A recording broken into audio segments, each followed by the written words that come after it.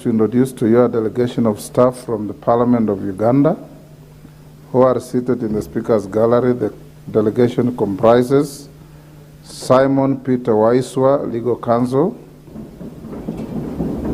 John Frederick Puteraba, Legal Counsel, Benedict Arenaitwe, Legal Counsel, Gloria Achayo, Legal Counsel, Ivy Kemigisha, Legal Counsel, Rachel Ambirwe, Legal Counsel, Caroline Nakiranda, Legal Counsel, Dennis Okuno, Legal Clerk, and Tom Inyalio, Legal Clerk. The delegation is drawn from the Department of Litigation and Compliance of the Parliament of Uganda and is in the country on a benchmarking study to visit our parliament, specifically to share best practices. Honourable members, on my own behalf and on behalf of the House, I wish to welcome the team to the National Assembly and wish them fruitful engagements. Thank you. The second is to welcome a visiting delegation from Zimbabwe, the Joint Command Staff College. Honourable members, I wish to introduce to you a delegation from Zimbabwe Joint Command Staff College who are seated in the Speaker's Gallery. The delegation comprises Brigadier General Dr. Joe Musidiwa, Commandant and Head of Delegation, Colonel Waluza Alipole, Director of Study, Lieutenant Colonel Chance Mkwanazi, Directing Staff, Term 2, Lieutenant Colonel Titus Wallace, Directing Staff, Term 2, Major Tommy Midzi, General Staff Officer, Coordinator, Lieutenant Colonel Kenneth Malaka, Student, Squadron Leader, Ackroyd Moyo, Student, Major Simbarashe Japungu, Student, Squadron Leader Mufaro Mosi, Student, Major Smart Mutorera, Student, Major Puleng Macheli, Student, Major Albert Mukinda, Student, Major Godnose Mawela, Major Stein Kusizani, Squadron Leader Munyarazi Madombwe, Student, Major Brighton Shana, Student,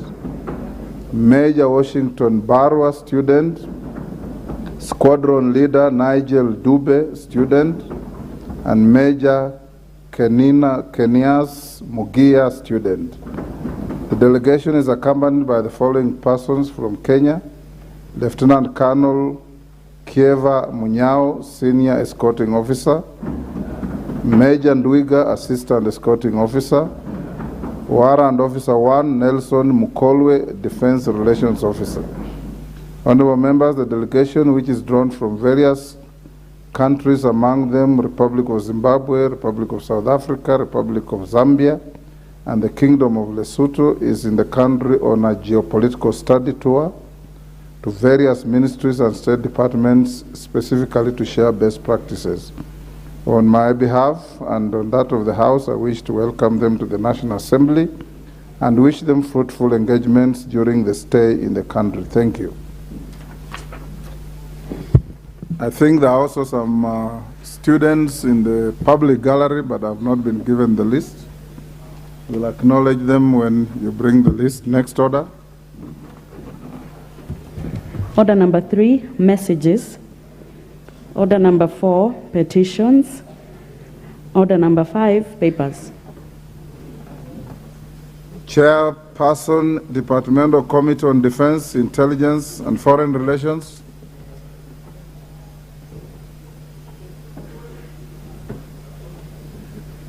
If he is absent, Chairperson, Public Debt and Privatization Committee.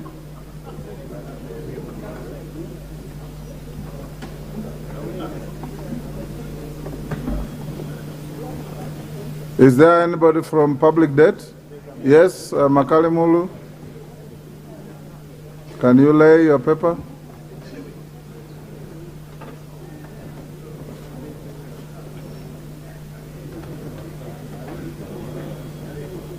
As Makali Mulu organizes himself, Chairperson, Departmental Committee on Environment, Forestry and Mining. Chairman. Honorable Speaker, thank you. Honorable Speaker, I beg to lay the following paper on the table of the House today, Wednesday, 21st June 2023. Report of the Departmental Committee on Environment, Forestry and Mining on its consideration of the ratification of the Minamata Convention on Mercury. Thank you, Honorable Chair. Speaker, sorry. Chairperson, Committee on Delegated Legislation. Thank you very much, Honorable Speaker. I beg to lay the following paper on the table of the House today, Wednesday, 21st June 2023.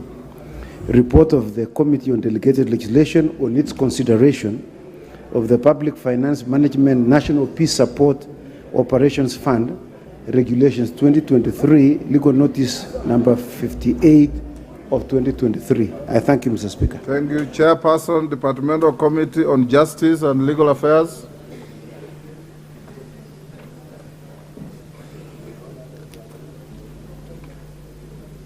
Mr. Speaker, we've just concluded the report. Kindly indulge me for a short one. They are binding from today's sitting. I don't want you to disrupt business when we start. Do you want to lay tomorrow morning? So you have to do it? So I have to do it today. How much time do you require? Another 20 minutes or so.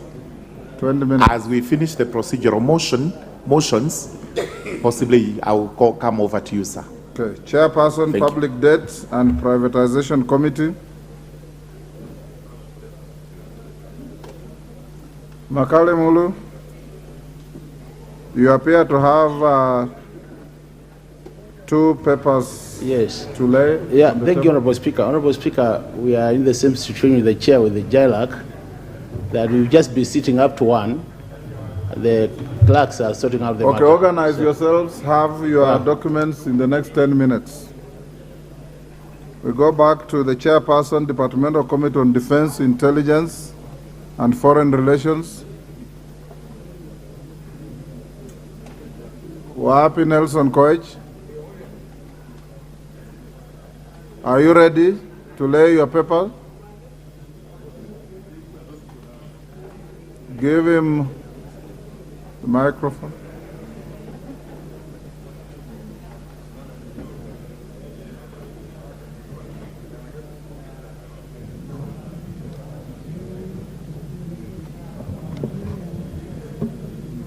Give him the mic. Apologies, Honorable Speaker. Honorable Speaker, I beg to lay the following paper on the table of the House today, Wednesday, 21st June 2023. Report of the Departmental Committee on Defense, Intelligence and Foreign Relations on its participation at the 36th Ordinary Session of the African Union held in Addis Ababa, Ethiopia, from 14th to 20th of February 2023. Thank you. Next order. Order number 6, notices of motion.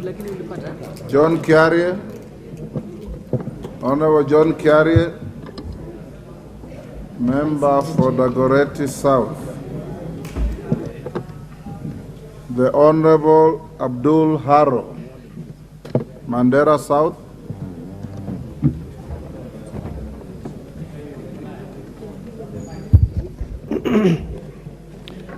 Thank you, Mr. Speaker. Honorable members, any member, any chairman or chairperson who has documents to lay on the table or a notice of motion to place before the House, we will not, as a chair, entertain requests that give me 10 minutes, I'm stuck in traffic. Every member here came through traffic. And you must know that the House starts at 2:30. If you are laying any documents, it's always among the first orders. If you have notices of motion, it's always among the first orders. So if you miss the train, you miss the opportunity as well. Yeah. Honorable Speaker, I beg to give notice of the following motion. That aware that the Constitution recognizes the people's respect for the environment as the country's heritage and the commitment to sustaining the environment for future generations. Further aware that the cyclic drought in the country has caused devastating effects and serious disruption to the economy, recognizing that climate change is a global problem with developing countries being the most affected, as these regions are dependent on climate-sensitive sectors such as agriculture and forestry. Further recognizing that the severe effects of climate change are already being experienced in the form of frequent droughts, flooding, and other extreme weather occurrences. Concerned that the current climate change monitoring mechanisms in the country are based on traditional methods which rely on ground observations and climate models which have limitations in terms of accuracy, timeliness, and spatial coverage, noting that the country recently launched its first operational satellite to collect and transmit high-quality data, further noting that this technology can help in accurately monitoring and forecasting climatic and weather patterns, cognizant of the fact that other jurisdictions have made use of this technology to monitor climate change with marked positive impacts, appreciating that the use of technology, especially satellite technology, would allow enhanced monitoring that can have significant impact on sustainable environmental management.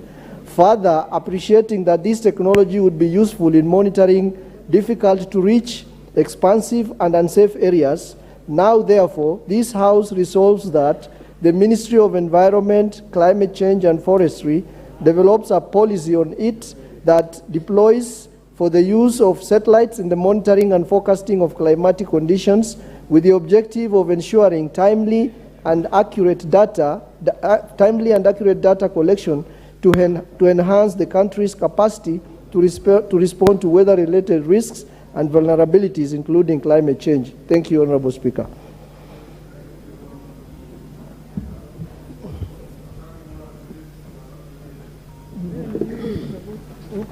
Not yet. Departmental Committee on Environment and Forestry.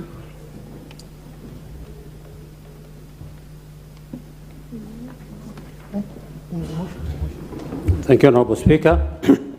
I beg to give notice of the following motion, that this House adopts the report of Departmental Committee on Environment, Forestry and Mining on its consideration of the ratification of the Minamata Convention on Mercury, laid on the table of the House on Wednesday, 21st June 2023, and pursuant to the provisions of Section 8, Subsection 4 of the Treaty Making and Ratification Act of 2012, approves the ratification of the Minamata Convention on Mercury. Thank you, Honorable Speaker. Thank you. Chairperson, Committee on Delegated Legislation.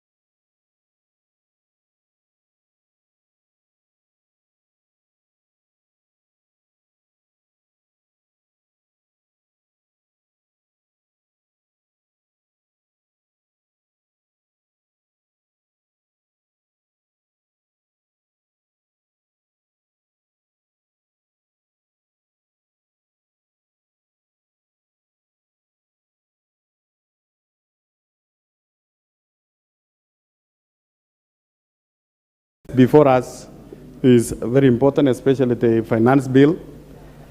Honorable Speaker, which is the whole country is looking into this house to pass this bill so that we are able to develop the country. So, Honorable Speaker, I don't want to say a lot, and again, like the little majority said,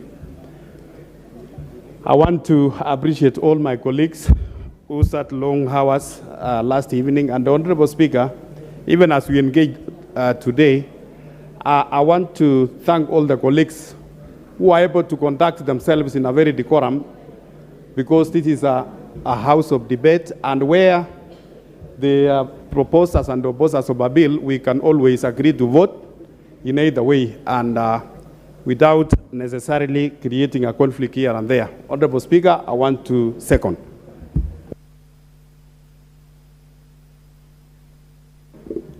Order, honorable members. Shakil, take the nearest seat.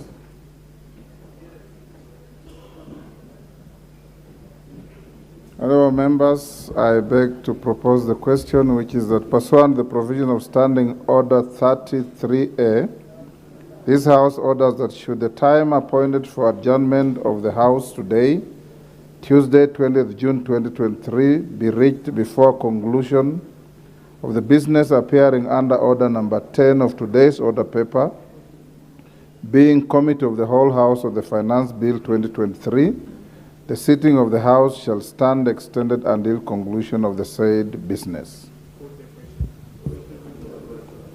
Honorable members, I'll now put the question, which is that pursuant to the provision of Standing Order 33A, this House orders that should the time appointed for adjournment of the House today, Tuesday, 20th June 2023, be reached before conclusion of the business appearing under Order number 10 of today's order paper, being Committee of the Whole House on the Finance Bill 2023, the sitting of the House shall stand extended until conclusion of the said business. As members of that opinion say aye. Aye. Will those of the contrary opinion say nay? Nay. The ayes have it. Next order. Order number 9, procedural motion, resolution to hold a sitting on Thursday morning. Majority Leader. Thank you, Honorable Speaker. Again, Honorable Speaker, this is the one I had gone to earlier. That I beg to move that pursuant to the provisions of Standing Order 33B, this House resolves to hold a morning sitting on Thursday, 22nd June 2023, commencing at 9:30 a.m. for purposes of considering the Finance Bill 2023 and other priority budget-related businesses, should we not be able to conclude the business of Finance Bill today. Honorable Speaker, this, as I mentioned, will accord the House time to conclude with all the stages of the following bills: the County Allocation of Revenue Bill, Senate Bill number 16 of 2023, the Equalization Fund Appropriation Bill, Senate Bill number 3 of 2023, and 3, the Supplementary 2 Appropriations Bill 2023. Honorable Speaker, those who are here in the morning will appreciate that the chair of the Budget and Appropriations Committee and the Budget Committee did table their report, and we have been able to go through all these 3 motions this morning, and they have been approved by the House. Honorable Speaker, it is important that we go to the next stages tomorrow, as we indicated yesterday and as agreed in the House Business Committee. These being finance-related bills have timelines which we need to, which have deadlines that we need to beat, Honorable Speaker. And with those few remarks, Honorable Speaker, this again being a procedural motion, I want to ask the Honorable Member for Samburu County, the indomitable woman representative Samburu County, Pauline Languris, to second. Pauline. The mic is next to you. Thank you, Mr. Speaker. I second. Order, honorable members.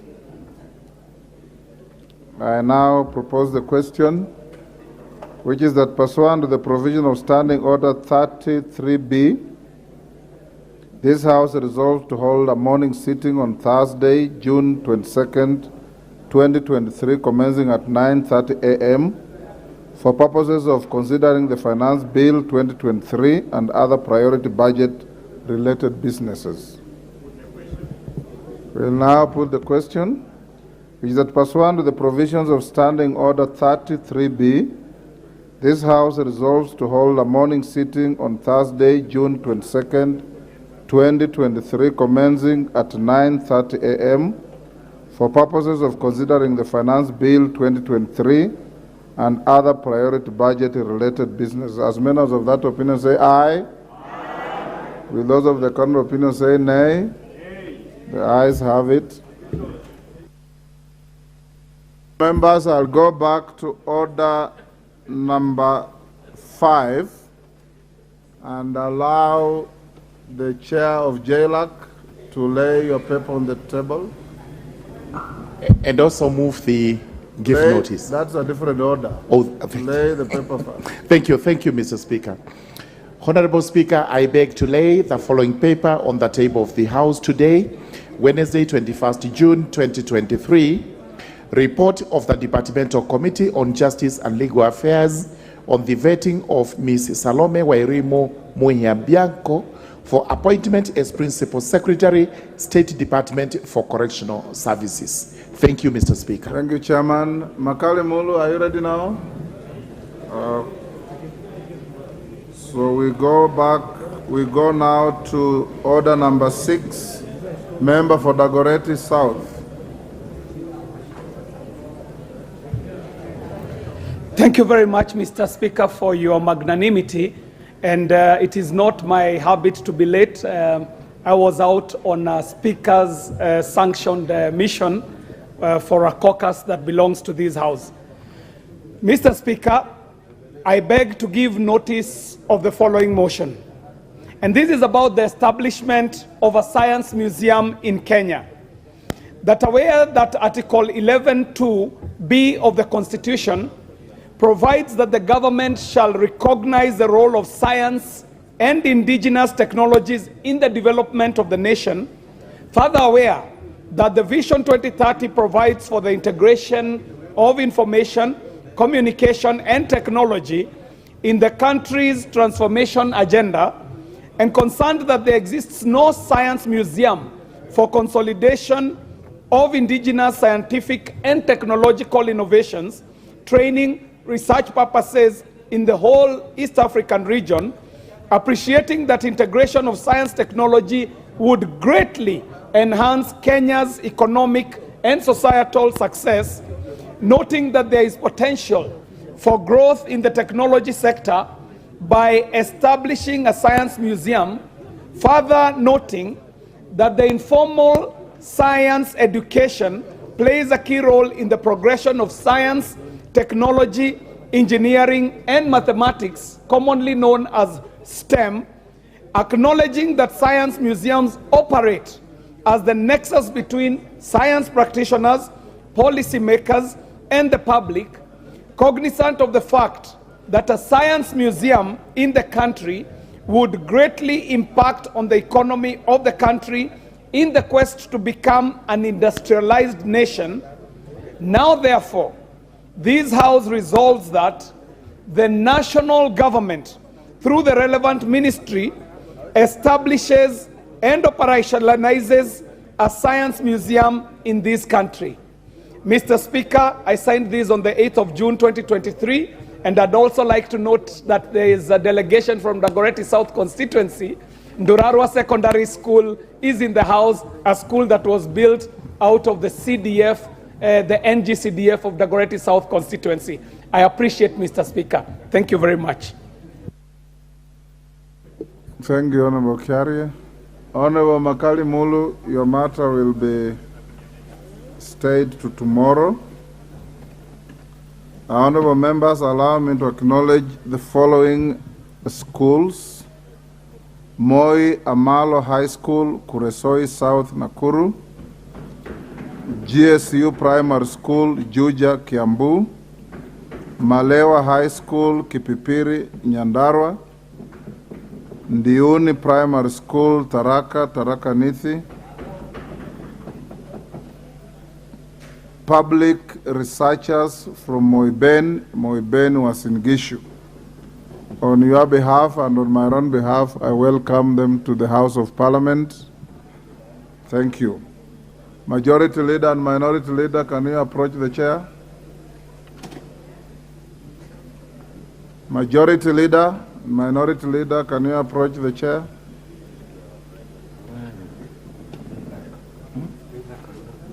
Yeah? Oh, so I'll give you. Thank you. Yes.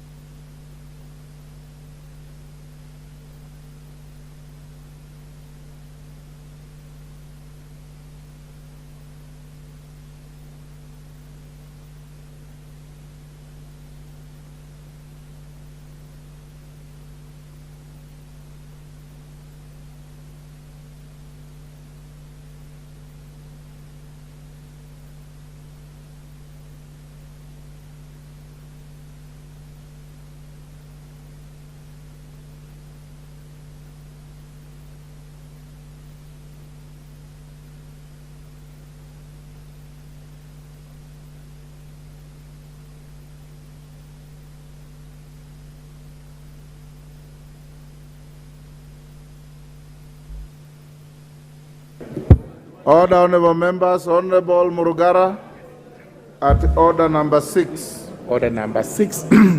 Thank you very much, Mr. Speaker.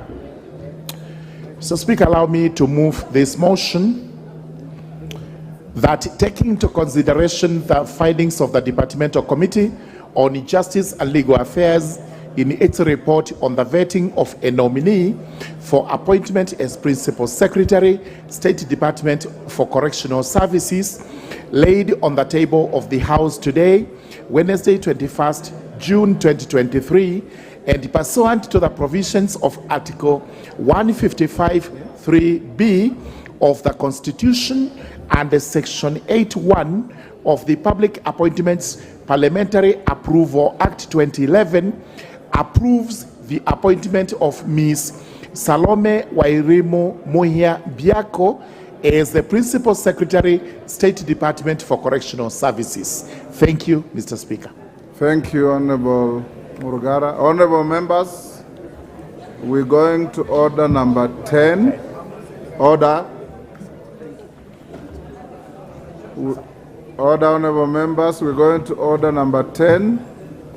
Allow me to salute the House for your tremendous industry and great conduct yesterday, where you went through many clauses of the finance bill. And as we did say yesterday, we are moving into the committee now. You have resolved as a House that you will sit up to the end of the day. The end of the day means midnight.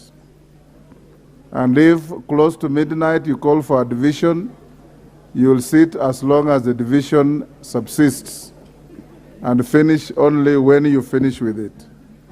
So we'll, yes, Ndombi?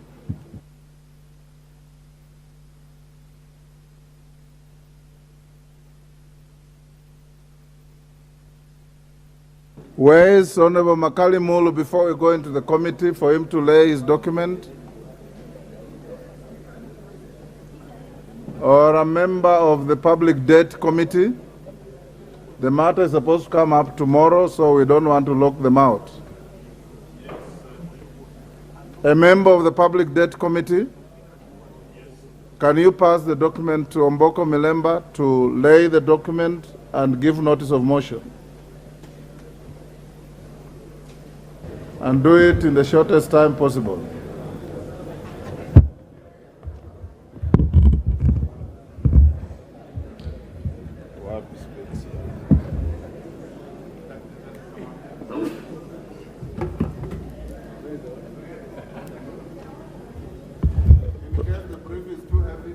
Has come. Okay. Yes. You can pass on to him if you wish. He's a leader, so let me pass it over to him. Thank you, Honorable Speaker. Sergeant, can you pass those documents to Honorable Makali Mulu?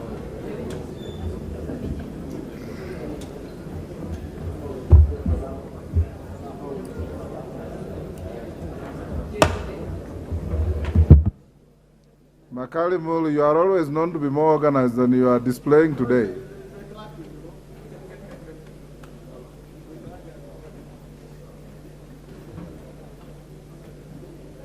So go to order number 5 and lay your papers.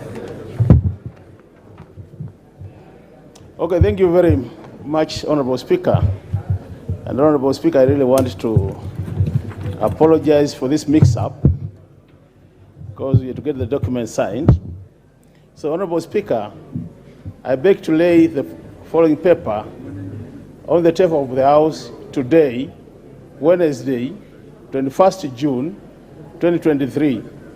Report of the Public Debt and Privatization Committee on its consideration of the Consolidated Fund Service expenditures under the financial year 2023-2024 budget estimates. Thank you very much, Honorable Speaker. No, it's much more than that. That's what I have. It's much more than that. You are supposed to lay what you have said, then Public Finance Management Amendment Bill. That has not yet come. Then you have another report on the Public Debt and Privatization Committee. Do you have that?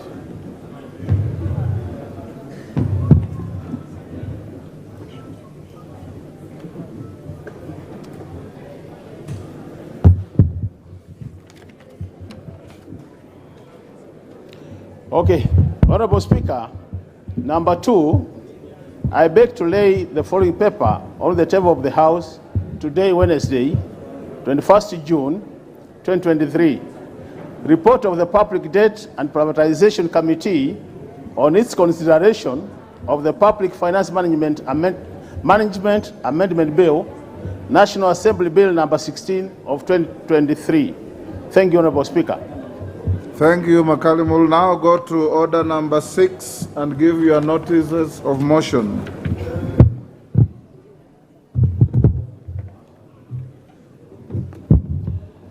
Okay, thank you very much, Honorable Speaker.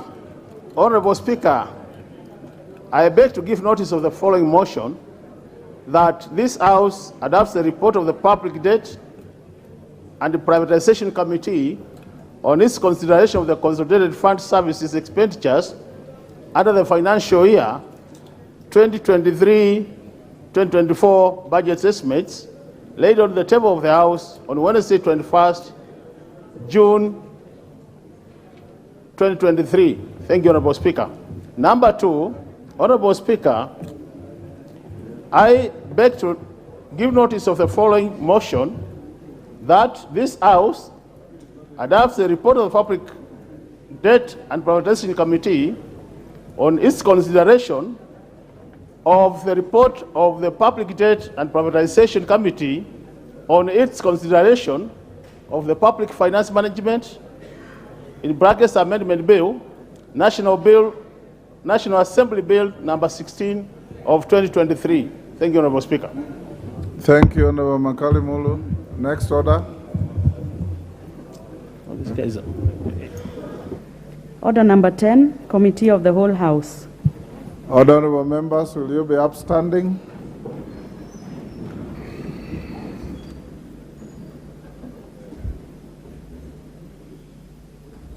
We'll now go into the continuation of the business that we stopped this morning on the Committee of the Whole.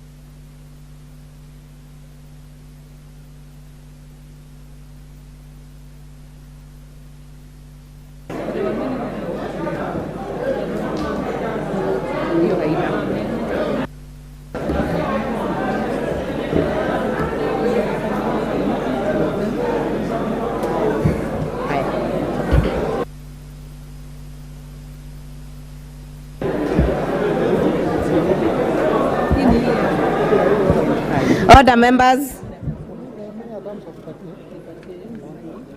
Order, members. We are now continuing with the Committee of the Whole House. We reached clause 24 yesterday. Today we are doing from clause 25. Some ground rules. We did the debate in second reading. I will indulge some debate on some clauses, a maximum of 2 minutes per member, and we will keep it at the minimum.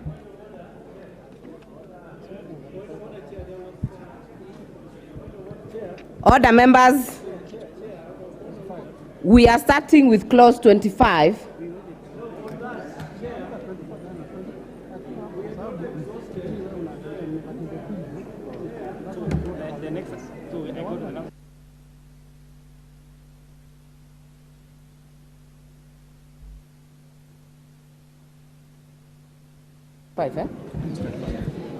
Order, members. Clause 25. Clause 25. We did 24. Yeah, we did 25. We are not going back to it. Order, members. Honorable Jared, we exhausted clause 24 yesterday. We are not going back to clause 24. We are going to clause 25. Clause 25. Order, members. I propose the question that clause 25 be part of the bill.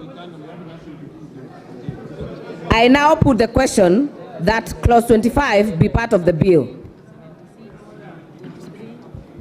Will as many as are of that opinion say aye? Aye. Will as many as are of a contrary opinion say nay? Nay. The ayes have it. Clause 26. There's an amendment by the chair. Order, members. I propose the question that clause 26 be part of the bill. Mover.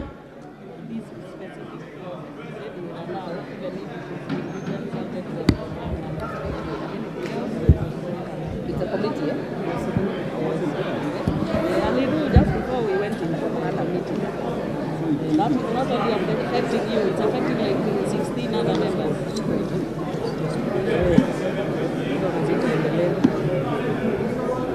Okay, I'm informed clause 26 has no amendments.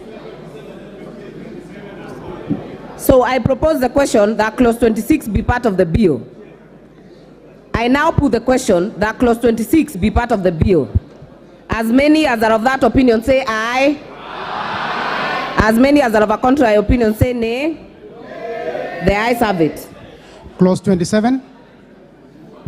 Clause 27 has no amendment. I propose the question that clause 27 be part of the bill. I now put the question that clause 27 be part of the bill.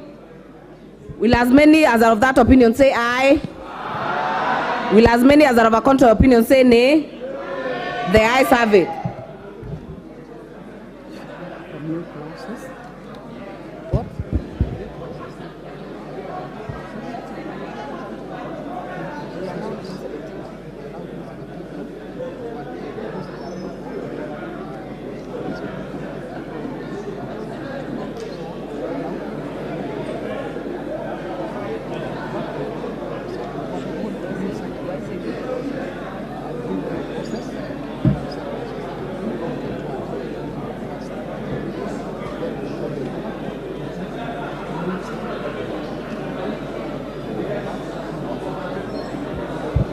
We'll now move to new clauses, clerk. New clauses 17A and new clauses 21A.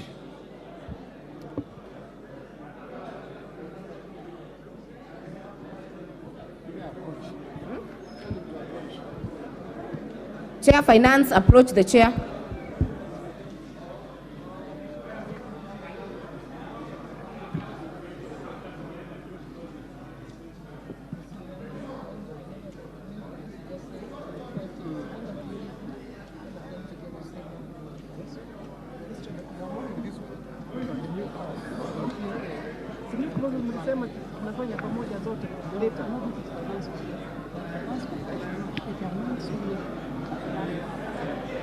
But that means you skipped a lot of new clauses yesterday. We did not add in a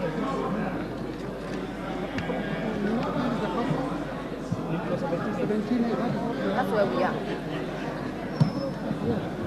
So we add clause 17. And 21. Okay. So I say I move that we add a new clause 17.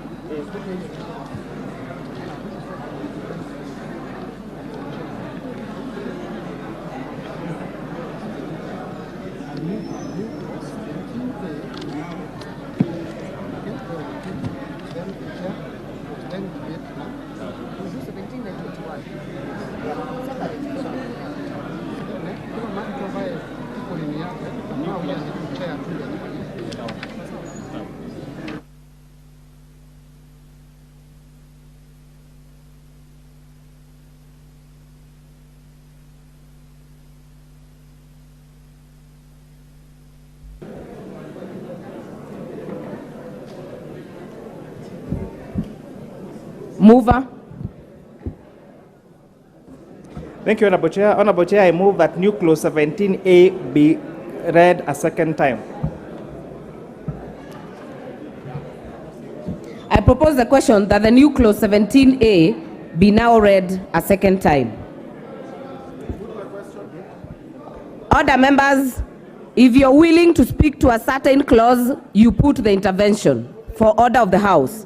I will allow a few members. If you're not willing to speak on this clause, kindly withdraw your card.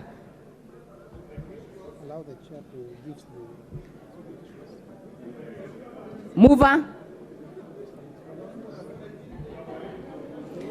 Thank you, Chair. This new clause 17A is just adding a new word before manufacturing, refining, so that we incentivize not just manufacturers, but specifically manufacturers that are involved in those activities that include refining.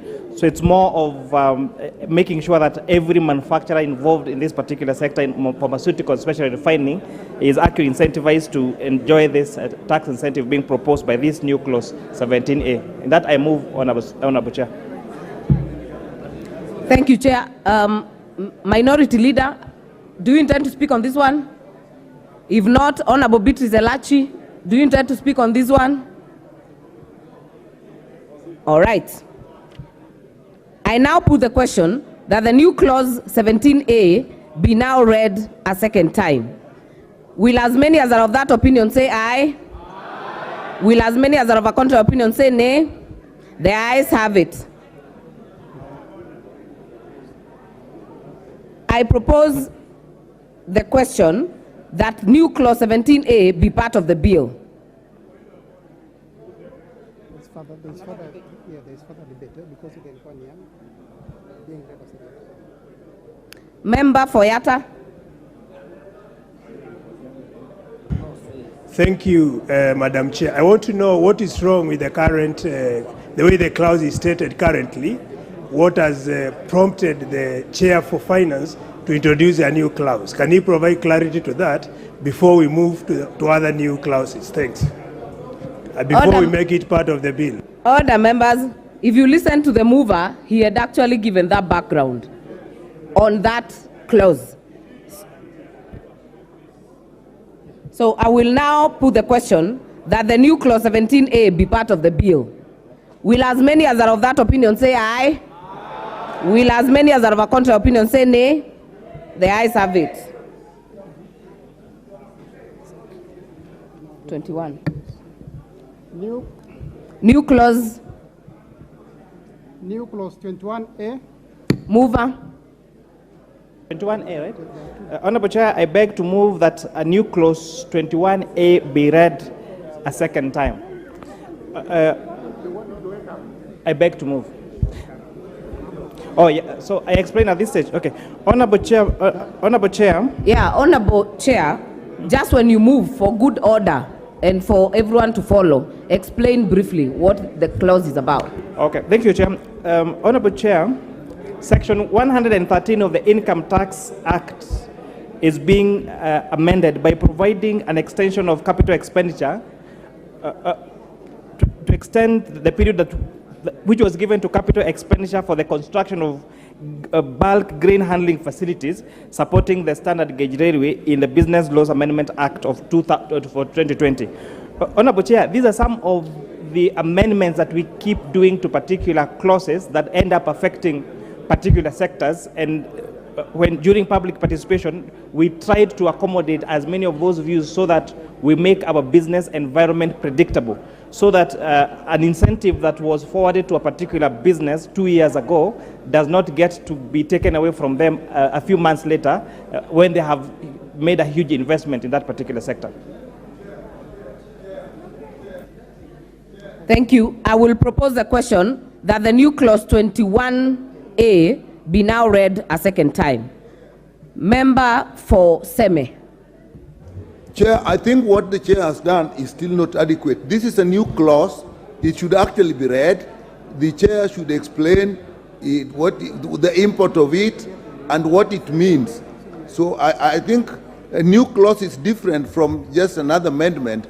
This is a completely new thing, and members need to know the rationale behind it and what it means, so that we can actually contribute effectively. Yeah, and we read the current one as well. Thank you. Honorable Chair, I am hearing the same question. Just read or expound, just briefly, in 2 minutes, what this clause is about. I actually thought I did, but let me try again, Honorable Chair. So let me read the new clause, that the bill be amended by inserting the following new clause immediately after clause 21A, that the Income Tax Act is amended in section 133(6) by deleting the expression that refers December 2023 and substituting therefore the expression that refers of December 2024. And I've said this particular clause is a capital expenditure incentive that is provided for construction of bulk grain handling facilities supporting the SGR. So this particular incentive was incentivized for this particular sector, but expiring in 31st of December 2023. Such huge investments would need to be given a longer duration of time, so that those capital incentives actually do make this to this particular businesses, because they involve a very huge cash flow. That is why the proposal is to extend the expiry date of this particular incentive from 31st of December 2023 to the 31st of December 2024. And with that, I hope that's now clear, Honorable Chair. Honorable members, I think the chair has explained the issue on the clause. I will now put the question that the new clause 21A be now read a second time. Will as many as are of that opinion say aye? Will as many as are of a contrary opinion say nay? The ayes have it. I now propose the question that new clause 21A be part of the bill. At this point, this clause, members, and Honorable Nyikal, I know you know this process. We still have a point where you can come in at this point, because we have a debate during second reading of the clause and at this point. So if you have something to say, these are your opportunity to do it. Chair, for my explanation, it means now we have had it is a new clause. What we have done is first reading. We're going to have a second reading of this clause. This is a second reading. So, yeah. If you listen clearly, member for Seme, the clause was read a second time. That is how far we have gone. Yes. Now we can debate it, and that's what we want to do. Yes. Is that clear? It's clear, and now I'm continuing to debate. Maximum of 2 minutes. Yes, Chair. This sounds a good thing, that if you give this exemption or this facility, then it will have to give it again and again. But as far as we know, with the standard gauge railways, we really need to know what is the plan. If you're now going to give a longer exemption for standard gauge railways, then you really have to tell us what the plan for standard gauge railways is, because as we know now, it is actually not progressing. So why are we extending? Chair. Thank you, member for Seme. Member for Kathiani. Thank you, Chair. Chair, my concern is that the committee, through the chair, is providing incentives, Madam Chair. And this incentive is being given, in his own words, to those that have very big businesses. Madam Speaker, and I'm concerned because he continuously also increases taxes on those that are not doing well. On one hand, you are raising those big business people. On the other hand, you want to kill the hustlers. Madam Speaker, I think this is something we need to oppose, so that if you want to give incentives to the hustlers. Thank you, Member for Kathiani. We will get to the vote. Chairman, please put this to rest. Same issues. Honorable Chair, and perhaps the way I did explain may have been misinterpreted. So what the committee endeavored to do is, and you'll find this in the next amendments that you're going to propose. If, for example, a particular product was tax exempt last year, and we're now taking it to zero rating this particular year, we made sure that they remained exempt, they remained zero rated, for example. If, for example, we're saying that this particular incentive are provided to this particular sector, where we even had agreements being done between a particular ministry between government of Kenya and a particular sector, then we actually just extended that particular duration. So this particular amendment is just extending the duration of expiry of that. And you actually find that, and it's good that my good friend, the Honorable MP for Kathiani, actually did mention, is that the same thing we'll be doing to the amnesty that we are doing to fines and penalties to taxpayers. We actually found that the incentives that were being provided were expiring last year, so and you'll find me moving that proposal later to continue extending that amnesty to another year. So this is nothing unprocedural. This is just to make sure that we have as much a predictable tax environment in our country as it is equitably possible. What is your point of order, Honorable Jared? I thank you, Madam Chair. I think it is an issue of conundrum from the Chair, because I'm perplexed that this did not emanate from the Treasury or from the Ministry itself, and it has come as a proposal by the committee. So whose interest is the committee serving, Madam Chair? Unless we are lobbyists in this House, that there are people out there telling us what to do, then we infuse them into such a serious bill from Treasury. I mean, we need an explanation. If the ministry did not have it as a proposal, where did it come from, Madam Chair? Order, members. I still insist that we are not at the second reading, but I'll give the chair to clarify on the question raised by Honorable Jared. Thank you, Chair. And every amendment that you find in this particular clause, and I did explain this yesterday, that we have had concurrence with the National Treasury, including discussions we had even this morning, because every amendment that you see in this particular bill, they being proposals, it being a money bill, have a financial implication. And therefore, I cannot come here and move an amendment or additional clause to something that has a critical financial implication without full consultation with Treasury. So I want to assure the Honourable Member that this has been widely consulted. Well said, Chairman. I now put the question that the new clause 21A be part of the bill. Will as many as are of that opinion say aye? Aye. Will as many as are of a contrary opinion say nay? Nay. The ayes have it. The Value Added Tax Act, Clause 28.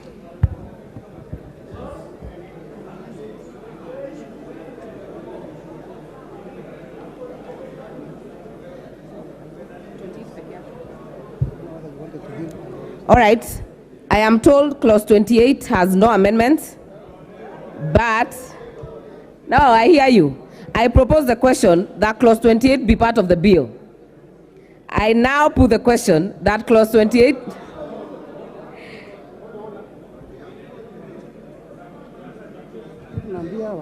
It is not one of those. It was under 114.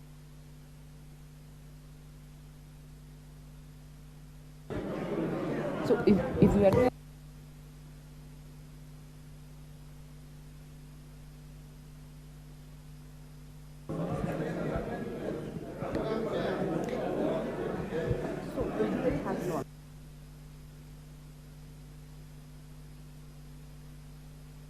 Okay, members, order members. I know there is special interest on clause 28, but we are actually not having any amendment that is on record. So, order members, order members, order members. This was not the one of the ones that were allowed by the Speaker, but we have consulted and we will allow a small window for debate on clause 28. Before I put the question, I'll give a few people, and I will start with member for Mathare. Thank you, Madam Chair. Even though this was one of the exempt, the non-exempt ones, Madam Speaker, this touches on the fuel levy, and it is a 100% increment on fuel levy and petroleum products. Madam Speaker, this will have an effect on the manufacturing industry, the cost of transport, cost of electricity, and generally place the Kenyans who are already suffering in very precarious situation in terms of their daily life. Madam Speaker, this clause should be dropped. Order members, I want to note this is an exemption. I'm going to give 3 more members, and I will start with member for Embakasi West. Thank you. Thank you, Honorable Chair. Honorable Chair, as elected leaders and in politics, there's a principle of reciprocity, that the people trust us with leadership, and in return, Honorable Chair, we must represent their interests. Honorable Chair, when we don't do that as leaders, the people suffer. In this case, Honorable Chair, we've allowed the increase. The Kenya Kwanza government is proposing an increase in fuel that will amount to almost 13 shillings or even more in fuel. That increases the cost of living. The one thing that they always promised that would come down. Order member, 2 minutes is up. Please. Honorable Chair, I don't think even a minute is over, sure. It is. It can't. Order members, I know there are members who had proposed some amendments and they were dropped because of Article 114. So I will give Honorable Makali Mulu. Honorable Makali Mulu, you have the floor. Okay, thank you, Madam Chairperson. Madam Chairperson, I had proposed that we delete this clause. And basically, why I was saying that, Madam Chair, is because my intention was to retain VAT on fuel where it is now at 8% instead of pushing it to 16%. The reason for this, or the justification for this, Honorable Chairperson, was basically because anytime you increase VAT on fuel, Honorable Chair, you will affect issues of transportation, issues of manufacturing, issues of production, more so in the area of even agricultural productivity, and will even affect electricity, which is source of energy, Honorable Chair. So my feeling is that this is not the right time to increase this tax. So with those remarks, Honorable Chair, my wish is that we retain VAT on fuel at 8% as it is now. Thank you, Honorable Chair. Thank you. Member for Likoni.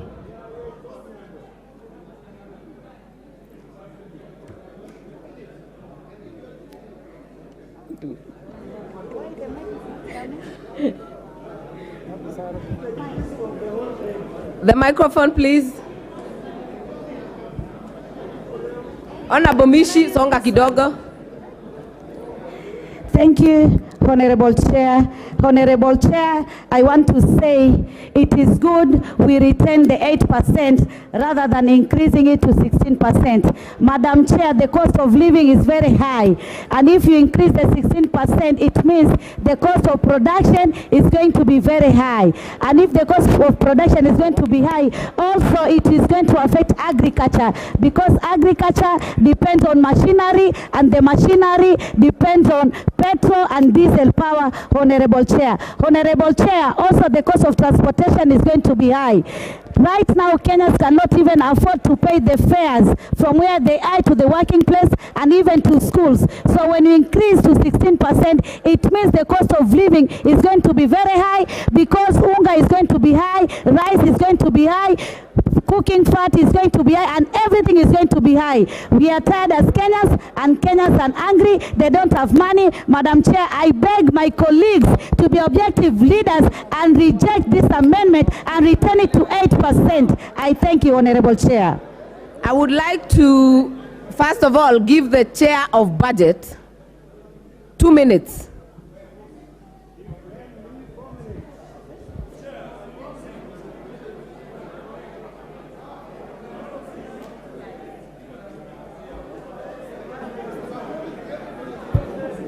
Member for Kiharu.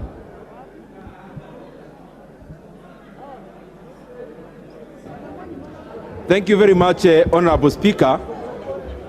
And I, of course, rise to agree with the Honorable Chair for Finance. Honorable Chair, in the year 2023-2024, we have allocated Kenya shillings 25 billion that is going to the fuel subsidy that was promised but was never paid. Honorable Speaker, we have also allocated Kenya shillings 250 billion that will be going into our roads. Honorable Speaker, I would request the other honorable members that may not agree with the amendment from the chair that they give us other revenue measures. Because, Honorable Speaker, you cannot have your cake and eat it. If you want development, and especially in terms of roads, this money has to come from somewhere, and that is the reason, Honorable Speaker. Honorable Junet. Thank you, Madam Speaker, please. Madam Speaker, Madam Chair, this is the most offensive clause in this bill, Madam Chair. Madam Chair, when you increase VAT on fuel to 16% from 8%, that is one thing that is going to make life very expensive for Kenyans. Madam Chair, I remember very well when we were campaigning last election, Kenya Kwanza told us when they were launching their plan that the problem with fuel is taxation. We are going to look into taxation and we are going to reduce taxes on fuel. Now today, this afternoon, in a broad daylight, on the 22nd of June, they are telling us to increase tax. Is that microphone better? Thank you. Order, members, if we agree to take 2 minutes, so many of you will speak. Just have your seats. Take your seats. Take your seats. Member for Kisii. Hold on. It's my turn. Madam Speaker, thank you very much for this time. When we talk of fuel to cost double what it is now, that means even the agenda for Kenya Kwanza will not thrive. The country is already poor. It can't thrive. Let me tell you, the more you get, the more you shout, the more you open your mouth, the fact remains Kenya is poor. Order. But the borders are going to suffer. Order. Order. Order, Honorable Toto. Lead. Order. Hold on. Leader majority. Chair. You people, chair. Order. Out. Continue shout. Madam Chair. Majority leader. Majority leader. Order, members. Honorable Muridania, order. On a point of order.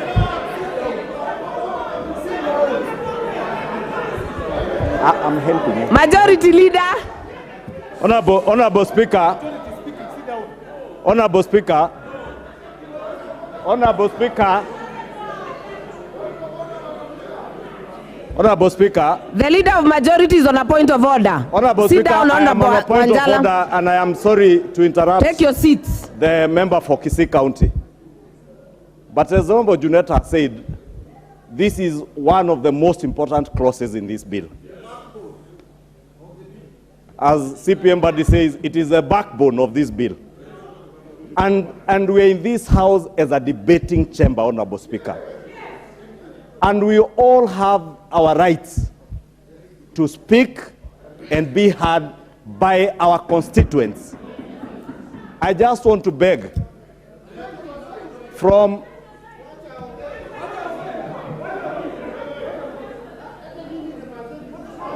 Honorable Speaker, I know it may not be practical for every one of us to speak to this clause, but it is only fair to ourselves as honorable members of the National Assembly to be seen by our constituents to be debating on facts and not shouting at each other. I want to plead, I want to beg both sides of the divide, please, let us allow each other to be heard. Allow the member for Kisii to be heard. Even if you don't agree with what the member for Kisii is saying, wait for your opportunity to say yours, please. Order. Order, members. Order. Order, members. If you shout, nobody will be heard. Honorable Toto, you had your 2 minutes. I am going to give the member for Homa Bay 2 minutes maximum.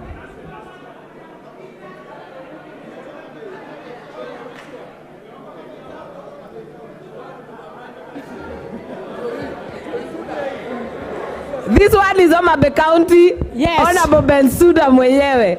Honorable Kaluma, please hold on. I hold on. No, go on. Go on, Honorable Bensouda. Thank you so much, Madam Speaker. I would like all of us to adhere to silence so that we are heard. And I support on this, the only thing I've ever supported, and I'm supporting on a statement that is positive from the majority leader, that we must keep quiet so that the Kenyans can listen to us, so that we debate objectively. On to the point. Kenya, in the first place, is a developing nation. We are not yet developed. I'm hearing noise. Honorable Bensouda, I know you're a teacher, but for now, be the member for Homa Bay. Yes, I'm given 2 minutes. I want to be very fast. Now, honorable members, we know that, hold on with your point of order. We know that the country is a developing nation.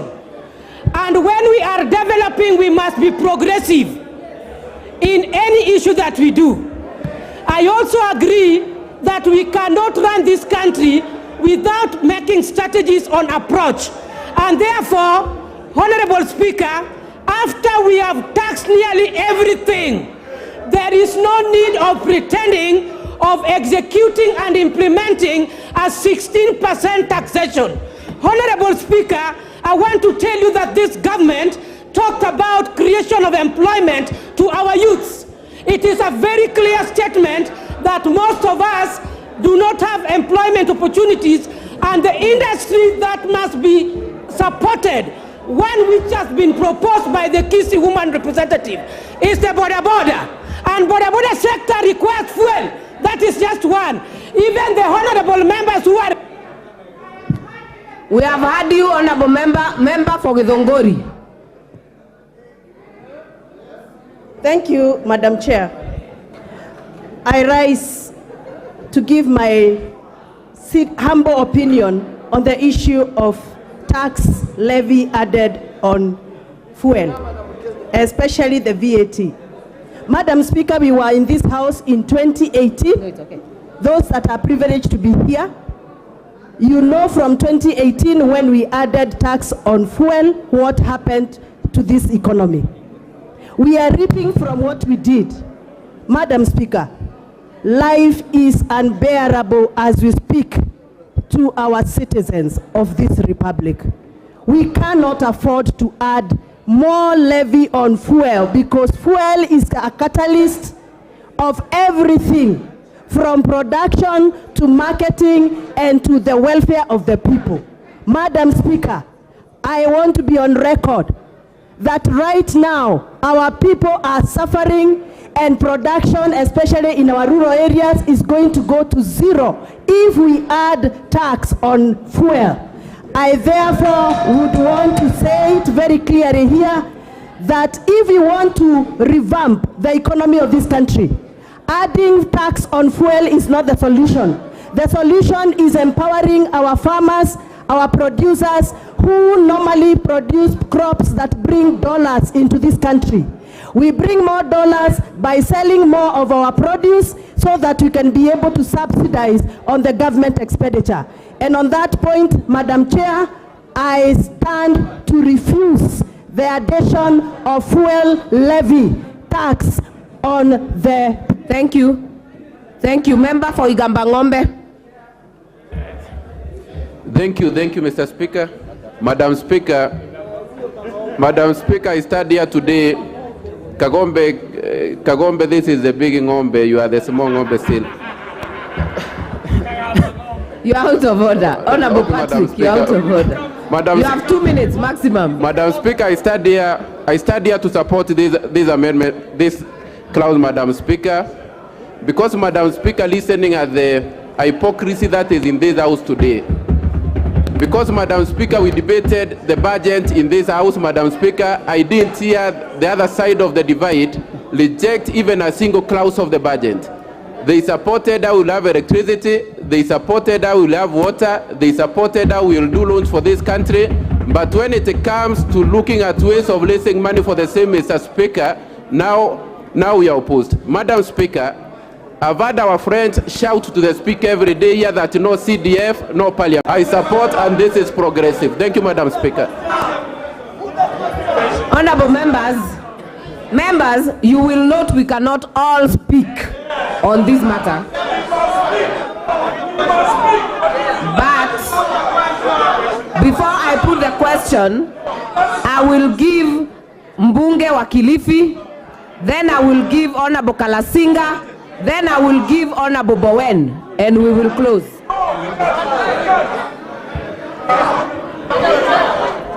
Member for Kilifi, Honorable Mbeyu. Asante mwenyekiti wa mkao. Bi mwenyekiti, nataka kuzungumzia kipengee hichi cha kuongezwa ushuru wa mafuta. Bi mwenyekiti, tusidanganyane. Roma haikujengwa mara moja. Naona Kenya Kwanza mwataka kujenga Roma kwa wakati mmoja. Hamwezi kuongeza ushuru wa mafuta 100% kutoka 8% mpaka 16%. Ulisikia wapi? Nyinyi ndio mliosema Kenya haina pesa. Kenya iko broke. Nyinyi mwenda kuongeza mafuta, bei ya mafuta mara 100%. Hawa mama mboga ambao wanaenda sokoni wataenda na mafuta ya gari gani waweze kujikimu? Hawa bodaboda mlikuwa mnawazungumzia wataweza kufanya kazi zao vipi? Serikali msituchezee. Hii mafuta ushuru ubaki 8% au urudi 5 na si 16%. Tutawaramba na mtajua sisi ni kina nani. Hamuwezi kufanya Wakenya namna hii. Sio mliowaambia Wakenya mama mboga wanaenda sokoni kubeba mboga vipi na 16% ya mafuta. Mheshimiwa Mbeyu, jumba hili lina mdahalo na ni kuongea sio kutupiana maneno. Tujaribu sana kufuata kanuni zetu. Nampatia Mheshimiwa Kalasinga.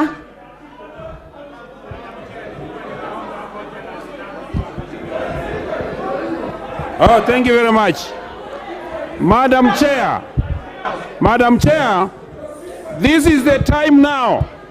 This is the time now Kenyans have gone on televisions watching us.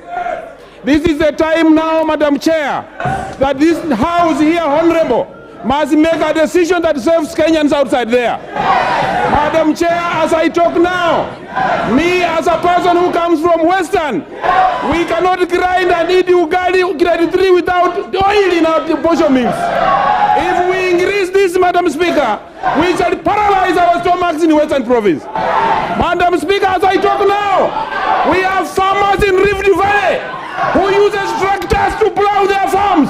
If we increase fuel, they are watching us now on televisions. I want to give a warning to this house now.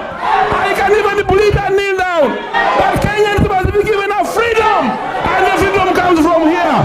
Thank you, Madam Chair. Honorable Bowen. Thank you, Madam Chair. Madam Chair, I want to I want to support the amendment, Madam Chair. Madam Chair, and I want to say, Madam Chair, this clause, Madam Chair, I want to support the bill, Madam Chair. And Madam Chair, the agreement, the reason as to why we have a fuel subsidy, Madam Chair.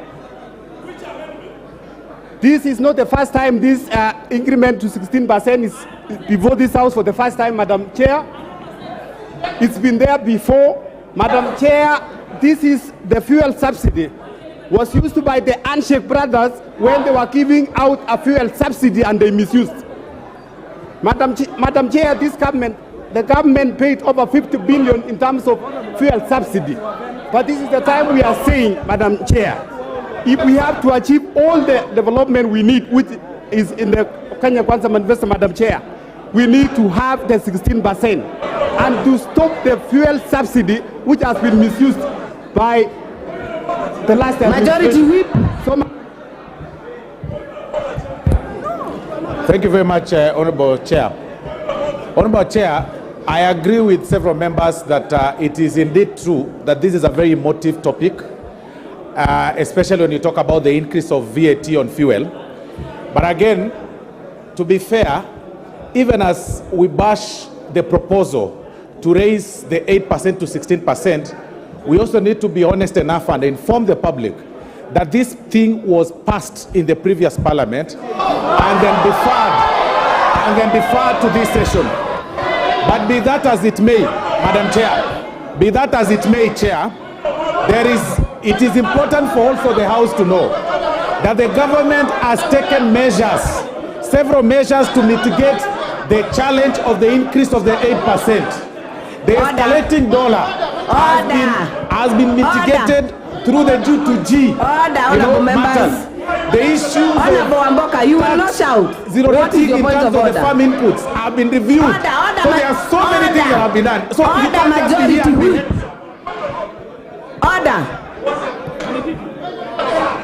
It will be one person at a time. Please take your seats. Honorable Amboka, what is out of order? Honorable Chair, we are the 13th Parliament, and we are here to look at issues as they come to us, as fresh as they are. Is the honorable member in order to mislead the House that we are looking at a bill of the past Parliament when they have just presented this bill that is retrogressive, that the bill that is going to hurt Mwananchi, the bill that is going to hurt bodaboda? Honorable Amboka, that is a point of debate. Majority Whip, finalize. Let me finalize by saying this. For clarity purposes, I'm talking about deferring. This issue was deferred from 2018 to this season. But be that as it may, Honorable Chair, hold on, Honorable Mbadi, be that as it may, the government has taken other mitigation measures to curb the challenge of the escalating. I mean, there are so many things. You guys want us to operate on subsidy. You guys want us to operate members, on if you're on your feet, I am not giving you. Member for nominated member, Badi, what is out of order? Madam Chair, we all know that this House is a House of records, and it is a House where we must be factual and truthful.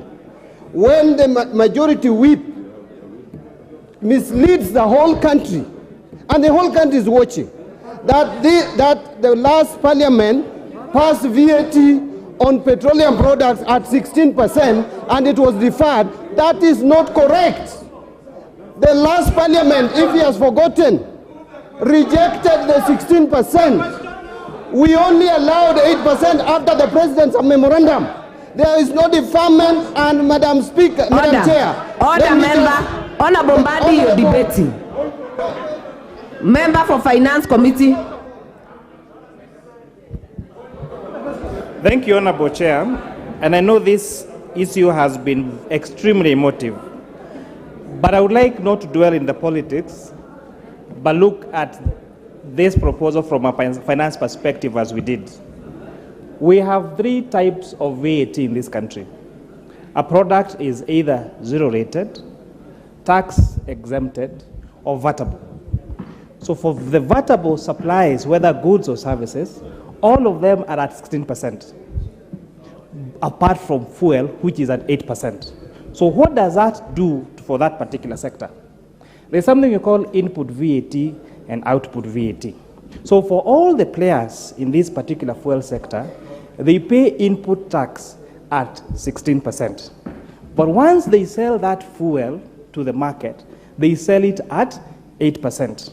So when they go to claim their VAT, they are always on a credit position. Let me finish. What therefore means, what it means to be on credit position, what it means, we heard you. Give me a minute to finish my argument. What it means to be on a credit position is that it is taxpayers' money that has been paying the remaining 8%, and that is a fact. So this 8% that you have been subsidizing by charging VAT on fuel at 8%, on for all the other supplies 16%, it means it is taxpayers' money that was paying this 8%. And this is what this proposal is curing. Members of the public told us, look at the other taxes that are composed this on fuel. And Honorable Chair, we looked at them. Honorable members of parliament who are here will know that the distributed equitably among all the 290 constituencies in this country to repair our maram roads. That is a fact. So we looked at what are the other taxes in fuel that we can reduce. And Honorable Chair, we looked at import declaration fee, what you call IDF. We have reduced that from 3.5% to 2.5%. We looked at railway development levy, and we have reduced that from 2% to 1.5%. And those are facts. Wind up, Chair. Minority Leader. Madam Chair, let me add my voice to this debate. And clearly, if by any chance this clause becomes part of the bill and the VAT on fuel is increased 16%, this will be the saddest day in the history of this country. Madam Chair, if there is one thing that is going to affect the common person, if there is one thing that is going to increase the cost of living in all aspects, it is this proposed increment on the VAT on fuel, Madam Chair. Madam Chair, we all know for sure that fuel is a driver of our economy on all facets, Madam Chair. Madam Chair, if there is one thing that this government should have done to the so-called hustler, was to cushion the hustler from an increment in the cost of fuel. Madam Chair, there's nowhere in the law where we are compelled to have a uniform rate of VAT on all products and services. VAT rates can vary, and they have varied before. Madam Chair, if there's a demonstration of the lack of interest in the welfare of the border, if there's a demonstration of the lack of interest in the welfare of the Mamamboga, it is this decision or attempt by the Kenya Kwanza government to increase VAT on fuel, Madam Chair. Madam Chair, I can tell you, if by any chance, and God forbid, that this finance bill is passed and it becomes an act of parliament, that will mark the beginning of the fall of this regime. I can tell you. It will not take more. Finally, Leader of Majority.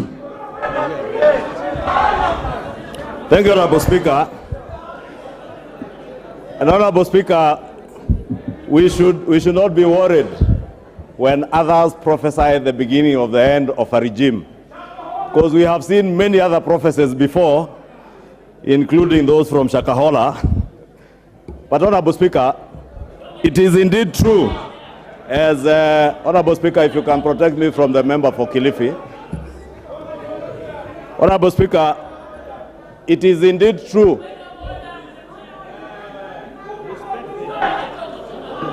Honorable Speaker, if you can protect me from the member for Kilifi. Leader of Majority, wind up. Thank you, Honorable Speaker. Honorable Speaker was saying it is indeed true that a rise in VAT by 8% will occasion a rise in fuel prices, Honorable Speaker. But it must not be lost on us that without the G2G intervention on fuel prices, today, with the dollar trading at 140 shillings plus, the cost of fuel today without the necessary interventions done by this regime would be at a figure of about 210 plus shillings without the interventions that have been taken by government. Two, Honorable Speaker, my second point. VAT, it is true what the leader of minority says. You can have varying rates of VAT, but it becomes problematic.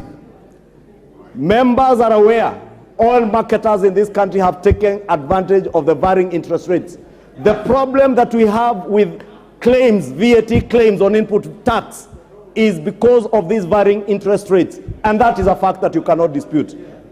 Three, Honorable Speaker, our VAT rate at 16% in the region where our country is a market leader and the strongest economy in this region. VAT in Kenya, even at 16%, is still the lowest. Uganda being at 18% on fuel. Our friends in Tanzania, Rwanda, also at 18%, Honorable Speaker. Therefore, Honorable Speaker, we did promise in the campaign that we will reduce taxes and reduction of taxes on fuel, Honorable Speaker. Members. It is true that there have been reductions on taxes on fuel. The chair has enumerated the railway development levy that has gone down. IDF has gone down. And those are taxes and levies on fuel, just as President William Ruto promised during the presidential debate, Honorable Speaker. Honorable Junet, what is out of order? Madam Chair, is it in order that this is a House of Records and procedure and everything? Is it in order for the majority leader to mislead the House that fuel, the rate of VAT, your fuel in Uganda and Tanzania is higher than Kenya, when he knows very well that fuel is cheaper in Uganda and Tanzania by far, Madam Chair. By far, Madam Chair. When you know. Majority Leader. Honorable Speaker, you know I have tremendous respect for my friend and my brother, Honorable Junet. And that is why I endeavor to protect him, for people not to shout at him when he's speaking, because he has very good points. And indeed it is true. Fuel could be cheaper in Uganda and Tanzania. But look at the interventions there that include subsidies, the same subsidies that this government did away with at the beginning of this regime. Those subsidies, Honorable Speaker, if you can protect me from John Buddy, Honorable Speaker, and I don't know, Honorable Speaker, protect me from John Buddy, who is up on his feet. Order, members.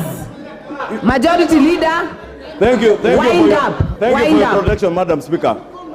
I was saying, Honorable Speaker, the subsidies, and this is the truth that we must speak to our people.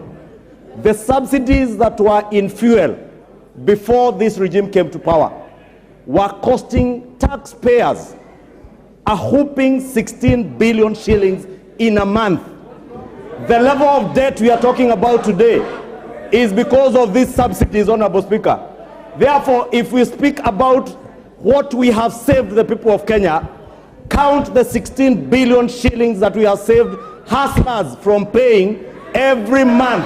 Count the railway development levy. Majority Leader, your time is up. I now put the question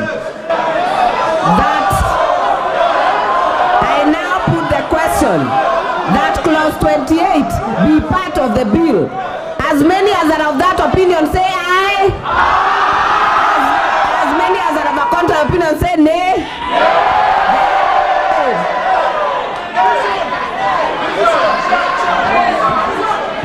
Yes. We have ascertained we have the numbers for a division raised by the minority side. We will ring the bell for 10 minutes.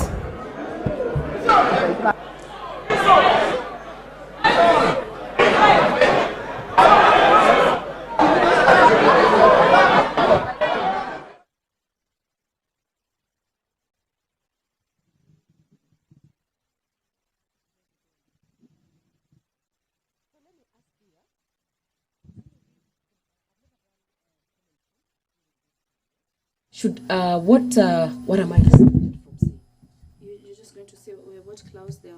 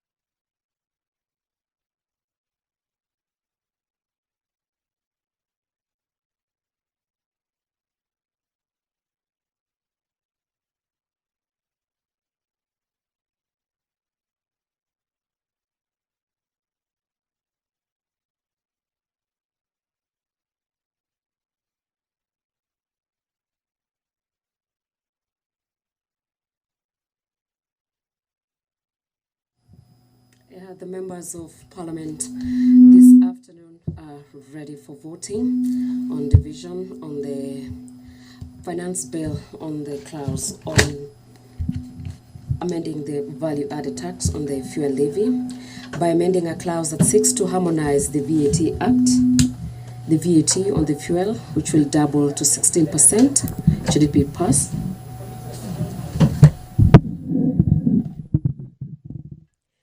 VAT on fuel was reduced to 8% to give a reprieve for Kenyans in 2018. The bill that was brought by the Finance National Planning Committee seeks to reverse a decision made in 2018 where the VAT on fuel was reduced to 8% to give reprieve to Kenyans.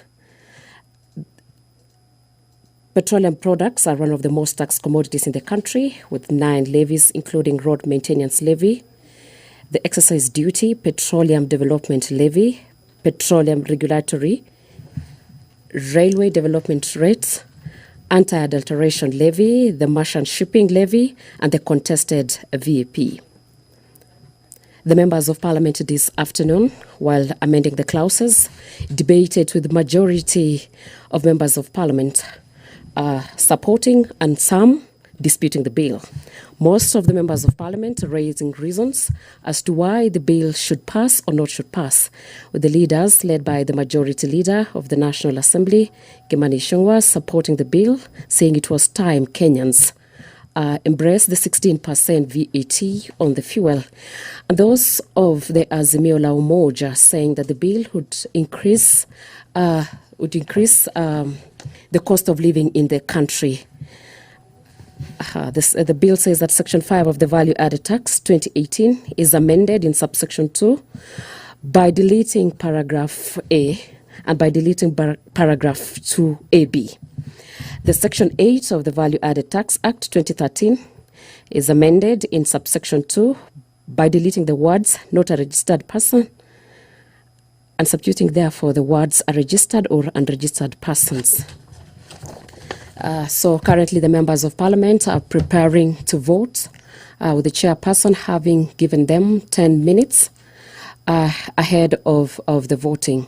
Members of parliament, led by those of the majority and minority parties, supported their bills, and some opposing the bill, saying that the bill would cost Kenyans high cost of living. Some, led by the Member of Parliament for Likoni, saying that the bill would let cost of transportation for the border riders, the mama mbogas, and Kenyans at large, as they experience high cost of living, with the majority leader, Kimani Ichung'wah, saying that the bill, as currently, needs 16% to be added, since other countries of East Africa, led by Uganda and Tanzania, had already seen the bill getting to 18%. By amending a clause that this seeks to harmonize the VAT Act, the VAT on fuel will have to double to 16%, meaning that the price of fuel in the country will go up by more than 13 shillings a litre based on the current prices. And one of the reasons, according to them, is that the reasons the government is moving to remove the 8% could also mean to harmonize the VAT Act, which has two clusters, the zero rates and the 16%. Fuel is the only commodity as per now that is charged at 8%. This is the bill that had been brought to the House through the Finance National Planning Committee, seeking to reverse the decision that was made in 2018 by the former regime, where the VAT on fuel was reduced to 8% to give a reprieve to Kenyans. This means by amending a clause, this seeks to harmonize the VAT Act, the VAT on fuel, which is going to increase to 16%. Petroleum products are one of the most taxed commodities in country, with a total of 9 levies, including those of road maintenance levy, excise tax, petroleum development levy, petroleum regulatory levy, the railway development levy rates, anti-adulteration levy, merchant shipping levy, and the contested VAT.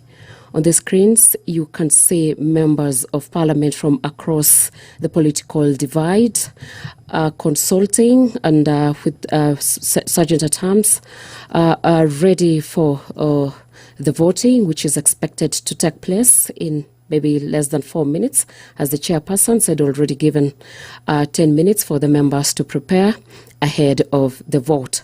Remember, today members of parliament, through the leader of majority, was seeking for more time to sit and to discuss the Finance Bill 2022-2023, with sittings extended from today this afternoon to 12:45. Honorable Oudo, take your seat. Caleb Amisi, take your seat. Honorable Tindi Mwale, take your seat. Member Honorable Benzimba, take your seat.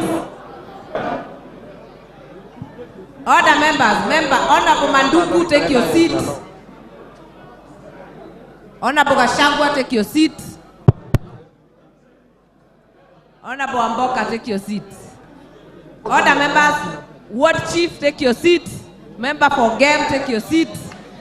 Other members, honorable members, I wish to remind you about decorum during division. Standing orders number 76, part 4. During division, members shall maintain order in the House and shall be in their designated seats and must remain seated until the result is announced. Now, can the Sergeant at Arms close the door, draw the bars?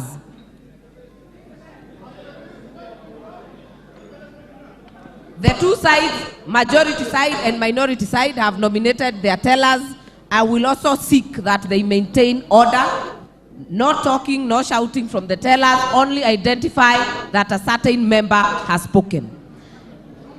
When you stand is when we are able to tell who you are. Every time your name is called, it will be called by alphabetical order following the constituency.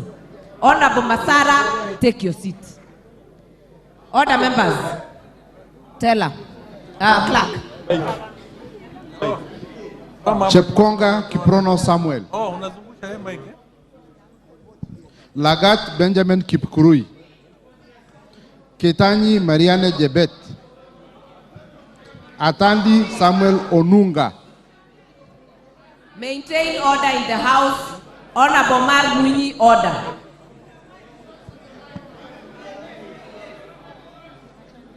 Atandi Samuel Onunga. Get him the microphone. Owino John Walter.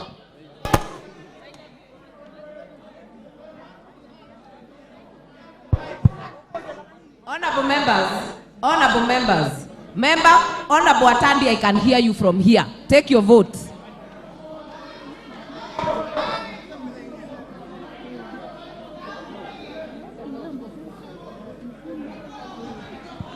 Owino John Walter. Mrembo Irene Joki. Shurie Abdi Omar. Sergon Florence Jamatia. Honorable Didmas, order. Take your seat. Sergon Florence Jamatia. Kandie Joshua Chepiegon.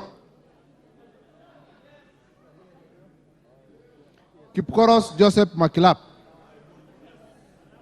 Cameron Charles. Koyesh Nelson. Vote yes.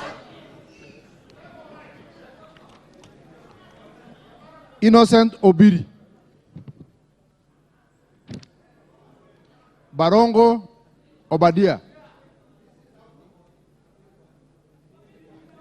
Momanyi Innocent Obiri.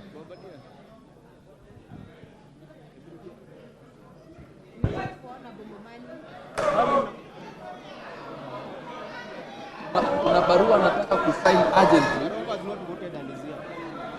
Barongo Obadia. Nyuma inaweza patiano was. Inapeano ni moja tu.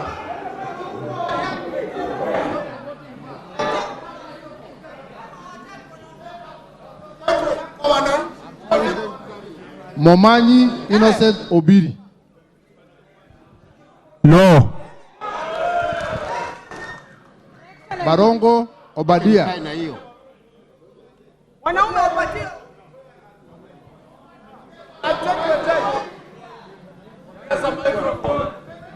I'm voting no. Alpha Miruka Ondieki.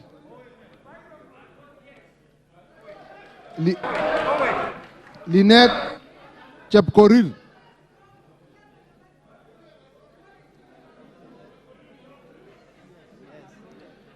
Kilel Richard Cheriot. Yegon Richard Kipkemoy. Mamwacha Onjoke Charles.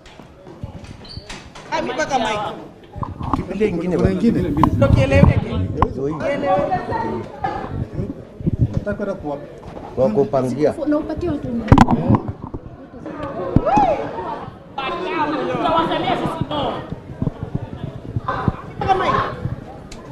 Onjoke Charles.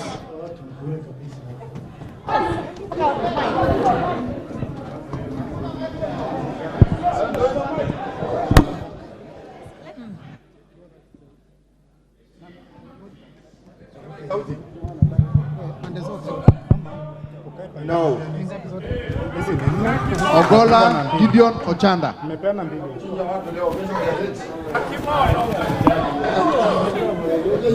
Microphone.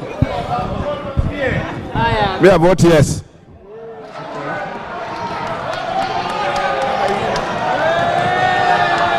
Order members.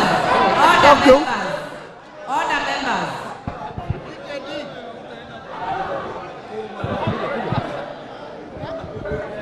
Osero Patrick Kibagendi. Member for Sirisia, order. Member for Budalangi. Order. Osero Patrick Kibagendi. I vote no. Wanjala Raphael Sauti Bita.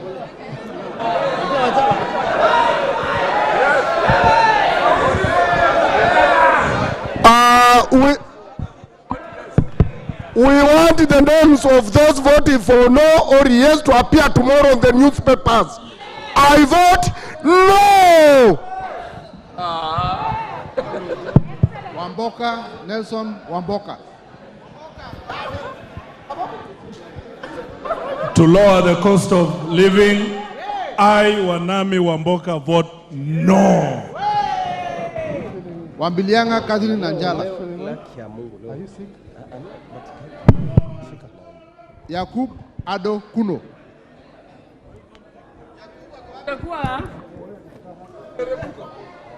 Komingoi Kibet Kirui. Komingoi Kibet Kirui.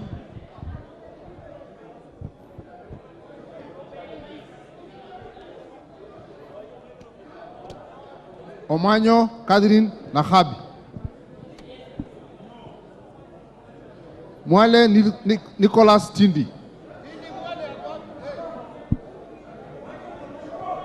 Oyula Joseph Maero. I vote no. No. Yeah. Oyula Joseph Maero.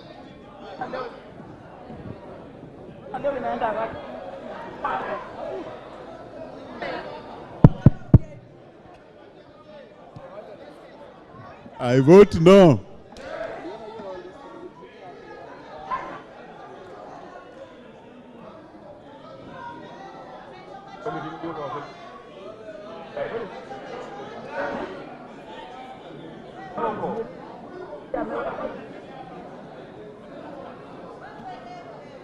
Mwiridhania Rindikiri Mugambi. Kerema Moses Nguchine. Chibwa Omar Munyi.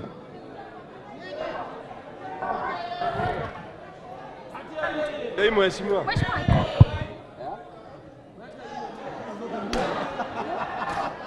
Mheshimiwa mwenyekiti wa kikao hichi, I want to shame the devil. I'm voting no. I'm voting no for the benefit of doubt of those who didn't hear me. And I'm urging everybody.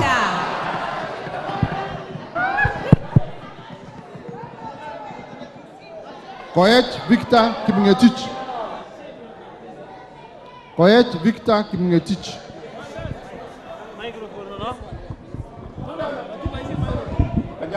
For better roads in my constituency, Chepalungu, I vote yes. Barasa Patrick Simiu.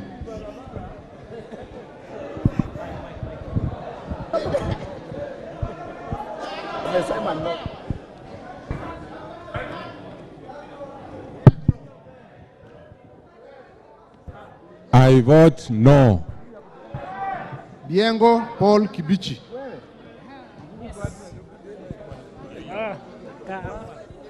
Ntwiga Patrick Munene. Maalim Farah.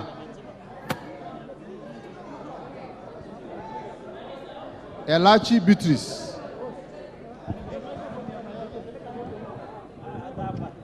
I vote no.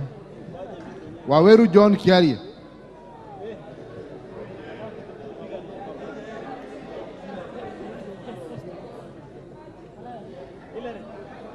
Madam Chair, noting that as a country we cannot continue postponing problems, noting that these are decisions that had been made many years back, noting that we can no longer kick this country.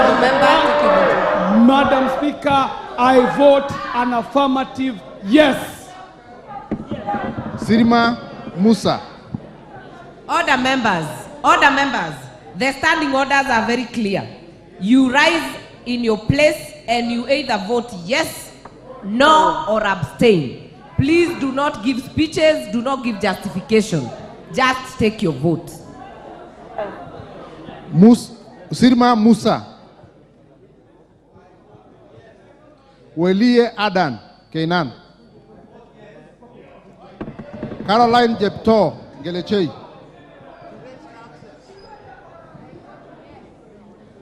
Gadiru Benjamin. Ongili Babu Owino.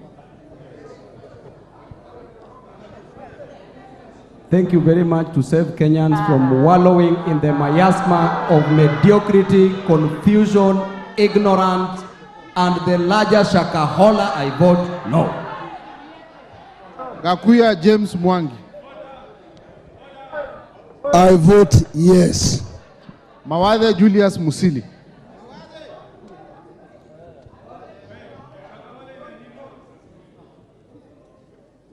Kwa huu msaada ambao unaongeza bei ya mafuta na petroli double, napiga la.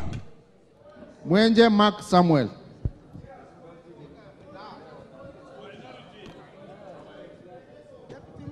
For the sake of hustlers, I vote no. Double N Pamela Njokinjeru. Lelmegit Joseph Kipto. Omboko Milemba. Kipiegon Joanna. Pukose Robert. Yakubu Farasala. Oundo Wilberforce. For the unflinching love of the people of Kenya, I vote no. Haribaye Said Buya. I vote no. Tungule Charo Kenneth. Siad Amina Odgud.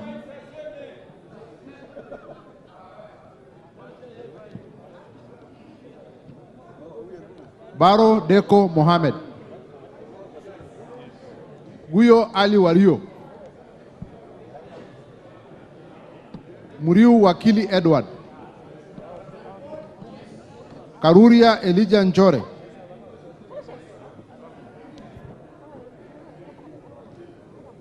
Karuria Elijah Njore. Joroge.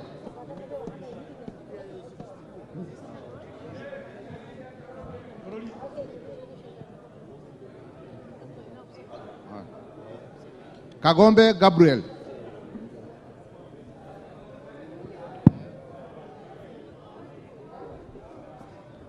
Odhiambo Elisha Ochieng.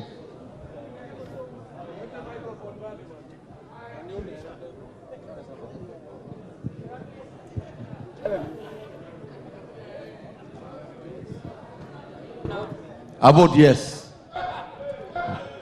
Gedenji Gishimu.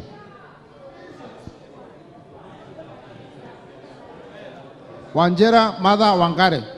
Wamushomba Gadoni.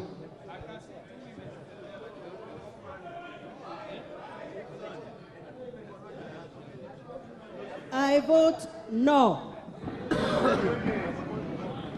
Gimose Charles Gumini. Gimose Charles Gumini.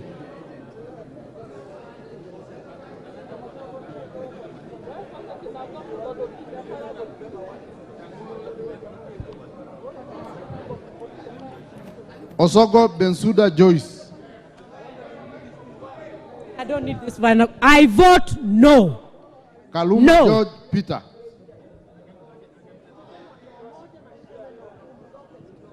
I vote no. Karido Kili Daniel. Wandai, umesikia? Ntoinaiba Julius Ntaituma. Mwiriki John Paul. Abdi Ali. Shinali Bernard Masaka.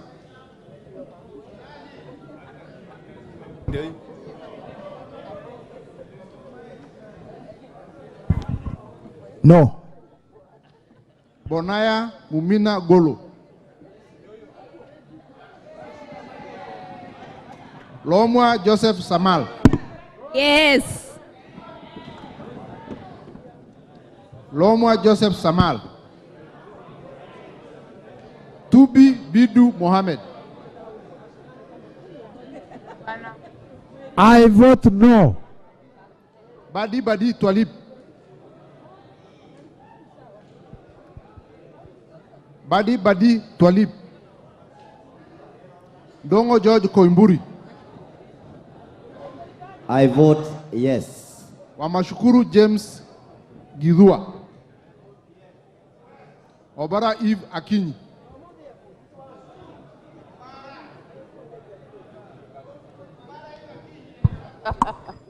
I vote no.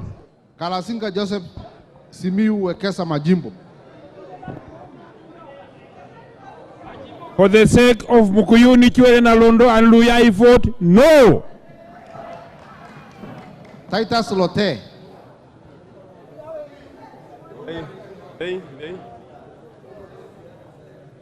I vote yes. Kimilu Joshua Kivinda. Sankaire Lea Sopiato.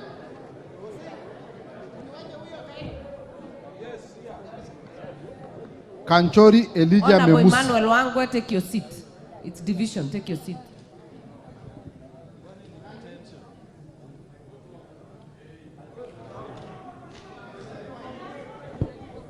I vote no. Amisi Kakuta Maimai.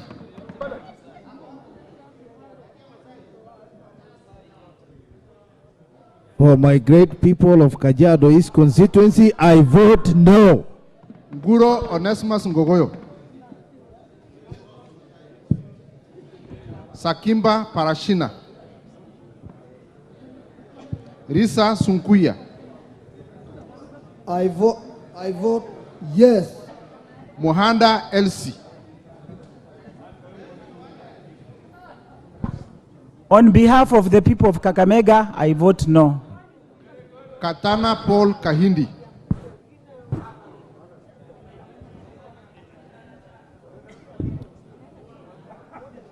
Haraka. Kwa niaba Mheshimiwa, tunakusikia. Kwa niaba ya bodaboda na mama mboga kuongezewa ushuru wa mafuta, nasema la. Hassan Abdi Yusuf.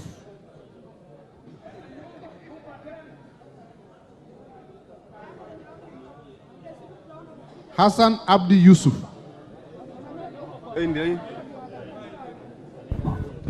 Yes. Jogona Chege. Makali John Okwisia. Kihungi Peter. Muli Fabian. Shumel Samuel Moroto. Sudi Oscar.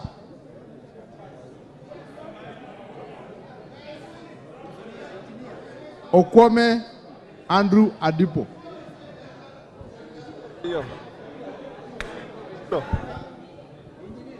I vote no.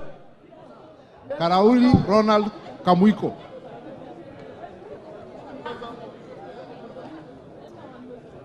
Were Charles Ongondo.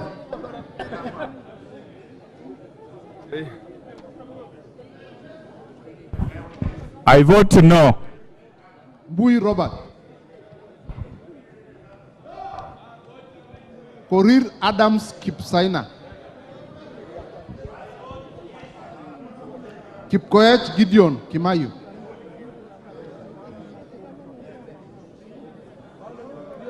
Kemei Beatrice.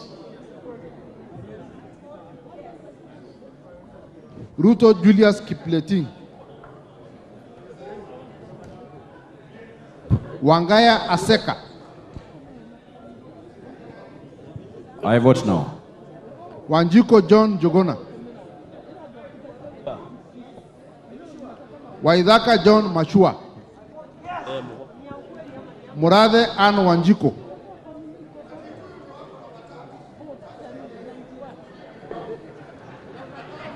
Murada Ann Wanjiko.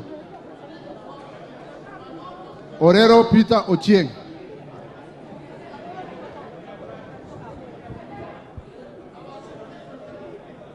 Mbalu Jessica. I vote no. Mutuse Mwengi. Wanaina Njoroge. Munyororo Joseph.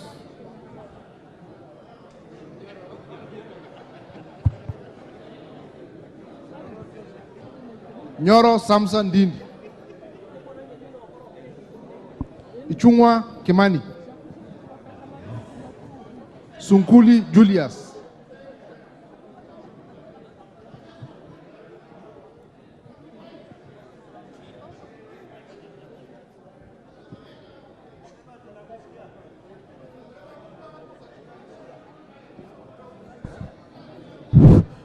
I vote no.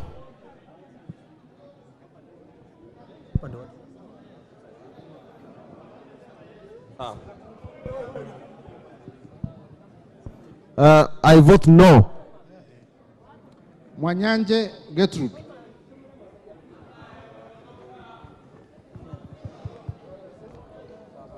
Mbeyu Mwanyanje kwa mswada wa kuongeza ushuru wa mafuta kutoka 8 mpaka 16 kwa watu wa Kilifi, mama mboga, bodaboda. I vote no. I vote no. Chair, I vote no.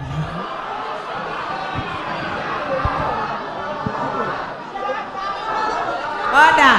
Order, members. Order, members. Baya Owen.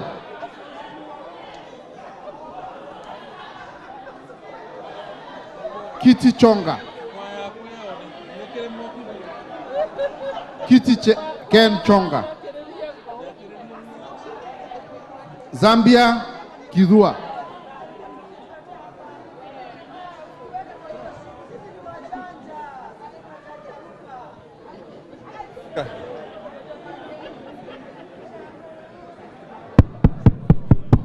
Of course, no. Mutua Didmas Baraza. Bisau Kakai.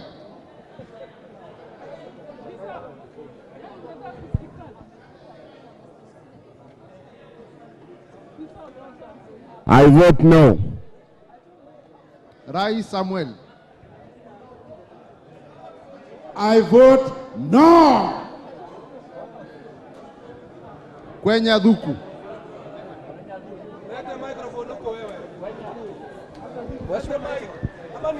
Yes.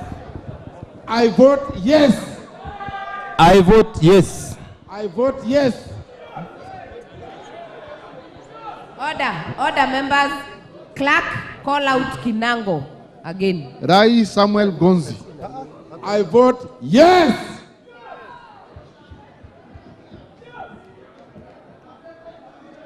Muhia Wanjiko. Chororot Joseph Kimtai. Kosgei Hillary. To save the country from the deaths of Uhuru and Raila, I vote yes. Maina Jane Jerry. Maina Jane Jerry. Gitari Joseph Gashoki.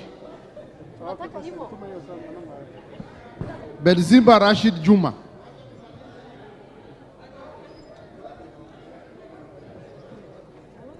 On behalf of Kisauni constituency, I vote no. Aburi Donya Doris.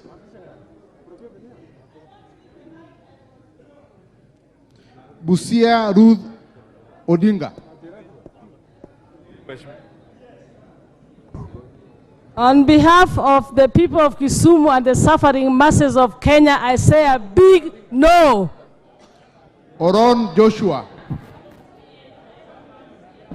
On behalf of Mama Mboga na Boda Boda, I vote no.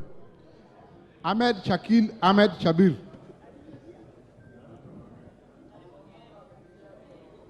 Ahmed Shakir. Buyu Rosa Akin. Kasalu Irene Mudoni.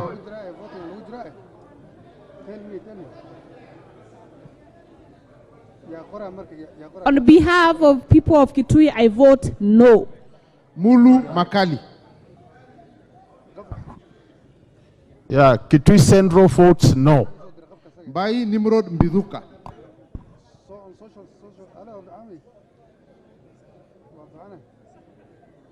Boni David Mwalika.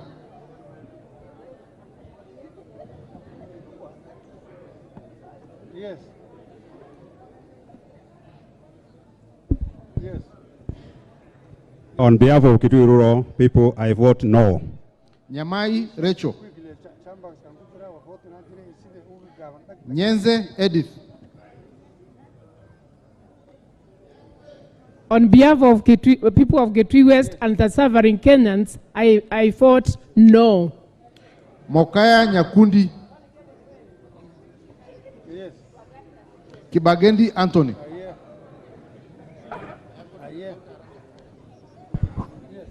On behalf of the people of Kitutu Church South, I vote no. Osoro umesikia? Gizairo Cliff. Gizairo Clive.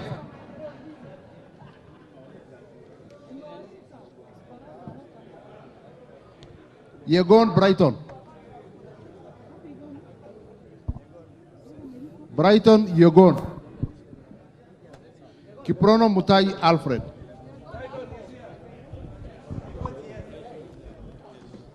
Kiprono Mutai Alfred.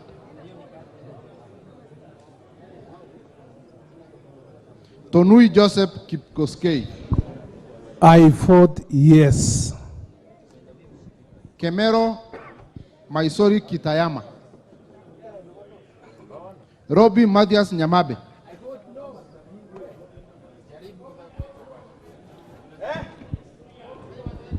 I vote yes.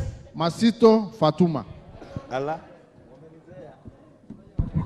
On behalf of the people of Kwale, I vote no. Thank you. Wanyonyi Ferdinand.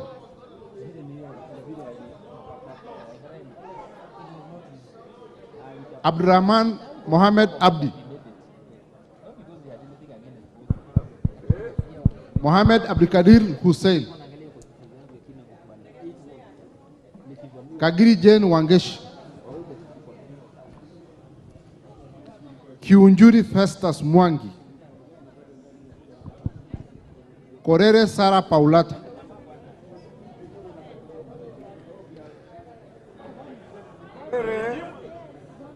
Kwa niaba ya Wakenya milioni 10 na kitu ambayo walitoka wakasema wanataka bottom up, I vote yes. Yani ndio. Karani Stephen Washira. I vote yes. Lekuton Joseph. Order members, maintain silence in your seats. Lekuton Joseph.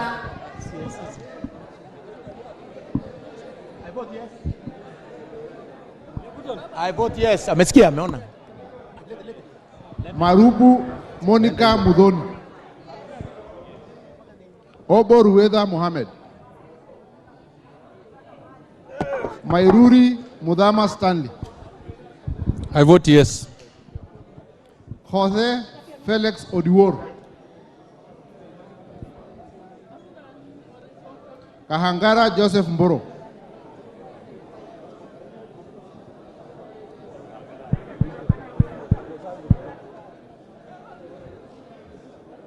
Mboko Mishi Juma. To save Kenyans from high cost of living, the boda boda, the mamantilie, the mamamboga. I vote no! Mugabe Innocent Maino. Chege John Kiragu. I vote yes. Akuja Protas.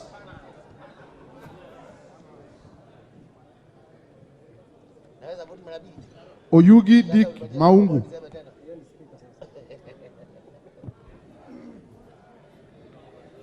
Nabi Nabwera. I vote no.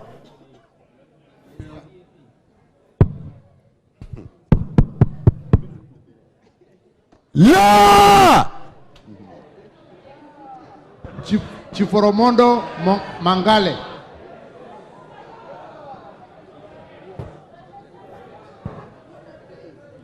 Mukwana Titus Hamala.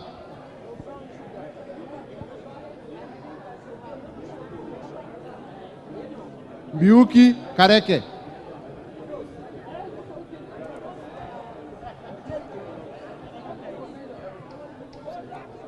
Kamene Joyce.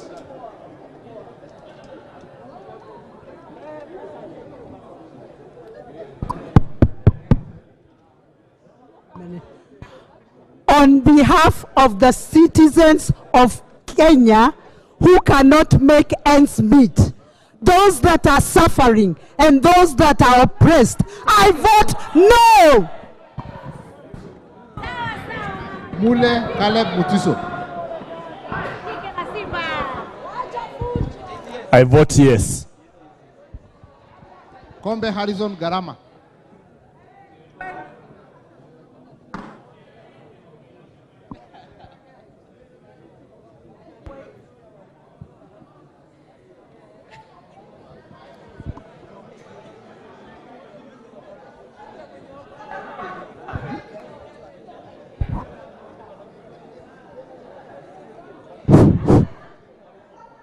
Yeah. Honorable Kamene, you're out of order. Hello.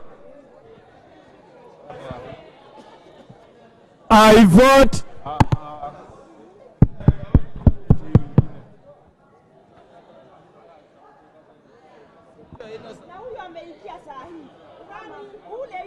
Yeah. I vote no for the masses.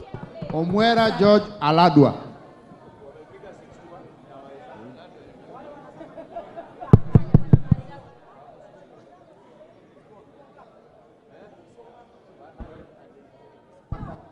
I vote no. Kiamba Susan Ndunge. Mumo Rose Museo.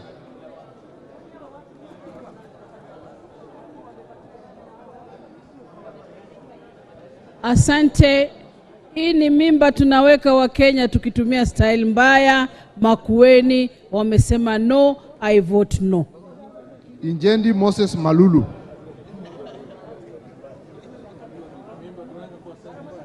Injendi Moses Malulu. Mnyazi Amina Lora. Kwa niaba ya watu wa Malindi nasema la, na la yangu ni ya sasa mpaka kesho kwa Mungu tunakwenda kwa shtaki. Abdullahi Bashir Sheikh.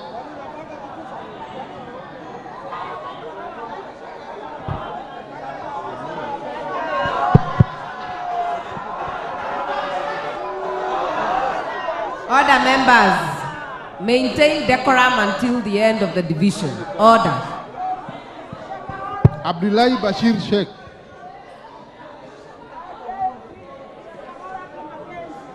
Sheikh Umul Ker Kasim. Abdurrahman Hussein Wetan Mohammed.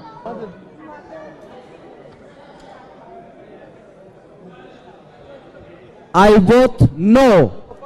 Haro Abdul Ibrahim.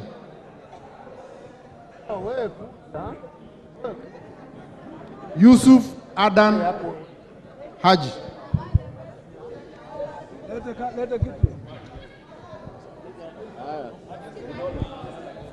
Umesikika? Yes, yes, yes, yes, yes. Mukunji George Gitonga. Njoroge Mere wa Maua. Bowen David Kangogo. Toroitich Timothy Kipchumba. Wago Naomi Jilo.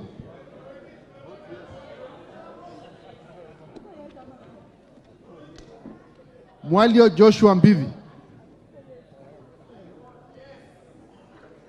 Odanga Godfrey Makoha. Oluoch Anthony.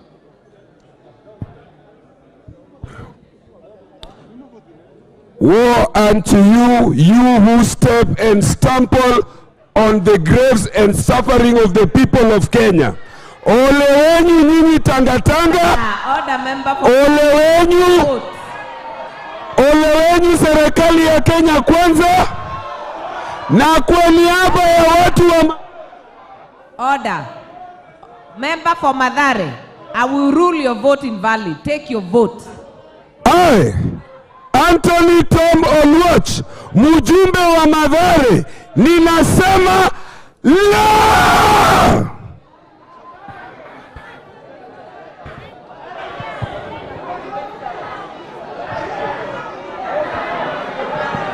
Order, members.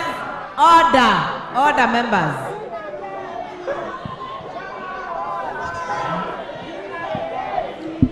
Gichuki Edwin Mugo.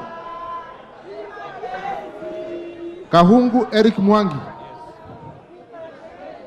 Tandaza Kasim Sawa. Na Bulindo Peter.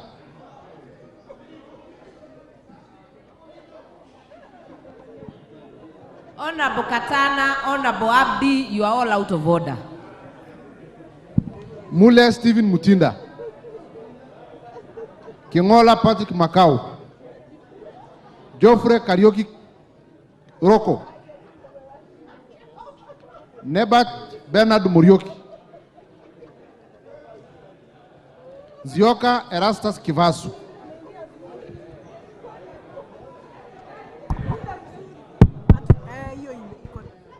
Ingine haina sauti kama hii. On behalf of my great people of Boni constituency and the Kenyan hustlers, I say no. Kailemia Elizabeth Karambu. Mohamed Fatuma Sinab. Oh, sorry. Kipngor Ruben Kiborek. Barto Phyllis.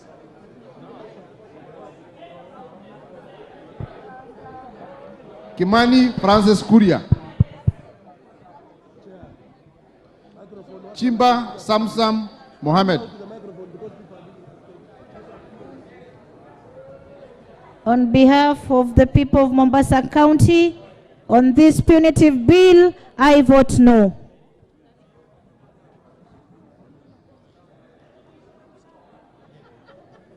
Kirwa Abraham. Jaldesa Guyo.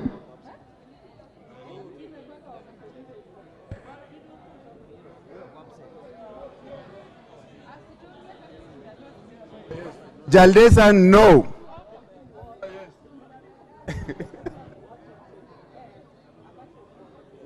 Bader Salim Faisal.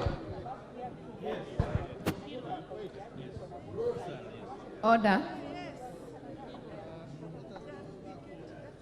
Go back to Honorable Kirwa Kipsang. Kirwa Abraham.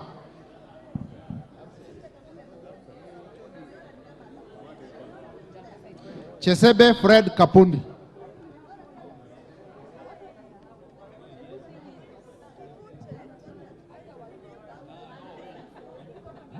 Retake Honorable Faisal.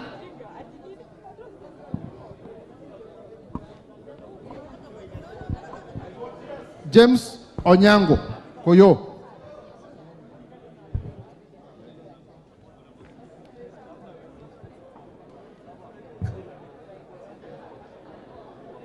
Gichoi Gagushia. Salasa Peter. Nataka kunitusi hapa ati nimepandisha mafuta. I vote no. Kenya mnione nimevote no.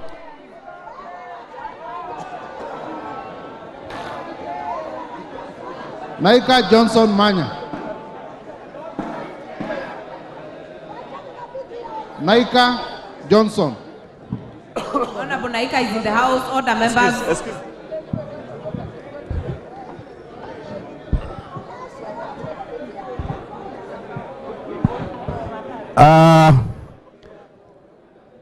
Fuel tax from 8 to 16, Mumias West and the entire Wangaland.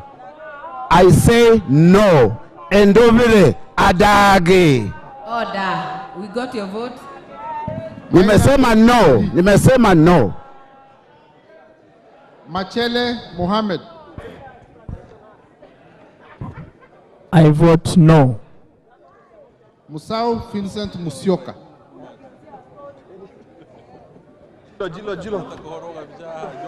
Musau Vincent Musyoka. Say yes. Shake Peter Mbogo.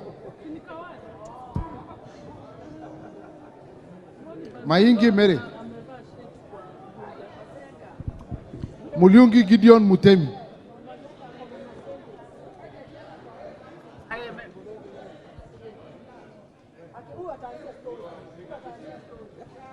So that I do not take my people of Mwingi to hell, I vote no. Zengu Paul Musimi.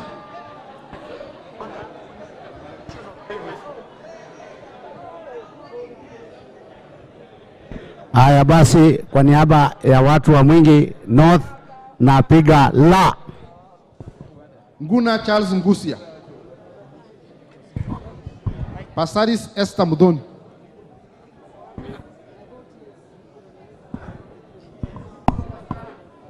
There comes a time.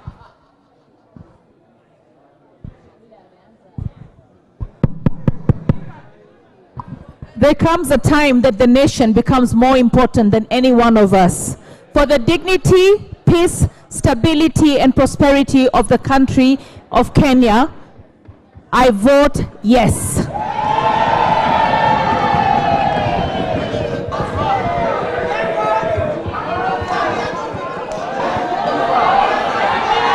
Order, members. Order. Order, members. Majority side, order. Majority side, order. Majority side, order. Member for Belgut, take your seat. Honorable from Keses, take your seat.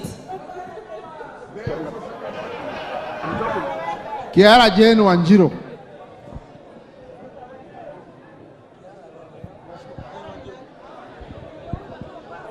Hatuwezi endelea kuchimba chimba ya madeni na piga ndio. Shelule Lisa. If you're not David. taking your vote, take your seat. Honorable Emathe and Emase, take your seat. Yes. Gikaria David.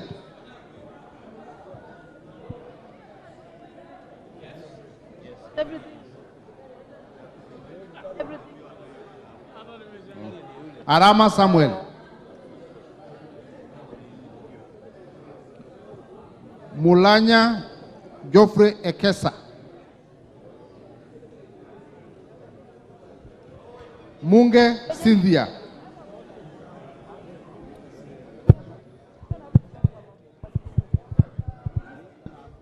Kitur Bernard. Kitur Bernard. Tonkei Rebecca. Aramat Lemanken. Pareyo Agnes.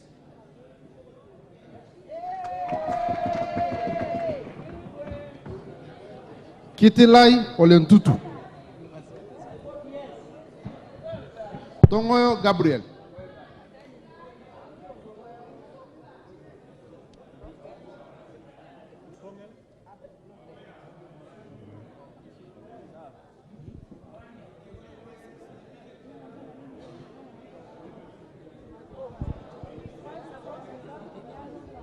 Tongoyo Gabriel.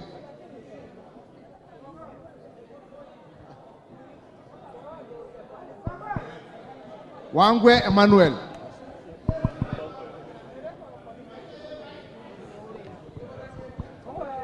Honorable Kiplagat, take your seat. I vote no. Gashagwa George. I vote yes.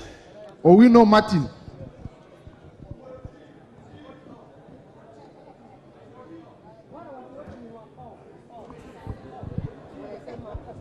On behalf of the great constituency of Ndewa, I, Martin Peters Owino Woodchief, votes no. GK George Masharia.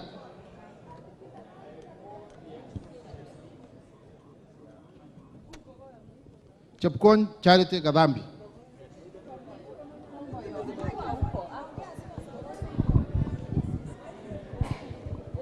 Hadi cheki walituachia shida kubwa nchi yetu. Kuokoa nchi yetu, napiga yes ya nguvu zaidi. Guyo Wario.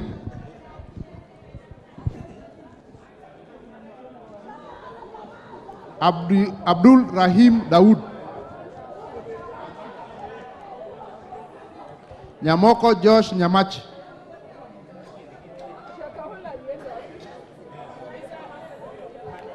Owor Joshua Aduma.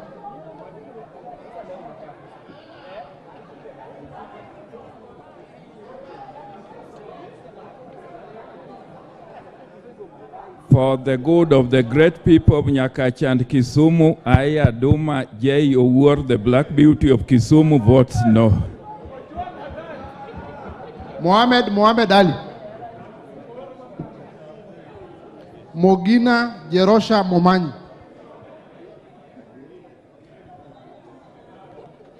Gitao Faith Wairimo.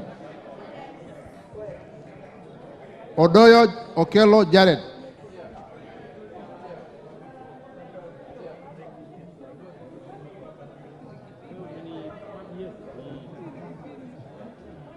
Jared Okello, in defense of abandoned hustlers, I vote no. Janda Sahir. Manduku Daniel Ogwoka. I vote yes.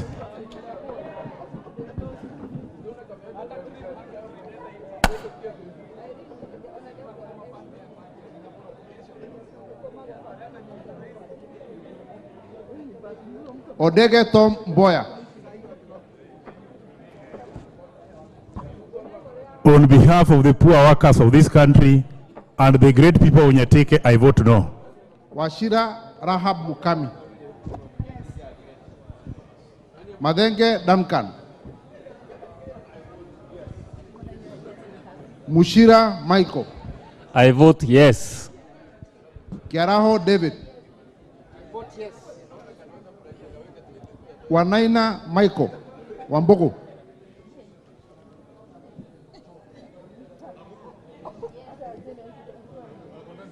Kosing David.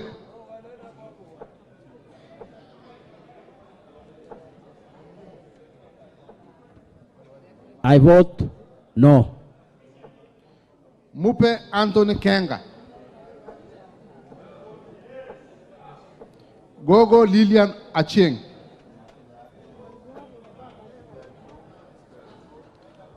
Amolo Paul Otiende.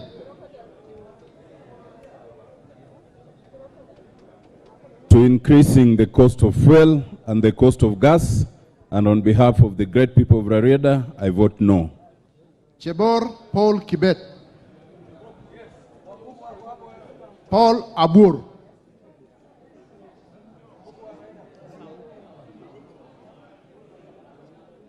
Paul Abur.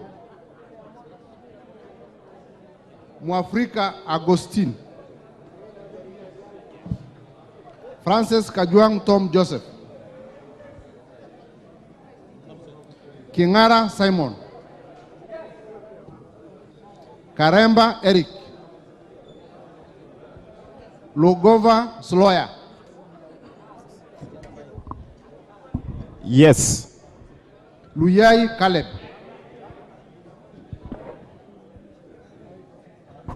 I vote no. Raso Dido. Lenguris Pauline.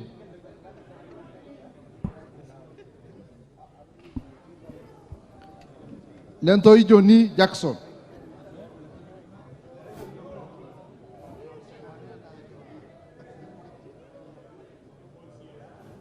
Letipla Dominic. Lesuda Josephine. I vote no. Nikal James.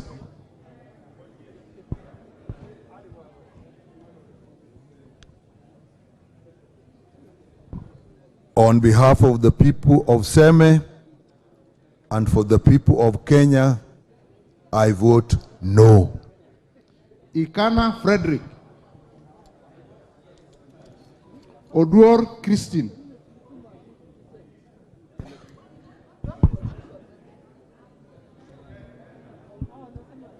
Okay.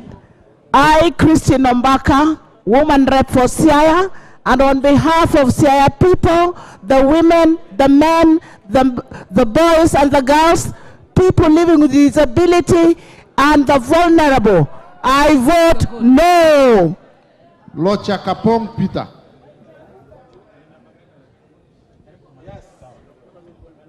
Kemei Justice.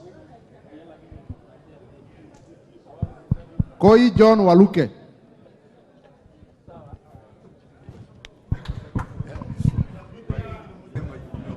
I vote yes, yes, yes. Sigei Francis. Idinja Shadrach Mwiti. Onyengo Silvanus. Kiplagat David. I vote yes. Maina Amos.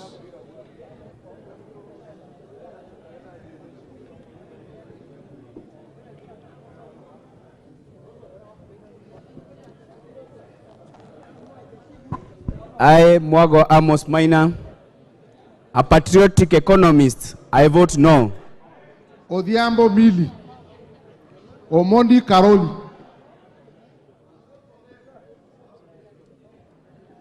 Gashobe Samuel. Mohamed Junet Sheikh.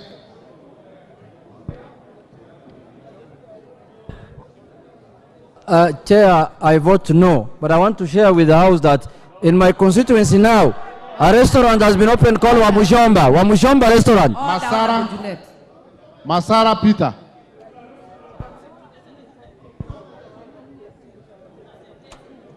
Masara Peter.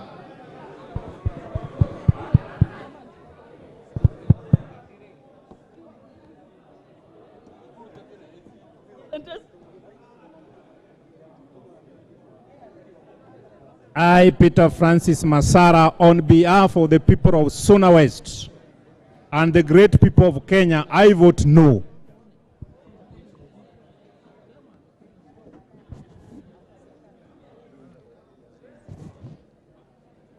Mzigi Lydia Haika.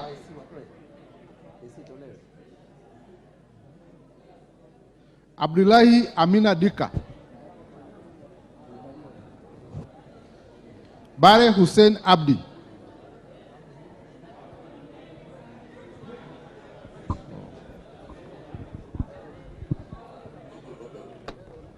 Jukumu la kuwapatia maji na maendeleo yote kwa wananchi wa Kenya inahitaji watu kujitoa muhanga. Take your vote, honorable member. Yes. Bwire John Okano.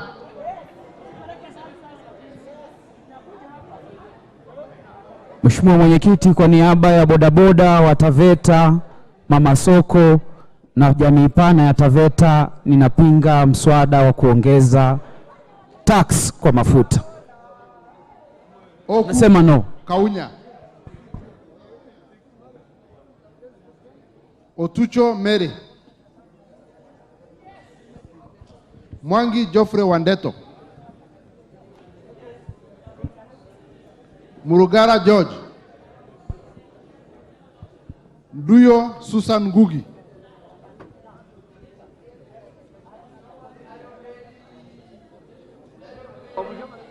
Ng'ang'a Alice Wamboi. Ndio tujenge nchi yetu tukufu ya Kenya, nasema ndio.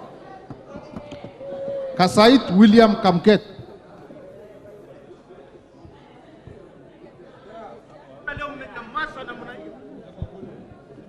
Aburi Lawrence Mboro. Mutunga John Kanyuithia. Keep Biwot Julius Meli.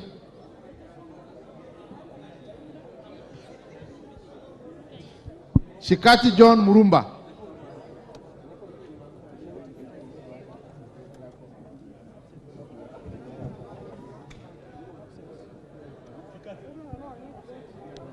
Chikati John Murumba,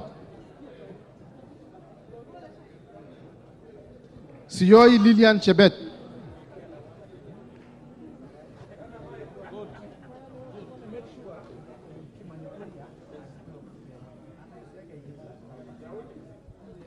Kwa niaba ya Wakenya ambao wanalipa taxes ya pesa zile ambazo ziliporwa, ninapiga ndio ili tuweze kujitegemea kama nchi. Sitienei Janet Kemboi,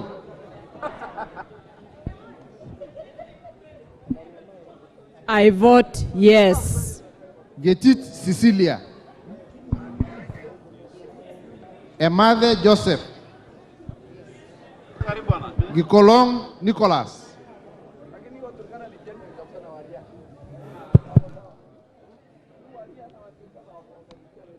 Gikolong Nicholas,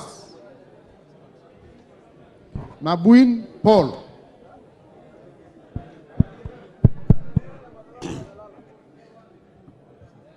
Namoit John. On behalf of the great people of Turkana South, I vote no. Nanok Daniel Epuyo,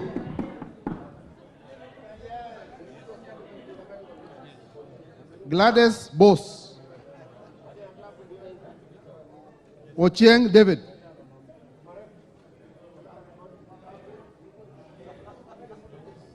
Wandai James Opio,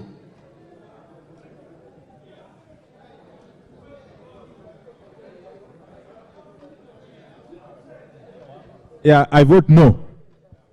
Nyamita Mark Ogola,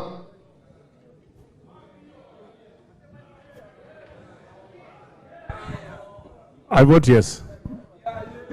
Kagesi Kivai, Adagala Beatrice, Abdi Hamis Chome. I vote no. Jeho Fatuma Abdi,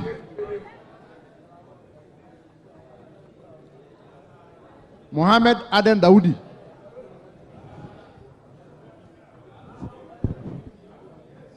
Sane Ibrahim Abdi,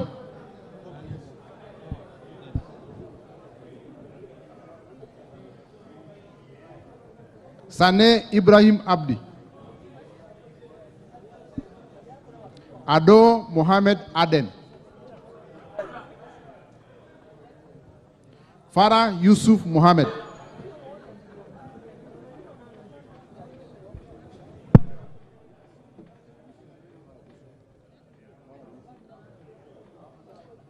Sigei Francis,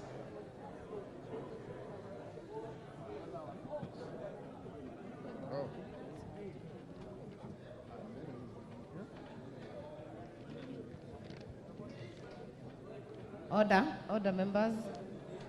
We are at Webuye. Wanyonyi Martin Pepela, Sitati Daniel Wanyama,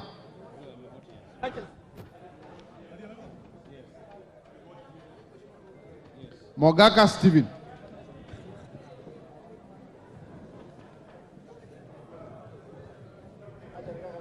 Kasiwai Rael Chepkemoi, Mogaka Stephen. Order members, clerk, repeat for West Mugirango. Mogaka Stephen. Mogaka. Yes. Na uziweke tatu hizo. Kasiwai Rael Chepkemoi,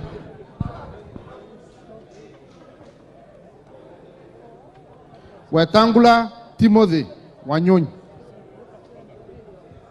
On behalf of the people of Westlands and the people of Nairobi and the suffering Kenyans, I vote no. Mwakuona Danson. Mimi Danson Mwashako, mjumbe wa Undanyi, kwa niaba ya watu wangu na Wakenya wanaotaabika, napiga no. Basil Robert Ngui,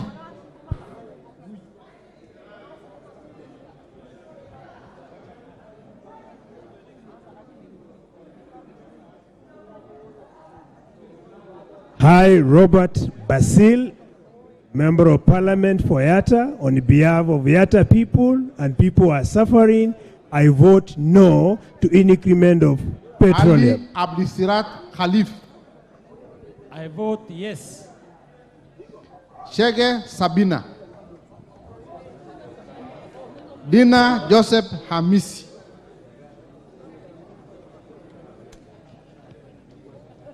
Harun Suleka Kulbali.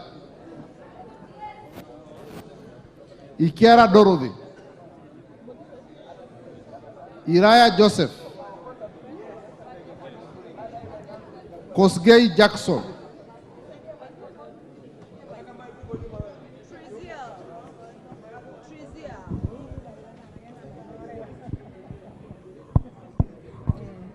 I vote yes.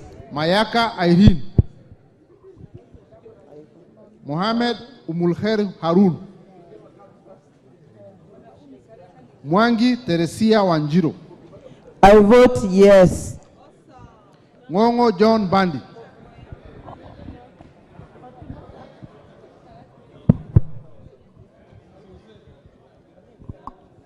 Yes, on behalf of the Suba community. Order member. Say yes. I have not voted. Okay. On behalf of the Suba community, both Suba North, whose MP is suspended, and Suba South, whose MP has disappeared and abandoned the constituents, I vote no.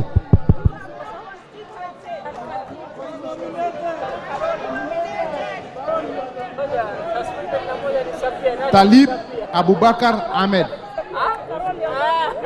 Talib Abubakar Ahmed. I vote yes. Tongoyo Gabriel. Farah Malim.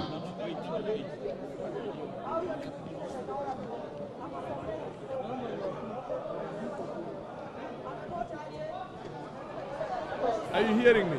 Order members, let me explain. There are some members who are in the washroom. Honorable Farah, Honorable Tongoyo, and Honorable Wainaina from Udaya. The three will take their votes. I vote yes. I vote yes.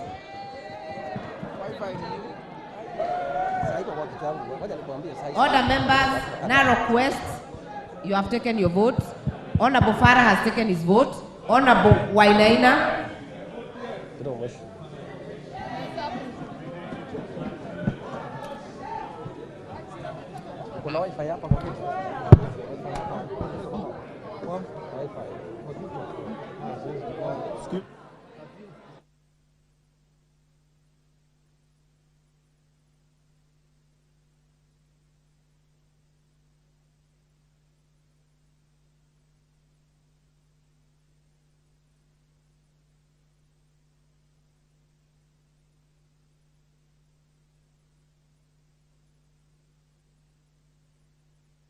Wainaina Michael.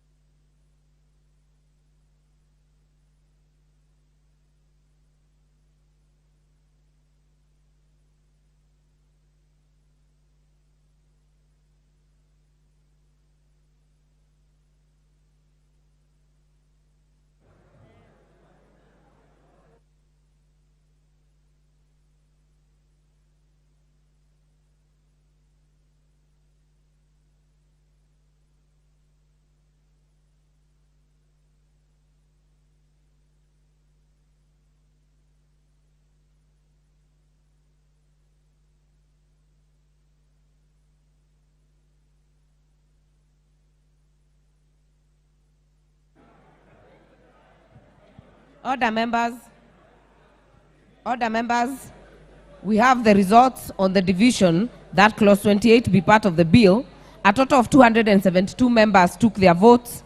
The ayes 184, the nays 88. Therefore, the ayes have it. Order, members. I order that the bar be drawn and the doors be opened.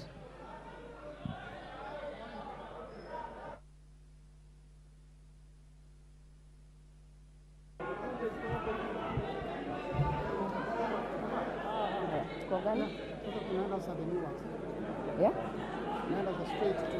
I'll call what? No, just say we proceed.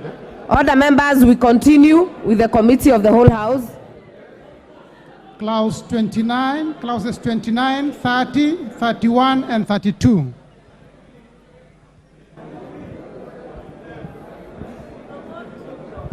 I propose that the following clauses 29, 30, 31, and 32 be part of the bill. I now put the question that clauses 29, 30, 31, and 32 be part of the bill. Will as many as are of that opinion say aye? Aye. Will as many as are of a contrary opinion say nay? The ayes have it.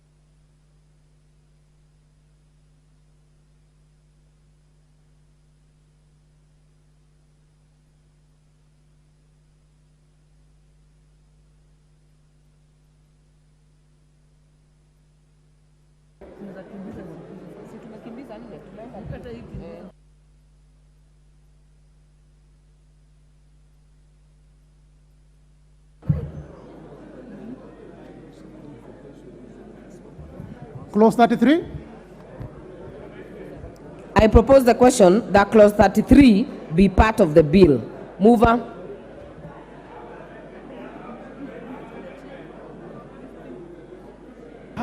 The Chair of Finance Committee. Thank you, Honorable Chair. This clause 33, 33A is a cleanup. The proposed amendment is a cleanup of the tariff code. And then on 2, we are extending exemption status to taxable supplies that are used for construction of tourism facilities. And then part 3, again, last year we did an investment deduction for construction of hospital beds of 50. Now the bill was proposing to increase again from 50 to 100. No, from 100 back to 50. We're retaining it at 50. We are taking exempt the construction of plastic recycling plants. We are taking that. We are restoring the construction of plastic manufacturing plant into exemption status. And Part 7, the most important, Honorable Speaker, is we are taking back items from Schedule 1 to Schedule 2, those items that were tax exempt to zero rated, and those include manufacturing of fertilizer, manufacturing of pharmaceuticals, manufacturing of human vaccines, and that's why you will see now deletion of 147, 148, 149, 150, 151, 152, 150, and 44. All these deletions are taking back these particular items from tax exempt back to zero rate, so that we can have cost of manufacturing fertilizer reduced, cost of manufacturing pharmaceuticals reduced, manufacturing of human vaccines, manufacturing of medicine, all back to zero rated. With that, I move on, Honorable Chair.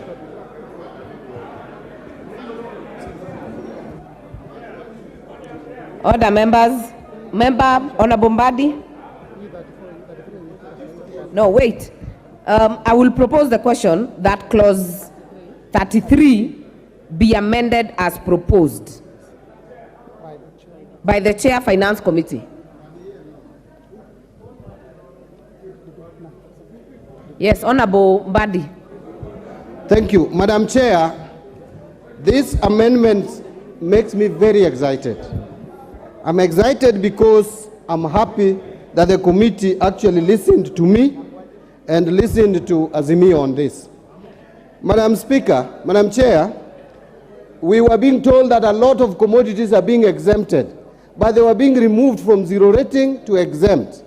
I am happy that now raw materials for pharmaceuticals will now be zero rated, that is 147, pest control for 148, raw materials for pest control 148, pest control products 149, sugarcane transportation from farms to milling factories 150, fertilizers 151, raw materials for manufacture of fertilizer 152, liquefied petroleum gas 153, all tea sold for value addition. Now it will not just be tea, but it will be tea and coffee. I'm very excited that these amendments have been carried by the committee, and I support fully that now when we go to 34, we are going to zero rate them. I want to thank the committee for listening, particularly to me.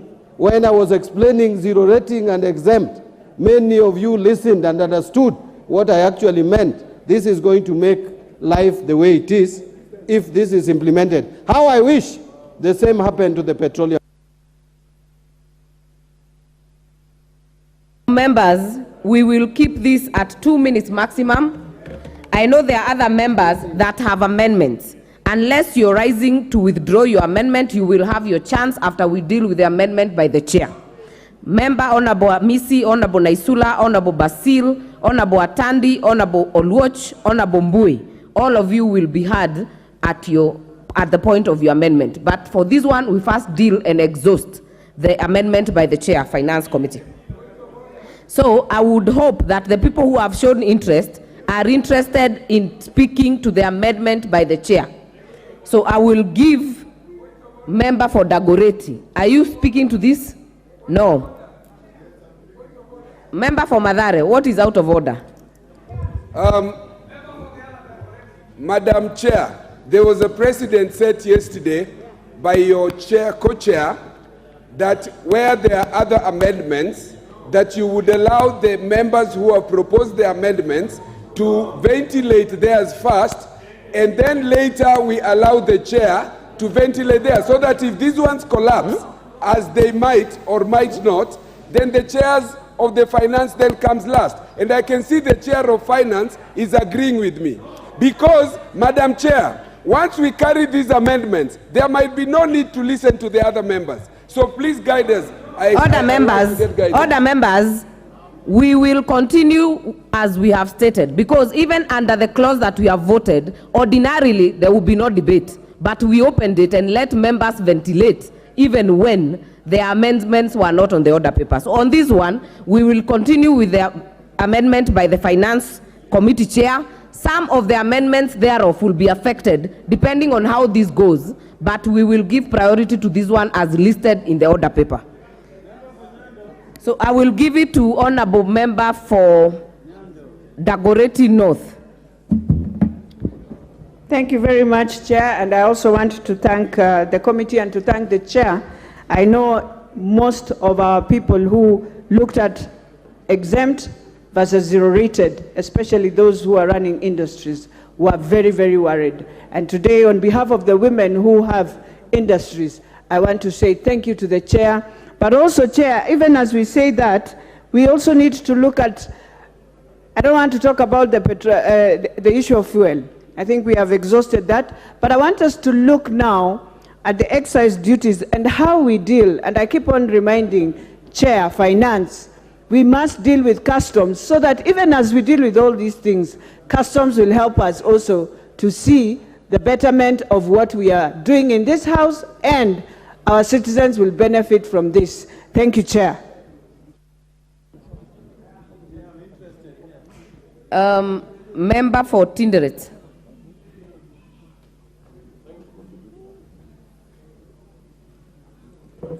Thank you, Chair. I just want to thank the mover or the Chair of Budget and Finance, especially on the issue of transporting of agricultural produce like sugar, tea, coffee, and all this. This amendment will promote the farming, the activities of farmers across the country, and it will actually make farming to be, the profits will be higher, and therefore the business will go on well. I support, Madam Speaker. Honorable Atandi. Chair, I also would like to support the amendments by the Chair of Finance Committee, especially those ones that are deleting VAT on corn products and basically cassava and foodstuffs. This is something that is very, very important for us, and our people are going to afford basic commodities. And I thank the Chair. Thank you.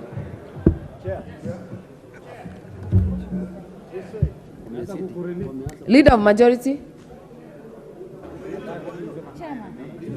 Okay. Thank you, sorry, Honorable Speaker. We were consulting with members here. Honorable Speaker, let me support this amendment. And it's true what the Honorable John Buddy says, that the Committee of Finance, even as we were thanking them during the second reading, took a lot of time to listen to Kenyans. And some of these proposals are what came out of the public participation exercise, Honorable Speaker. And it's sad that many of our media houses were trying to incite, not many, it's actually one media station I saw, trying to incite Kenyans that the public participation exercise was an exercise in futility. But it's testament from what members are saying here that the Finance Committee did listen to Kenyans and to their views, Honorable Speaker, and therefore I support, and this also buttresses the point that we are indeed intent on bringing down the cost of living. Zero rating farm inputs, zero rating fertilizer products, zero rating transportation of sugarcane from farms to their factories, Honorable Speaker. These are things that we trickle down to the farmer and consequently ensure that we are able to produce farm produce at a cheaper cost, and therefore the Kenyan people will enjoy, in the long run, will enjoy a lower cost of living. And that is what the people of Kenya have been asking for. And Honorable Chair, I must say, as I said before, that this was one of the bills that was most vilified. But I'm glad today in this debate, Honorable Speaker, members are truly telling the truth. What is good, they are calling it good. What they have a problem with, they are saying, I have a problem with this. And that is the way we should be engaging in the country, not vilifying and demonizing everything. Let us cap this to a maximum of 2 minutes. Honorable Masara, as we... Thank you, Madam Chair. I want, for the first time, appreciate what the Chair of Finance, my friend, who we were with in Park Committee for 5 years. Madam Chair, what they have done, they have appreciated the work of public participation. How I wish they could do this throughout in all the clauses, because the people are really crying. If you can hear their views and accommodate them in a clause and make the changes, it won't change your status in the society, but you'll be appreciated now and forever. Thank you. Madam Speaker, on the issue of transportation of sugarcane, I come from where the sugarcane growing is a major area where it helps so many people. Were it not for the changes, it will have really affected farmers who are growing sugar. So thank you so much, Madam Speaker. Thank you. And I hope the remaining clauses, we are going to get similar response. Thank you. I see there is concurrence on this clause. I'll give Honorable Geshimo, then the Chair Finance. We will close it.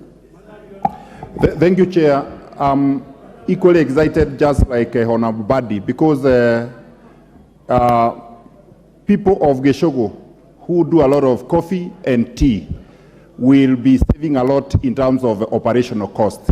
So I support, Chair, and I believe, I agree with the Leader of Majority that actually this committee did public participation. And that is why even Honorable Badi's views found their way into this bill. I support, Chair. Member. Chair, Finance Committee. And I really welcome the good remarks by my colleagues. And I just wanted to inform this House that there were two fundamental changes that we made on this particular clause, and important that I realized I did not mention when I was moving, that introducing to exemption taxable food supplies for school feeding program be moved to exempt supplies. So this, we saw, I think it's Governor for Nairobi yesterday launching a very successful food feeding program. You've seen this school feeding program being done by the Honorable KJ at Dagoretti South constituency, and want to encourage, therefore, any business in this country that can invest in their CSR in our school feeding program. We have, by listening to members of the public, we have introduced a new clause that makes those food supplies exempt for the tax exempt. Lastly, we found a very interesting clause that was exempting transfer of businesses as a going concern from VAT. And the financial implication of this was 100 billion shillings we are losing. So by actually deleting that clause 7, making transfer of business as a going concern a vertable service, we are going to raise, through this particular amendment, 100 billion shillings. And that, I think, is one of the greatest successes we had because of our public participation with members of the public. Member for Nyando, what is so burning? Madam Speaker, out of presentations by Azimio One Kenya Coalition, appeals and lamentations that we expressed on behalf of the Kenyan people, the committee has ceded some ground. But again, certain times it becomes very difficult for us to know what is exempt and what is zero-rated, Honorable Speaker. Why we are pursuing the zero-rated angle is because somebody has the right to claim for vertible taxes on raw materials, Honorable Speaker. But when it is only exempt, then you can only claim VAT simply on the final product itself, Madam Speaker. So therefore, if it is exempt, at the end of the day, production costs become much higher, costs which are then transferred to the Kenyan people or the end user to shoulder, Madam Speaker. So that is why we have been pursuing this angle vigorously on behalf of the Kenyan people. Madam Speaker, was very disturbed when we were going to apply taxes on pharmaceuticals and medicaments, Honorable Speaker. There are people with conditions who use insulin, for example, on a daily basis, and making and putting more taxes on insulin was going to be unbearable on those who consume this product, and then by the end of the day, shortening their lifespan on this earth, Madam Speaker. And therefore, I support this amendment, and I hope that we can reach consensus on most of these divisive clauses, Madam Speaker. Thank you, Honourable Member. I will now put the question that clause 33 be amended as proposed by the Finance Committee Chair. Will as many as are of that opinion say aye? Aye. Will as many as are of a contrary opinion say nay? The ayes have it. I will now call on Amisi.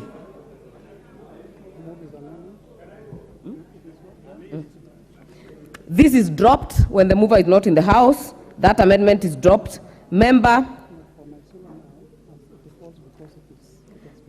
the amendment by Honorable Naisula will fall because the committee's amendment has been carried. The amendment by Honorable Basil is in the House. Move your amendment. Chair, I stand to move the amendment on clause 33A to be amended by deleting subparagraph 14. The country is struggling to raise taxes, particularly on high assets. So we need to reintroduce taxations on high assets like choppers, aeroplanes of high value, so that we raise more revenue for the government as opposed to taxing already overtaxed Kenyans. Thank you. So as moved by Basile. Order, members, I will now propose the question that clause 33 be amended as proposed by Honorable Basil. Other members, I will give you. We still maintain 2 minutes maximum. I will start with Honorable Naisula. Then I will go to Honorable Naisula. Honorable Atandi, take your seat. Thank you, Madam Chair. And I'm rising to ask for your indulgence that later, if there's a member of parliament who has an amendment and it's similar to what the finance committee has, and it will be dropped, probably you give that member, because they took time to work on that amendment, to say something about it. And I know that we have passed it, but I just wanted to thank the Chair of Finance for the exemption on materials for tourism. Some of us come from counties that rely, zero rating, because we rely on tourism. We're just from COVID. Many counties and the country is trying to revamp its tourism, and we know that it is one of our, it earns us foreign exchange, and I really thank you for that. And I just wanted to comment on what the majority leader said, that there was a lot of misinformation. I think also it is the people from your side who were going to the same media houses and could not explain what is zero rating, what is exempt. So of course then the media and Kenyans take what is there. So I think in future it is important to get expertise, and sometimes you can borrow from us, like Mbadi. He can explain very well on those issues, and Kenyans will be convinced. Thank you very much. Thank you. Member for Samburu West. Member for Kiharu, Chair Budget. Thank you very much, Honorable Chair. And I rise to vehemently oppose the amendment by Honorable Basil. Honorable Speaker, when, many times when we read about helicopters and aircraft, we think we are dealing with the Bajois or the people who have them, or the owners. But unfortunately, Mr. Speaker, Honorable Chair, the reason actually for whatever was proposed by the committee is because currently Wilson Airport is one of the busiest hubs in terms of the airports in Africa. And Honorable Chair, aircrafts are not licensed basically for the domiciled country because they move from this country to the other. Now, what you have done in the past is that we have been able to shift all the jobs of servicing aircrafts and helicopters to other regions, Honorable Speaker, and especially our neighbors, to protect quality jobs of servicing helicopters and aircraft. Honorable Chair, I vehemently oppose that amendment. Minority Leader. Madam Chair, I want to support the proposed amendment by the Honorable Basil. And for the simple reason that really, we can't continue to be this insensitive. How come we are so quick to come in to offload the burden on those who have, as opposed to removing the burden on those who don't have? I know for sure, Madam Chair, that as we speak, people are competing in this house, and especially that side of the house. People are competing as to who will become the first dollar millionaire in this time of parliament. And a number of our colleagues here have actually ordered helicopters and other forms of aircraft. Madam Chair, this is a very serious matter. As you know, Madam Chair, I'm one of the few people who are privileged to have a lot of information.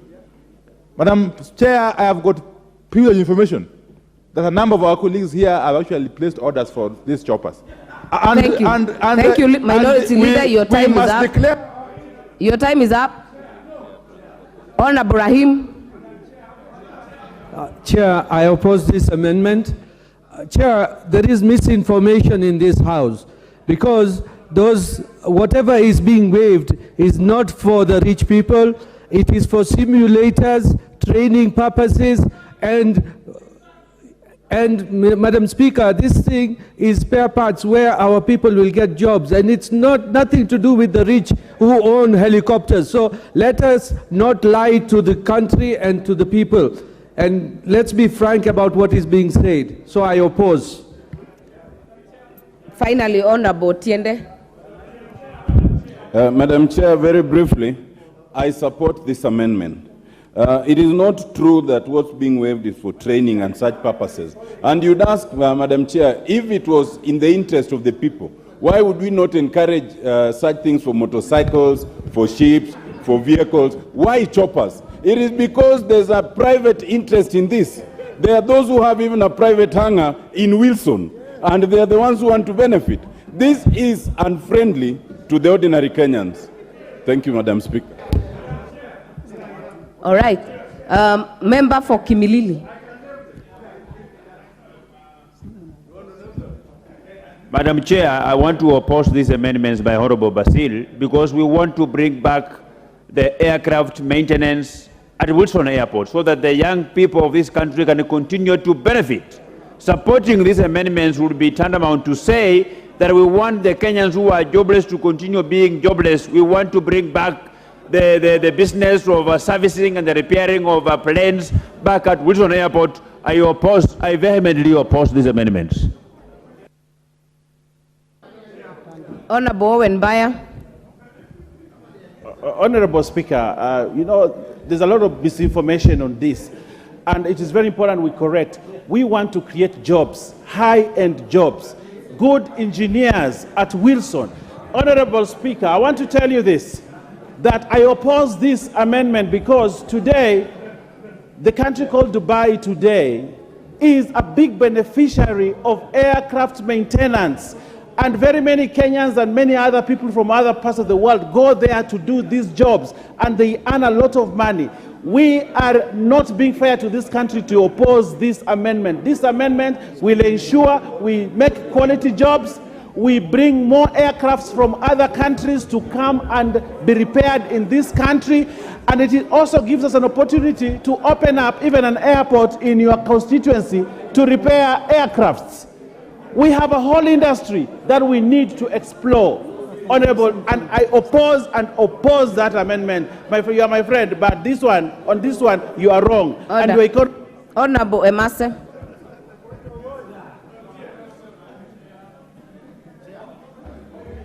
Thank you, Honorable Chair. I oppose the amendment. Chair, we've promised Kenyans jobs. This is one of the ways to create opportunities.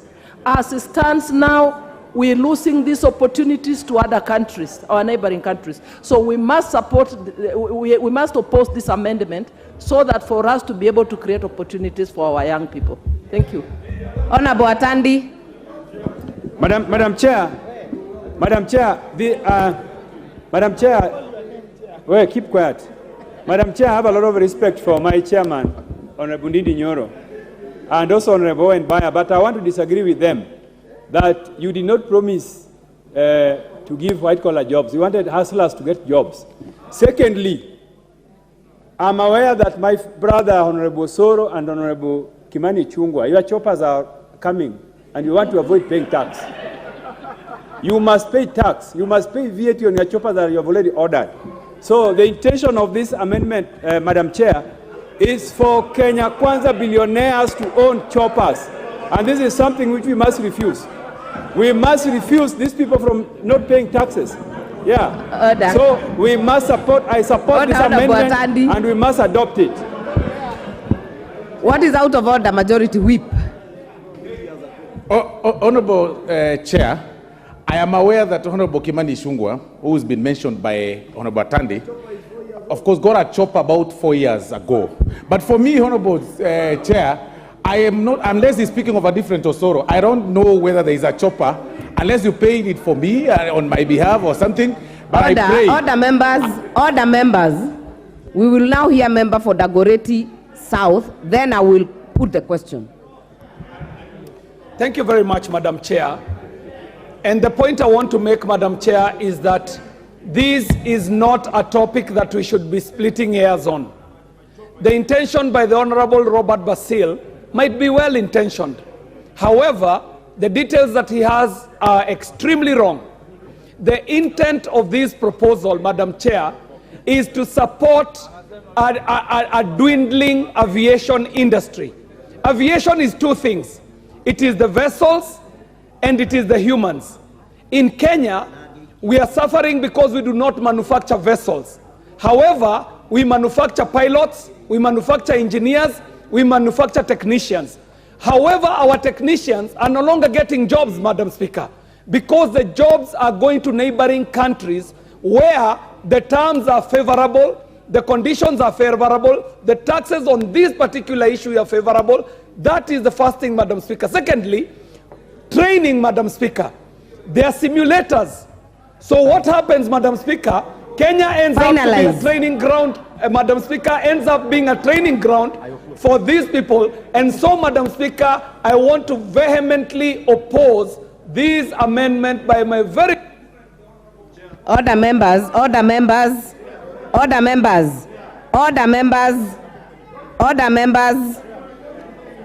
I will now put the question that clause 33 be amended as proposed by Honorable Basil. Will as many as are of that opinion say aye? Aye. Will as many as are of a contrary opinion say nay? Nay. The nays have it. Member Honorable Atandi, prosecute your amendment. Order members, Honorable Atandi's amendment falls.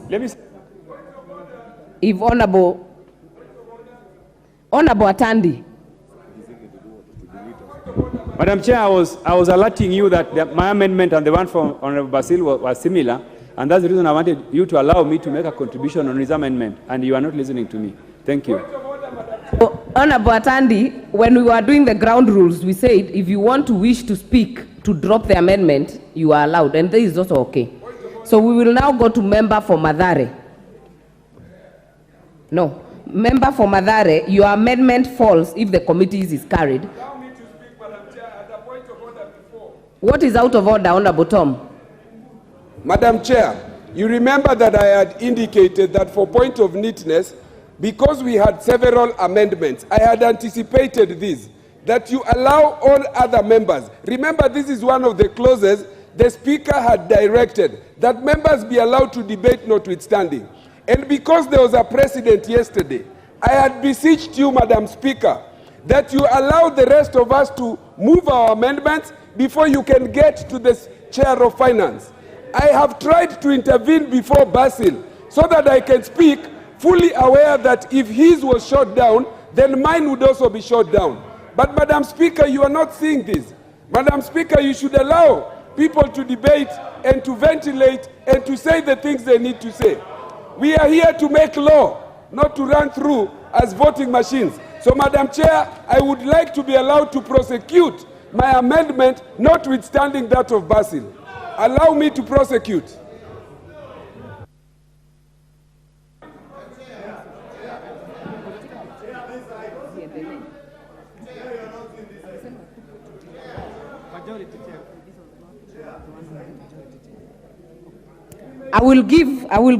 I will allow some ventilation on this, but on what Honorable Tom Oluoch is talking about, the Speaker was clear that they will be listed here as amendments, but with clear way of how it goes. Like your amendment, Honorable Tom Oluoch, if the committee is taken and carried, yours automatically falls. You are not able to prosecute the amendment, but you can be able to ventilate on it.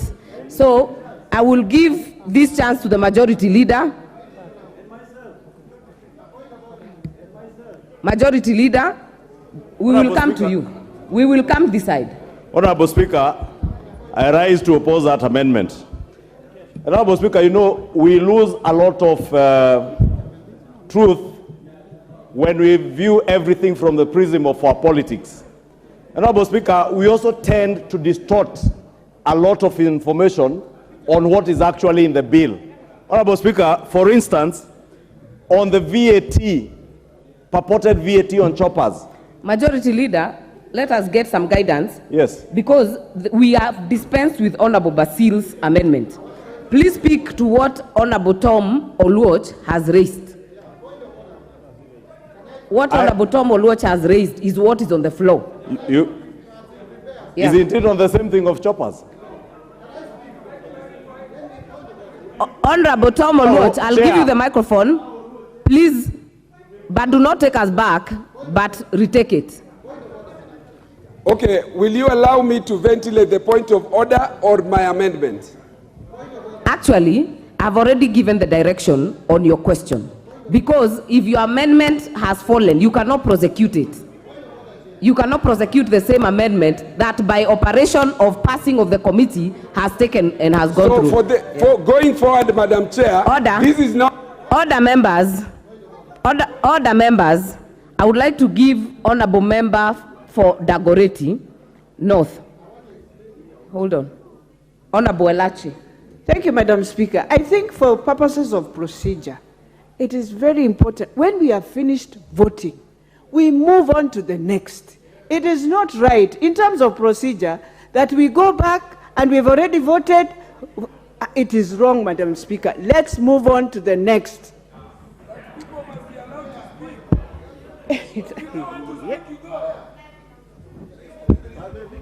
The thing has passed. Order members. Order members. Honorable Badi, please take your seat.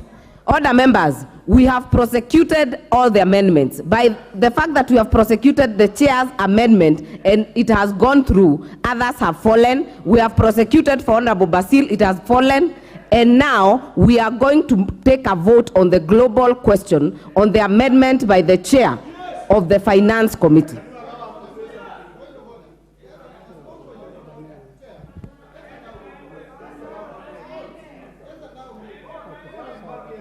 Order members, I want to give direction. Please do not reopen the already prosecuted matters.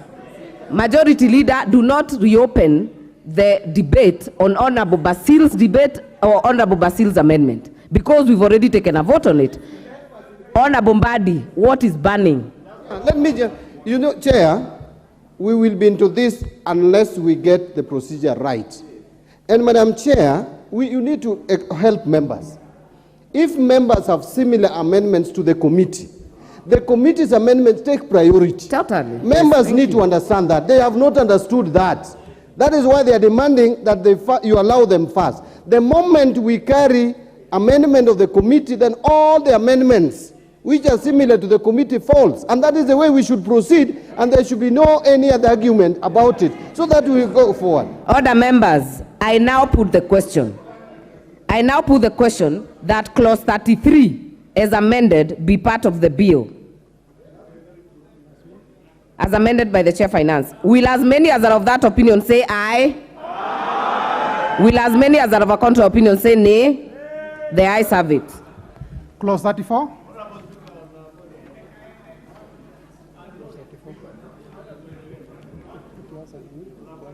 There was an amendment.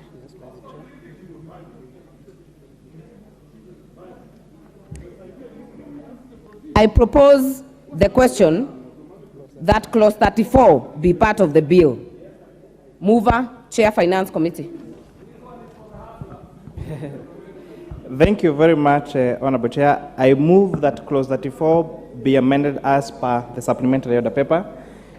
And I have an additional amendment to that, Honorable Chair, that also clause 34 be further amended in subparagraph 10 by inserting the following new item immediately after item 30, and that is now will be 34A, the supply of electric bicycles. So, Honorable Chair, again, this particular clause is speaking to taking items from exempt to zero rate. And not just that, last year we passed a an amendment here in the last finance bill that provided zero rating of exportation of taxable services, but added another word saying export of taxable services for business process services. As a result of just that, including that business processing, BPOs, it meant that that particular clause has not been possible to implement, and therefore this amendment is deleting that business process operation so that we are zero rating exportation of taxable services. We have a rule in this country that all goods made for export are zero rated, and therefore we're giving the similar treatment to export of services so that they are also zero rated. Secondly, we are looking at something on green energy, and by us incentivizing our manufacturers to go green, we are proposing that supply of lithium-ion batteries that are going to be used on electronic motor vehicles and electronic motorcycles to be zero rated. The supply of electric buses be zero rated. And this is very crucial, that input of raw materials or imported for the manufacture of animal feeds also be zero rated, and this is therefore going to bring down the cost of animal feeds. And in addition, liquefied petroleum gas, again, this is another clause that has been taken to exempt. We are now taking back to zero rate. Lastly, bioethanol vapor stoves, we are taking them to zero rated. And this, Honorable Chair, we were able to have a demonstration to us during public participation of Kenyans who have provided technology that is allowing use of bioethanol fuel that is going to reduce the cost of cooking to 10 shillings per meal. And those stoves are going to be available to the market, and here they are even available to the market at only 1,520. These are some of the measures the committee took in place to make sure that we carry on our tax incentives to going green and perhaps mitigating the impact the increase on VAT might have on the cost of fuel in this particular country. And with that, I beg to move on, Honorable Chair. I propose the question that clause 34 be amended as proposed. Chair Finance? No, not Chair Finance, sorry. Majority Leader? Thank you, Honorable Speaker, and I rise to support those amendments by the committee. Honorable Speaker, as the Chair has said, it's not just bioethanol fuel that you make the cost of living more affordable for Kenyans in terms of cooking, but also the reduction of VAT on cooking gas, or rather the removal of on LPG gas. Honorable Speaker, it is also true that when you zero rate batteries, electric vehicles, and electric motorcycles, Honorable Speaker, we reduce the numbers of motorcycles that are using the fossil fuel. The fuel that we are all complaining about is getting expensive, and that reduction in demand, either from our border riders or other courier service providers who use motorcycles, encouraging even the use of more green energy with the electric motorcycles, electric buses, electric motor cars, Honorable Speaker, will not only safeguard our environment in this era of climate change, Honorable Speaker, but also assure us that we will reduce our demand on fuel, save on our foreign exchange reserves, and consequently bring down the cost of living for millions. The hustlers who are here who are being told they have been abandoned, we are now telling them it is time to move from the fossil fuel powered engines to the electric powered motorcycles that will make more money available to you in your pockets. Finally, Honorable Speaker, and that's what I said, if we look at everything from the prism of politics, Honorable Speaker, we get it wrong and we misinform Kenyans. Even on issues that we have canvassed here on helicopters, VAT on helicopters is still payable. It is there. What is being removed is VAT on spare parts to helicopters. And that is what is guaranteeing not just the hangars in Wilson.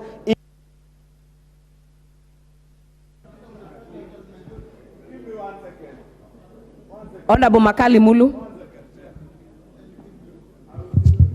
Yeah, thank you. Thank you, Madam Chair. Madam Chair, the move to move certain products from excess tax or to zero rating, from tax exempt to zero rating, is a good move, Honorable Chair, because it makes the commodities more cheaper than they are.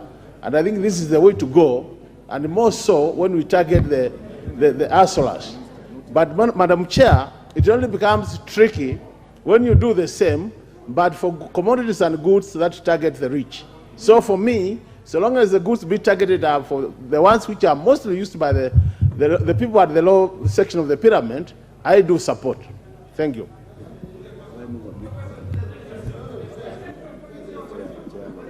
Order members. Order members. I will give Dr. Mutunga 2 minutes maximum.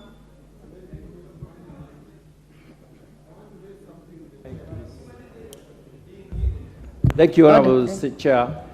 From duty exemption to zero rating, Honorable Chair, makes things cheaper. It also creates the possibility for us to diversify. And this introduction of electric vehicles and electric motorbikes gives us an opportunity to move away from the fossil fuel, which has been running the motorbikes as we have right now. Honorable Speaker, Honorable Chair, I believe this is the best way to go, and Kenya is diversifying and growing the rest of the world. So it's a response in the right direction. So it is really important for us to consider it in that manner. Thank you. Honorable Mbadi, 1 minute, then I'll give the chair and put the question.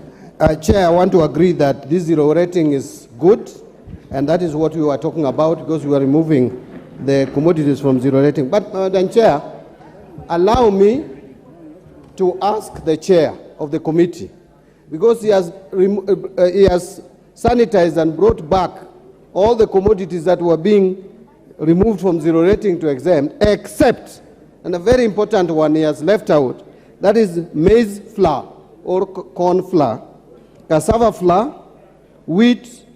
So I would want to know what is the rationale of leaving this out of many, many others that we complained about. It's only that one, and that one is very critical. So could I get to hear, Madam Chair, with your permission, could the chair of the committee explain to us why he left out the maize flour, cassava flour, and wheat flour? Honorable Chair, 1 minute. Summarize and I'll put the question.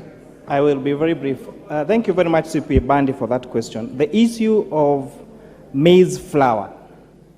If you check the VAT Act, it appears on the first schedule as exempt. That is, you check on page 35-108. It appears again on the second schedule for zero rate, in fact, another 2 times. Clause 20 and again 22. So what you've done is deleting where it is appearing as exempt, and where it is appearing twice on clause both 20 and 22, deleting 22, so that you only have one clause that puts now supply of maize flour, cassava flour, and wheat flour as zero rated. Thank you. Thank you. I will now put the question that clause 34 as amended by, I now put the question that clause 34 be amended as proposed. Will as many as are of that opinion say aye? Aye. Will as many as are of a contrary opinion say nay? The ayes have it.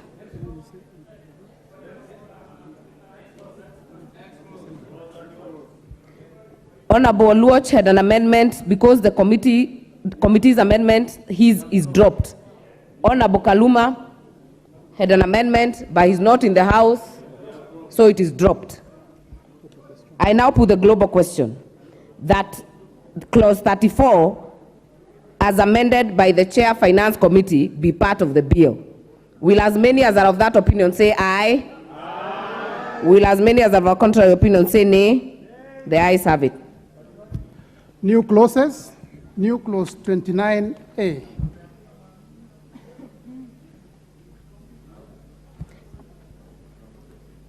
Chair,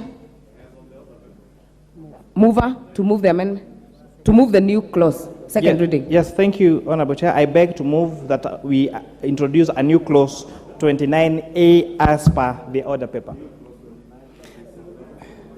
So okay, let me try again. Honorable Chair, I beg to move that we introduce a new clause 29A as per the order paper. I propose the question that the new clause 29A be now read a second time. Madam Speaker,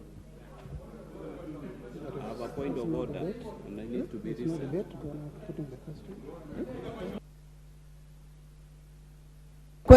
I put the question that the new clause 29A be now read a second time, as proposed by the Chair Finance Committee. Will as many as are of that opinion say aye? Aye. Will as many as are of a contrary opinion say nay? The ayes have it. I propose the question that the new clause 29A be part of the bill. I will give 2 people. Is that the mood of the House?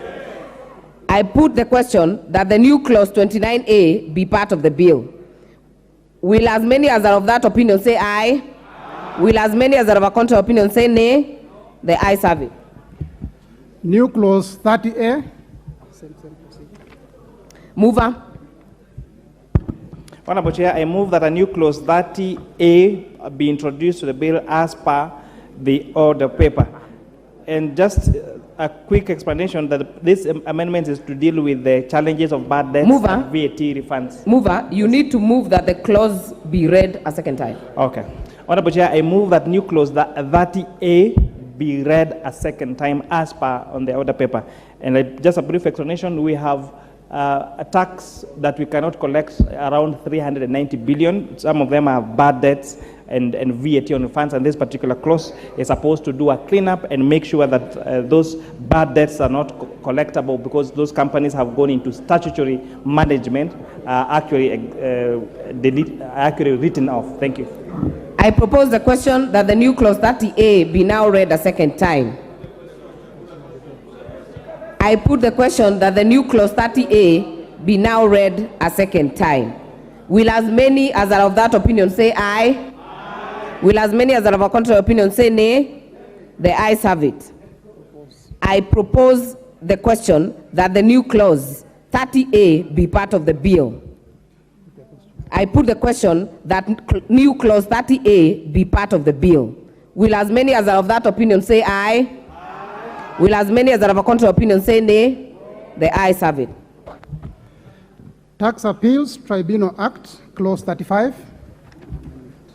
I propose the question that Clause 35 be part of the bill. I now put the question that Clause 35 be part of the bill. Will as many as are of that opinion say aye? Aye. Will as many as are of a contrary opinion say nay? The ayes have it. Clause 36.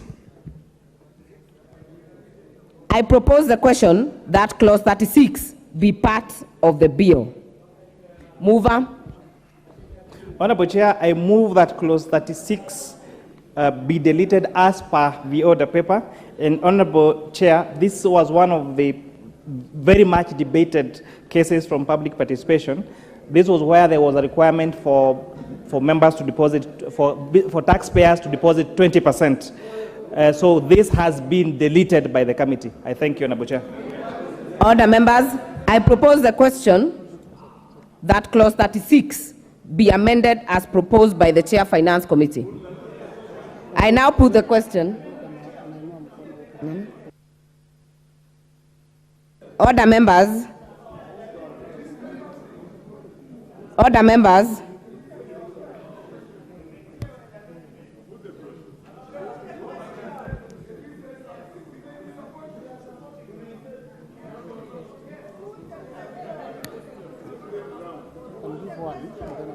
Order members, I know there are some members who had proposed amendments,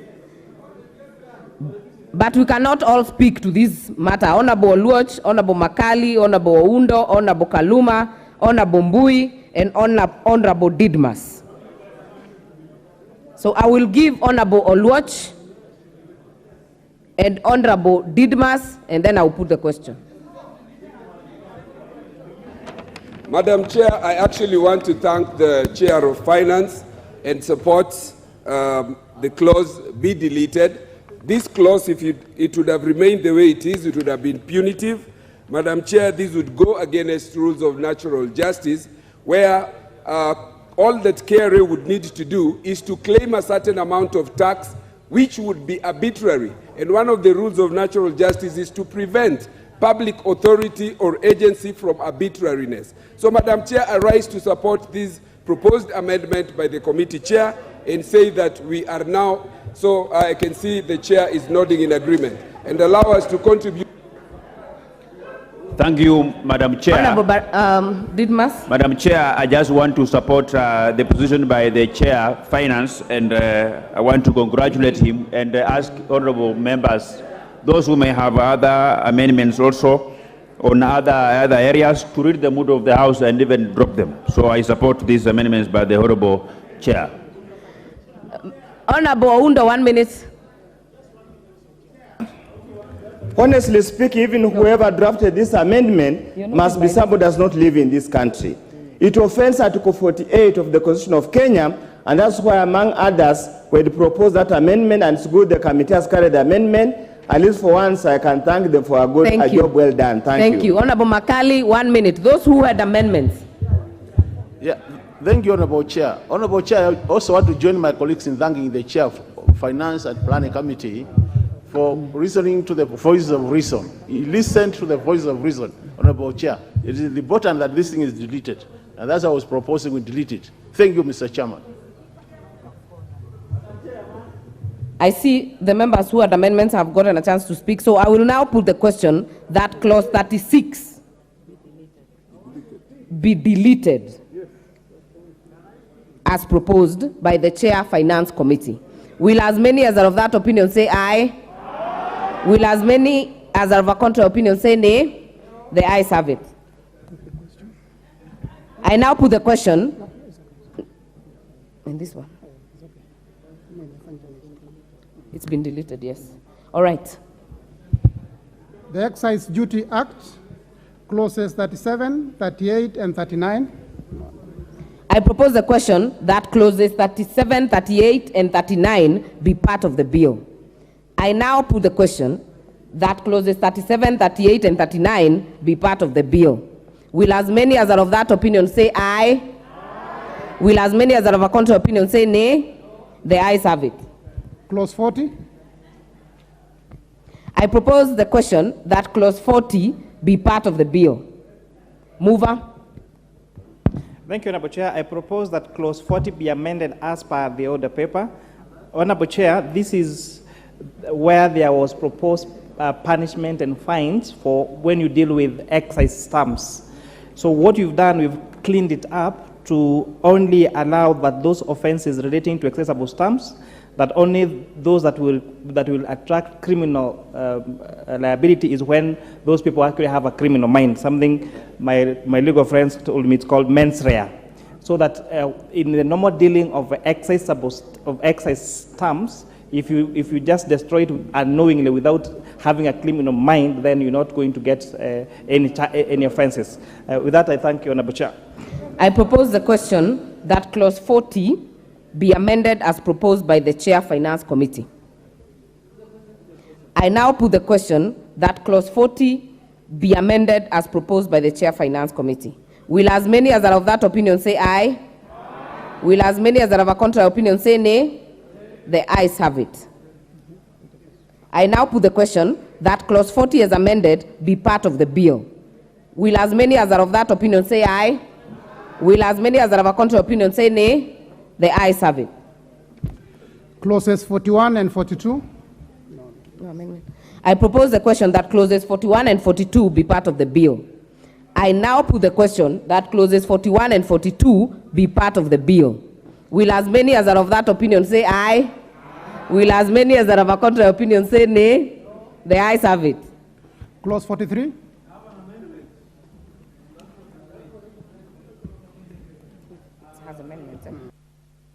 I propose the question that clause 43 be part of the bill. Mover.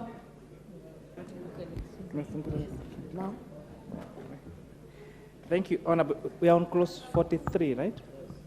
Honorable Chair, clause 43 has an array of amendments. So first of all, I move that clause 43 be amended as per the order paper. Honorable Chairperson, this is dealing with the excise. These are amendments into the Excise Duty Act, where we are proposing a number of things. For example, imposition of excise duty on imported pasta, and deleting the proposed imposition of excise duty on locally manufactured sugar confectionaries. We are also proposing a deletion of excise duty that is charged on electric motorcycles and electric motor vehicles. Again, this is in line with what you're going about going green. This is also proposing to increase excise duty on imported glass bottles from 25% to 35%. This is to protect the local manufacturing of plastic bottles.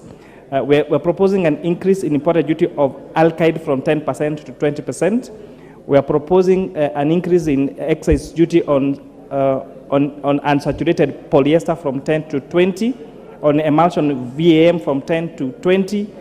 Again, all those things are related to paint. So what we're doing, we are incentivizing where we were able to establish that we have capacity to produce and to manufacture our own goods. Then we incentivize our local manufacturers by making importation of what is made locally more expensive. And again, the same amendment has a proposed excise duty of 10% on imported fish. So this is to make sure that we actually get to harness the economy. We have also exempted locally manufactured sugar. We have also deleted the clause that was introducing excess duty on human hair. Because, Honorable Chair, although and this was one of the beautiful stories we got from public participation, because we have had many, especially women, who have suffered from cancer. And you know what cancer does when you go for that chemotherapy, they lose their hair. So you might find them wearing a wig and thinking they're wearing a wig because it's a luxury, but it's actually because of medical conditions. So we have removed that excess duty on human hair. And of course, lastly, Honorable Chair, this is also the excess duty that was proposed on gaming at 20%. We have proposed a reduction of that from 20% to 12.5%. With that, I beg to move, Honorable Chair.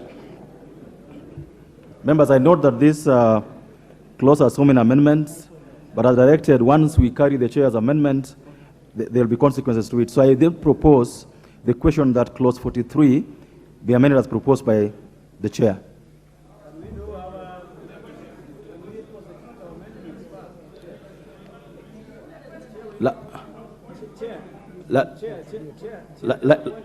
Like I said, I recognize that this clause has a number of amendments.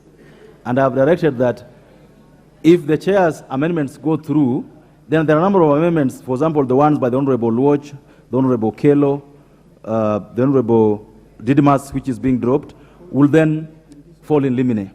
But I'll allow you a minute each on those who are amendments on this, a minute each, then we dispense. The Honorable Luoch, 1 minute each.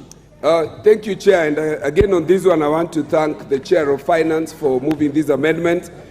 This particular levy or duty would have affected young people, especially hustlers, people in our informal settlements who hack a living out of beauty and the industry, for example, people who own salons. And therefore, this is a big plus for the people of Kenya, for bipartisanship, and the people who came during public participation and demanded that they be not taxed for people at the bracket that this government said they would support. Therefore, I thank the chair and I support. Okay. Honorable Kelo, 1 minute.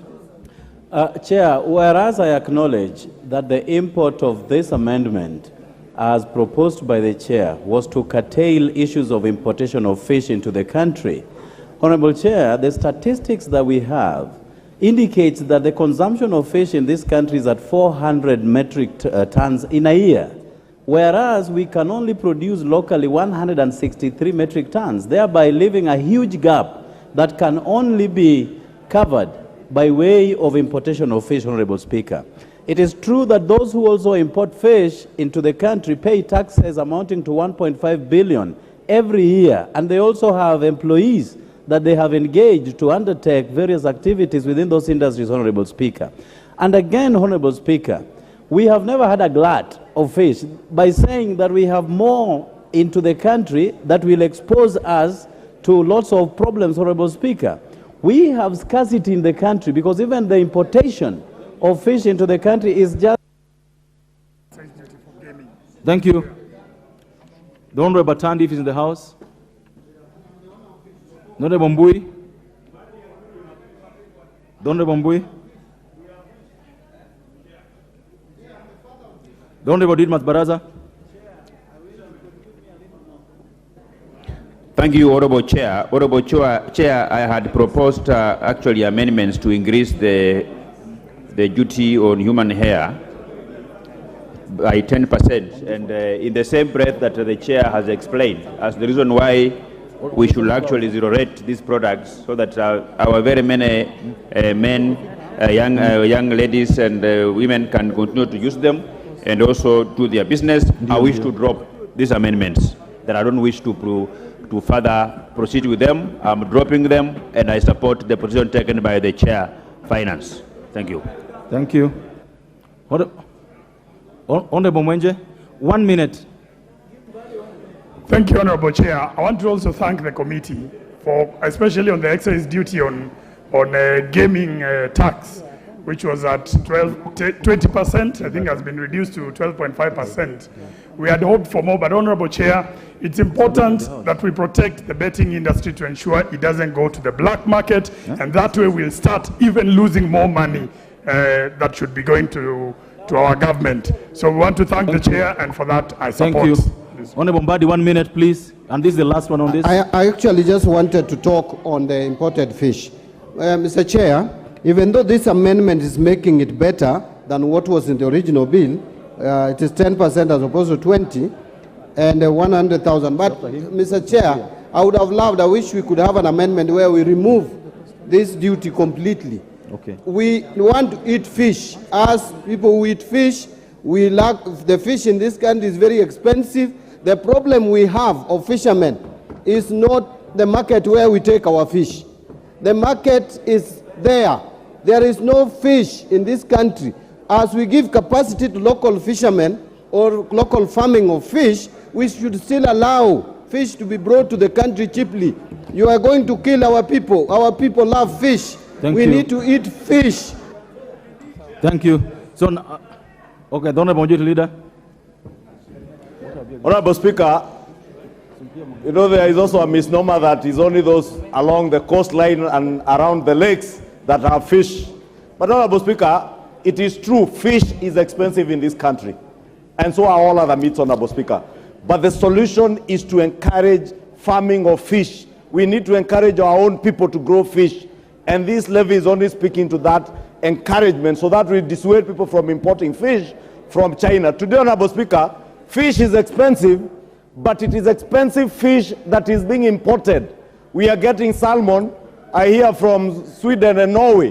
Why can't we grow our own salmon from here? Tilapia and some other species, I can't remember the name, I'm told, that are coming from mackerel or something, that are coming from China, Honorable Speaker. We need to encourage even farmers in Kikuyu. I know farmers in Kikuyu in Ondire who are growing fish and selling in the market in Nairobi. The solution, Honorable Speaker, is not to say that we don't punish those who are importing by levying a levy on them. The solution is to encourage local production. That is how we'll save on our foreign exchange reserves. Thank you.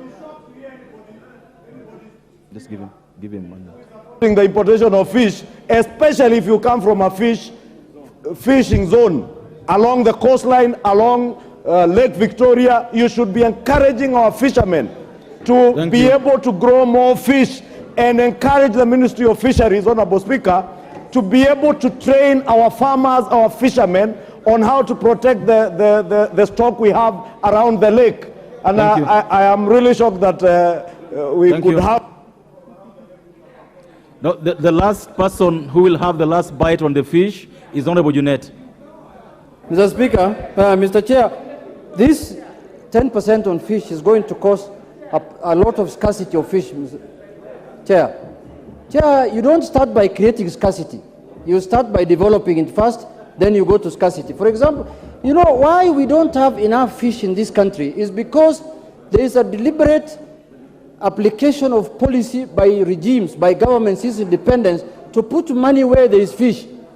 And instead of putting money in Lake Victoria where there is fish, or in the Indian Ocean, people are being told to put dams and small ponds in their homes, which cannot produce any fish.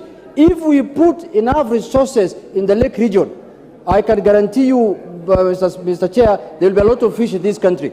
So, Mr. Chair, and the other thing I'm happy about this amendment is that the level of desperation for taxation in this finance bill is too much. They were trying to tax even fake beards, nails. Who wants fake beards in Kenya? Who's interested? Who is this man in this parliament who was interested in fake beards, Chair? Okay. So the level of desperation. Thank you, Honorable Jeanette. Thank you. I want to put the question. I think we've had enough debate on this. I want to put the question that clause 43 be amended as proposed by the chairperson of the Finance Committee. Will as many of that opinion say aye? Will as many of the opinion say nay? The ayes have it. The Honorable Sonkwia had amendment on this too.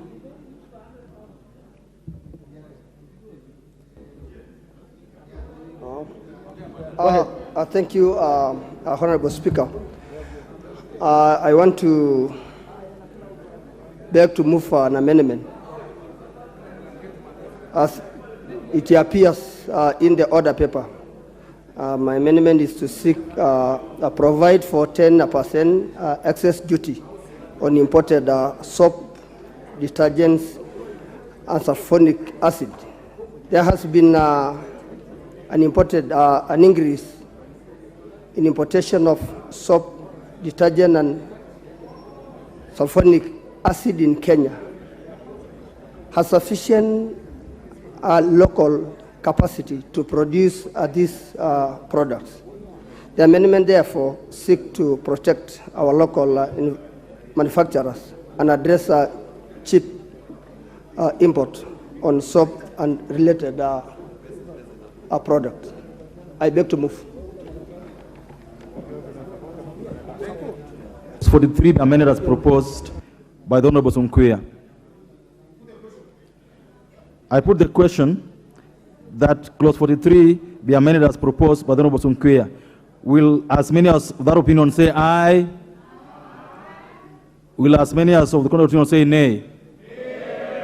The nays have it. Chairman Buleko. Having cleared that, the amendment by the chairman of the Economic Committee went with the amendment given by the chairperson of Finance Committee, so it won't be pursued. Members are therefore proceed to put the question that clause 43 as amended be part of the bill. Will as many of that opinion say aye? Will as many of that opinion say nay? The ayes have it.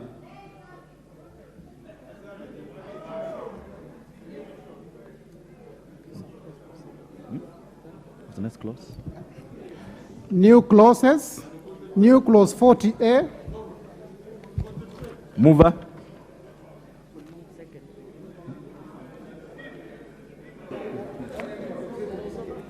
Honorable Chair, I beg to move that a new clause be introduced and be read a second time as per the order paper. And Honorable Chair, this is where we are requiring that excise duty on alcoholic drinks be made as they pass from the stockroom. And this, Honorable Chair, is meant to get rid of the menace of the illicit brews that have exhibited in our markets by making sure that the only brews that are there in the market are those that are actually illicit. Thank you, Honorable Chair. I propose that new clause 40A be part of the bill. Be now read a second time. I now put the question that new clause 40A be now read a second time. Will as many as without opinion say aye? Will as many as without opinion say nay? The ayes have it. Chair, I propose that the question that the new clause 40A be part of the bill. I put the question that the new clause 40A be part of the bill. Will as many of that opinion say aye? Will as many as that opinion say nay? The ayes have it. New clause 43A. Honorable Chair, I move that new clause 43A be introduced, be read a second time as per the order paper. And Honorable Chair, this is where we are exempting from payment of excess duty manufacture of mobile phones manufactured in this particular country. One of the great, again, benefits we found from the public participation is that Kenya has the capacity to manufacture our own mobile phones. So we are zero rating all the raw materials and assembly parts that are going to be used for the manufacture of mobile phones, and now removing excess duty on the sale of those mobile phones. I mean, and we're hoping that by doing this, Kenya is going to be the first country in Africa to manufacture their own mobile phones, and they're going to be able to export this to the rest of Africa. And with that, I beg to move on, Honorable Chair. I propose that the question that new clause 43A be read a second time. I put the question that the new clause 43A be now read a second time. Will as many other opinions say aye? Aye. Will as many of the contrary opinions say nay? I propose the question that the ayes have it. I propose the question that the new clause 43A be part of the bill. I put the question that the new clause 43A be part of the bill. Will as many of the opinions say aye? Aye. Will as many of the contrary opinions say nay? The ayes have it. The Tax Procedures Act, clauses 44, 45, and 46. Move on. So how many, which clauses are these? The question that clauses 44, 45, and 46 be part of the bill. I now put the question that clauses 44, 45, 46, part of the bill. Will as many of that opinion say aye? Aye. Will as many of the contrary opinion say nay? The ayes have it. Clause 47.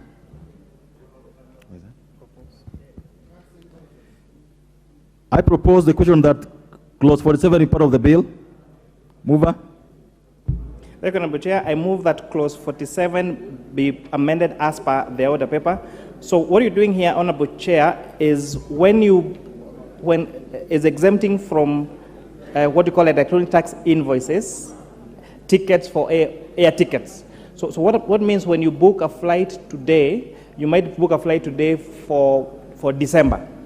And therefore, if we issue you with that tax receipt now, and then in December you decide to either change your flight or the fees changes, then it makes that administration of that particular tax impossible. So this is to exempt airline passenger ticketing from the requirement of issuance of electronic tax invoices.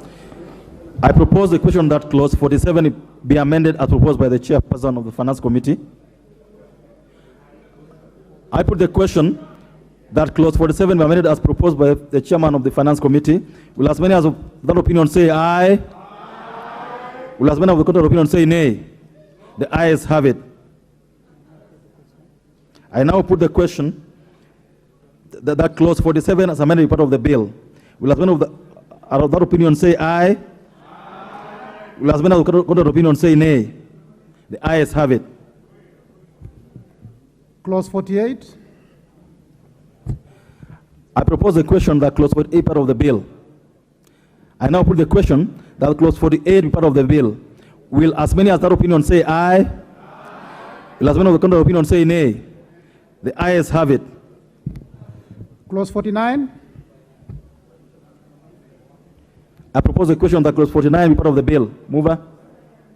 Honorable Chair, I move that clause 49 be amended as per the order paper. And Honorable Chair, this is just a renumbering of those provisions, so it's just a cleanup. I propose the question that the clause 49 be amended as proposed by the chair. I put the question that clause 49 be amended as proposed by the chair. Will as many of that opinion say aye? Aye. Will as many as our contrary opinion say nay? The ayes have it. I now put the question that clause 49 be amended as amended part of the bill. Will as many as our opinion say aye? Aye. Will as many as the contrary opinion say nay? The ayes have it. Clause 50. I propose the question that clause 50 part of the bill. I put the question that clause 50 be part of the bill. Will as many as of that opinion say aye? Will as many as of the contrary opinion say nay? The ayes have it. Clause 51. I propose the question that clause 51 part of the bill. Mover. Honorable Chair, I beg to move that clause 51 be amended as per the order paper.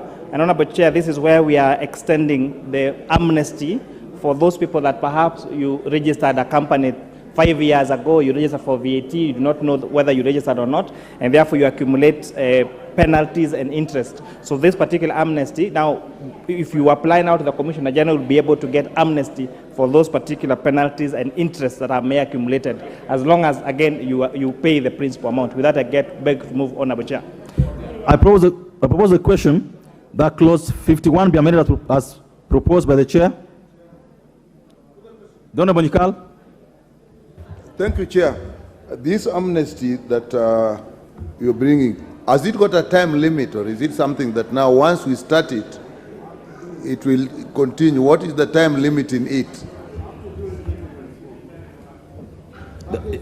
Honorable Bombadi has the answer for you. 1 second. Yeah, it is conditioned to June 2024 from the way I see it.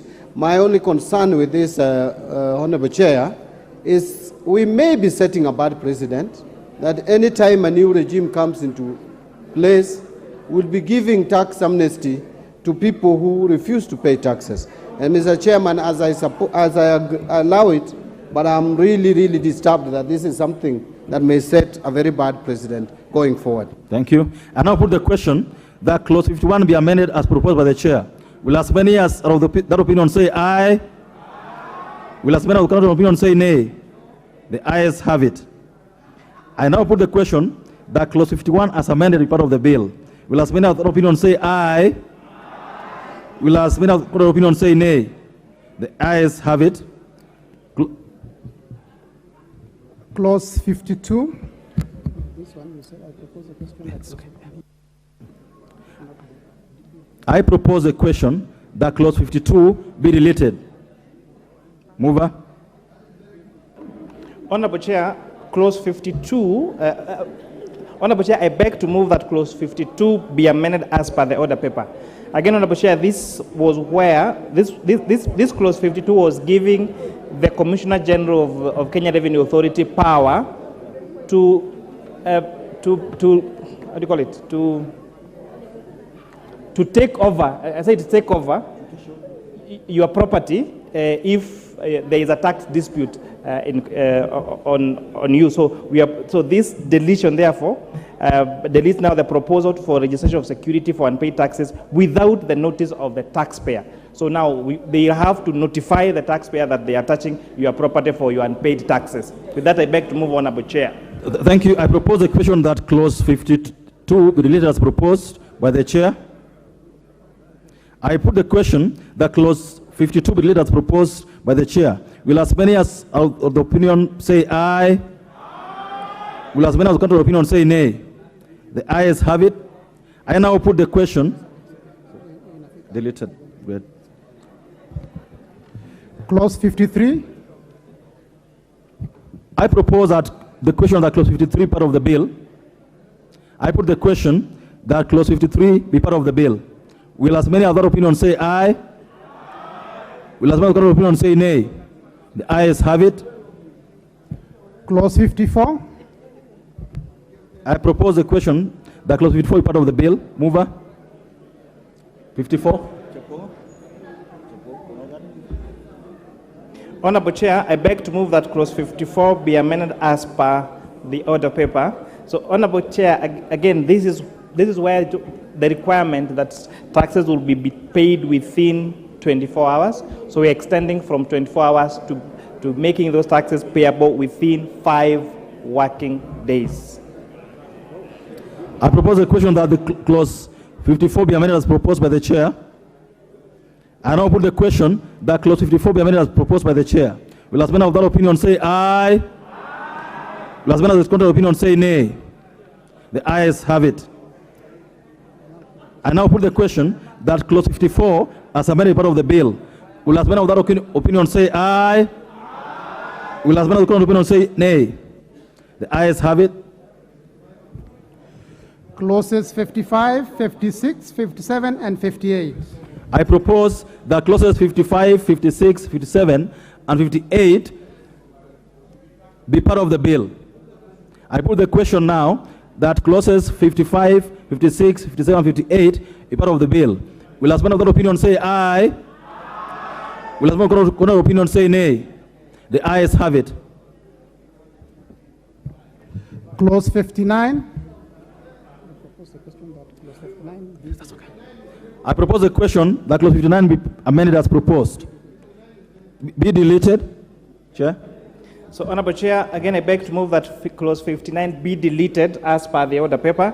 Again, this is where, in case of a court case in the tribunal court, then they were not allowing you to introduce more evidence. So we are now proposing a deletion of this so that you are allowed to introduce new evidence to argue out your tax case. So that I beg to move, Honorable Chair. Thank you. I propose a question that clause 59 be deleted as proposed.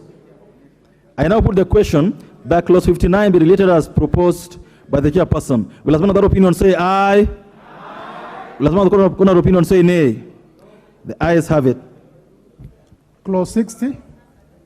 I propose the question that clause 60 is part of the bill. I put the question that clause 60 be part of the bill. Will as one of that opinion say aye?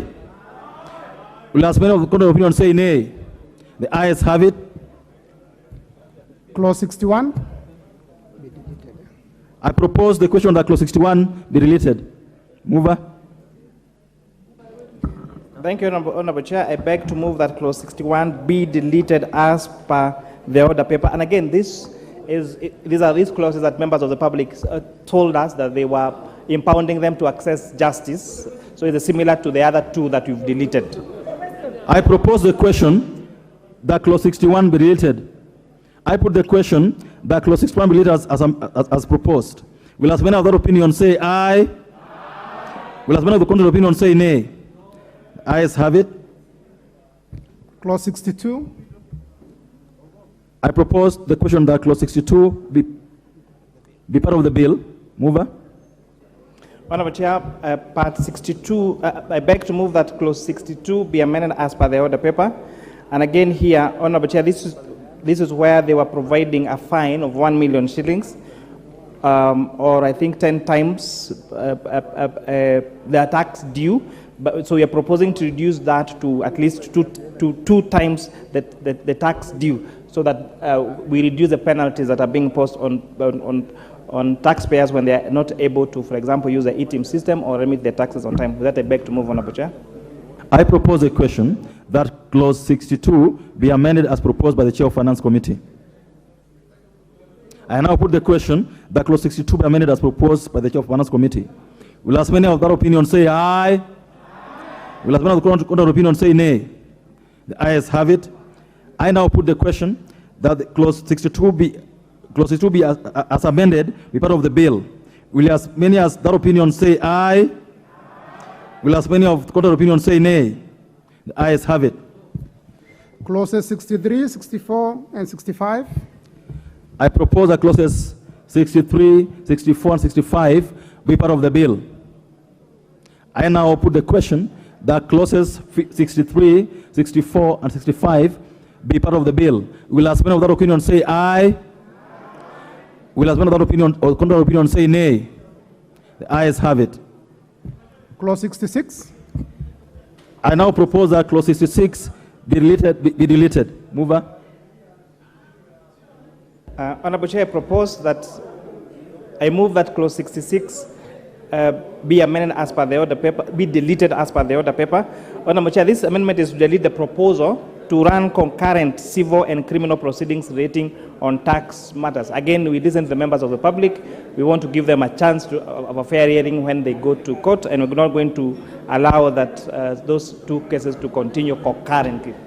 Thank you. I now propose the question that clause 66 be deleted.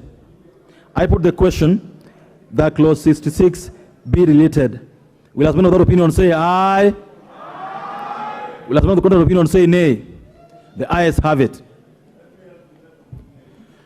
Miscellaneous Fees and Levies Act, clause 67. I propose the question that clause 67 be part of the bill. I now put the question that clause 67 is part of the bill. Will as one without opinion say aye? Will as one of the contrary opinion say nay? The ayes have it. Clause 68. I propose the question that clause 68 be part of the bill. Mover. Honorable Chair, I beg to move that clause 68 be amended as per the order paper. And Honorable Chair, this is just a correction of a grammatical error on the bill. I propose the question that clause 68 is part of the bill. I put the question that clause 68 be amended as proposed. Will as many of that opinion say aye? Will as many of the contrary opinion say nay? The ayes have it. I now put the question that clause 68 as amended be part of the bill. Will as many of that opinion say aye? Will as many of the contrary opinion say nay? The ayes have it. Clause 69. I propose that the question that clause 69 part of the bill. Mover. Honorable Chair, I beg to move that clause 69 be amended as per the order paper. Honorable Chair, this particular amendment was referencing the railway development levy at 2%, which indeed is it was referencing the railway development levy as being 2.5%, whereas in the Act it is 2%. So it's more of a cleanup for an error in the reference of the railway development levy. I propose a question that clause 69 be amended as proposed. I put the question that clause 69 be amended as proposed. Will as many of that opinion say aye? Will as many of the contrary opinion say nay? The ayes have it. I now put the question that clause 69 as amended be part of the bill. Will as many of that opinion say aye? Will as many of the contrary opinion say nay? The ayes have it. Clause 70. I propose that the question that clause 70 be part of the bill. Mover. Honorable Chair, I beg to move that clause 70 be amended as per the order paper. And essentially this has two particular amendments. One is to clarify the tariff numbers. Order members, allow the mover to move. Honorable Chair, I beg to move that clause 70 be... I beg that clause 70 be amended as per the order paper. Again, this has two elements. One is a cleanup on the tariff numbers, and the rest, and the other one is to harmonize the export development levy not to be subject to inflation adjustment as at October 2022. Thank you. I propose the question that clause 70 be amended as proposed by the Chairman of the Finance Committee. Honorable Bombadi. Mr. Chair, I want the chair of the committee to guide me on this, because completely what the suggestion you are making here is to delete the expression of USD 0.5 and substitute with USD 0.55 per kilogram. But looking at the tariffs that we are given, if you go to page 368 of the bill, that, for example, I just want to pick on one. Tariff number 4102.21.0. Kindly, Honorable Didmas Barasa, can you allow the chair to listen to me, because I want him to clarify this point. So, Mr. Chairman, I'm looking at that particular tariff, 4102.21.00, and on page 361, and you will find that it is at USD 0.52 per kilogram. So why are you bringing 0.55 per kilogram? I'm not seeing where you are getting all this 0.55. All along in the tariffs, I can see 0.52. So could you explain exactly what you are trying to do? That's the bit that I don't understand. Chair. Thank you, Honorable Chair. This particular amendment was later proposed by the National Treasury, because the proposal was by the National Treasury following the fluctuations in the exchange rate. So the rate at which the Kenya shilling was exchanging at the dollar, but the publishing of the bill by the time we were completing the report was different, and that necessitated that change from 0.52 to 0.55. Very well. Honorable Nikal, last 1 minute. Chair, well, we are not tax experts, but what this looks to me on the face of it is actually something is being increased from 0.52 to 0.55. For laymen like me, can it just be explained what is it that is being increased? Because if you come from 0.52 to 0.55, you have increased something. He has just explained it. No, we cannot go back and forth with Honorable Mbadi. Okay, 30 seconds. Actually, the difficulty that Honorable Nyekal is going through is simple. Honorable Nyekal is making it better because it's moving from 0.55 to 0.32. So where we had a difference was 0.55 compared to 0.52. But it is falling to 0.32, which is better. That's great. I now put the question that clause 70 be amended as proposed by the chairperson of the committee. Will the member of that opinion say aye? Will the member of that opinion say nay? The ayes have it. I now put the question that clause 70 as amended be part of the bill. Will the member of that opinion say aye? Will as many as the opinion say nay? The ayes have it. Clause 71.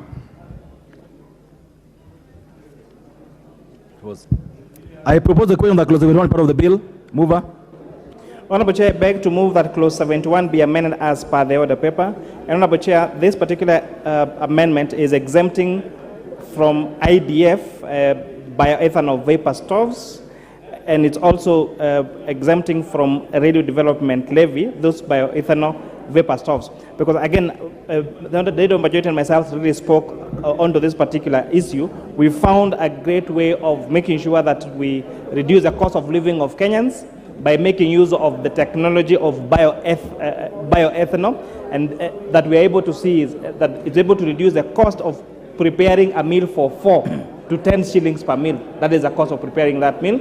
And those stoves only cost 1,520. And if we do this particular incentive, then the cost of fuel and the cost of cooking in our homes will actually go way down than even it is now. With that, I beg to move, Honorable Chair. I propose the question that clause 71 be amended as proposed.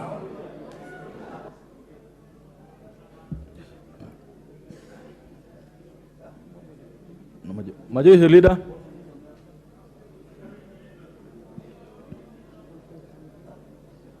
Majority Leader. Thank you, Honorable Speaker. Honorable Speaker, just to, in support of what the chair is saying, the use of bioethanol stoves, Honorable Speaker, will not only secure the health of our people. Remember, Honorable Speaker, a lot of our people are still using kerosene-based stoves. Others are using charcoal, further degrading our forests, and also putting their lives in danger and their health in danger, Honorable Speaker. And with what the chair is saying, with stoves that will go for at least a minimum of 1,500 shillings, we'll be able to afford this bioethanol-based stoves to millions of our people whose health now will be better with this. Honorable Speaker, you also see in Part D 16, the mention also of aircraft spare parts. And Honorable Speaker, that is the point I was trying to belabor. That aircraft spare parts is different from the aircraft itself. That aircrafts will still be subjected to taxation, but the spare parts, where we are employing hundreds of our youth, actually thousands of our youth, who have trained in the civil aviation engineering and aeronautical engineering. And Honorable Speaker, it is a fact of life that a number of aircrafts that are registered in this country had now migrated to Uganda and Ethiopia, where they were going for servicing. But now with this lowering of taxes on the aircraft spare parts, these jobs will be secured. Thousands of our youth will be able to maintain their jobs locally. And therefore, Honorable Speaker, we also secure Honorable Junet Order, members. Order. Order. The majority we had in silence. Honorable Speaker, you need to protect me from these members here, where the Honorable Member for Kilifi is. That is where the noise is coming from, Honorable Speaker. Honorable Speaker, I was saying, even in terms of aircraft safety, we were putting the lives of our passengers at risk when those who are operating aircrafts have Honorable members, the point being made by the majority is a very important point that it should be heard in silence. Order, members. Order, members. Do I say order? The Honorable DK. Thank you, Honorable Speaker. Thank you. For your protection. Honorable Speaker, I was saying, we were also not only putting the lives of ourselves and those who use aircrafts in danger when we make aircraft spare parts unaffordable to the aircraft operators, because many of them get tempted, and you have seen the number of air crashes around this country, Honorable Speaker, including the Honorable Junet, who during the campaign was fond of using choppers, and he was therefore putting his life in danger. But now, with the reduction of these taxes, Honorable Speaker, we not only secure jobs, but we secure the lives of Kenyans who will now enjoy aircraft services, Honorable Speaker, without the operators having to worry about the cost of these spare parts. And Honorable Speaker, I beg to support. Thank you. The Honorable Junet. Chair, I wish in this amendment we were discussing spares for bicycles. I wish we were discussing spares for bicycles and stoves, borders and such things. How many people in this country, Chair, work in the air industry, for example, in terms of engineers and mechanics? How many people, even the people who work in that sector, do they save any money from the cost of the spares themselves? No, it is saved by the owner of the aircraft, the big men. Thank you. Who own the Chair. Allow him. You need 30 seconds so that you wind up. Chair, so I'm saying let us not dwell so much that we are going to employ youths in the helicopter. There are no youths who work in helicopter. Let's be honest to each other. Let's be honest to each other. Just say, I want to buy a helicopter and I want it to be cheap. Then we agree as a house. The ones who can afford can go and buy. And I'm told Shungo has one already. Thank you so much. Thank you. Don Bodonya. Thank you. Madam Chair, when Ichungwa was speaking... I'm surely not Mrs. or Madam. Yeah, he said that the rich will help the poor. That was his point. Now the poor want to help themselves through the helicopters. We've prioritized sanitary pads in a wrong place in the Ministry of Education instead of giving women wrong priorities placed in wrong place. Nothing is correct. Thank you. Honorable Mawade.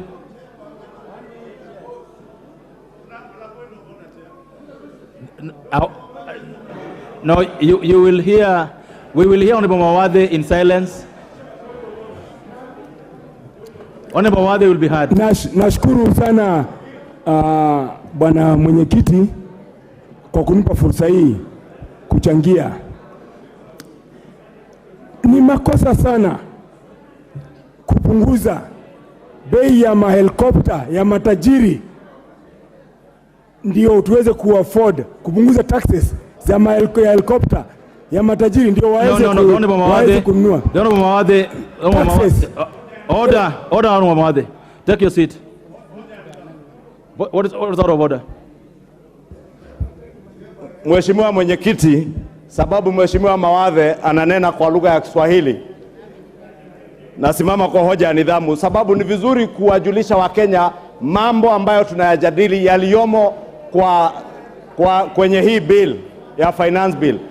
Nataka Mheshimiwa Mawade atuonyeshe ni wapi kwenye hii bill ushuru ya ndege ya helikopta imetolewa, sababu nimeweza kukariri ya kuwa ushuru unaoshukishwa hasa jambo ambalo tunaongelea saa hii ni kitu ambacho yaitwa kwa lugha ya Kimombo miscellaneous levies, ambayo najua Mheshimiwa Mawade hajasoma hii bill, haelewi nini iko, anafanya siasa ambayo haina.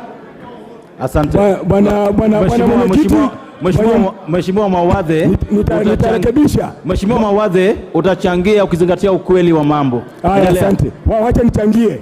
Na ni makosa, lakini mtu majority ile kuimply ya kwamba kuna mtu ambaye anasema mambo ya uongo. Hamna mambo ya uongo hapa. Tunapunguza bei ya spare parts za helicopter ndio matajiri waweze ku afford. Lakini tunaongeza petroli. Thank you. The Honorable Ruto. No, let me also do this side. It can only be this side, really. Go ahead.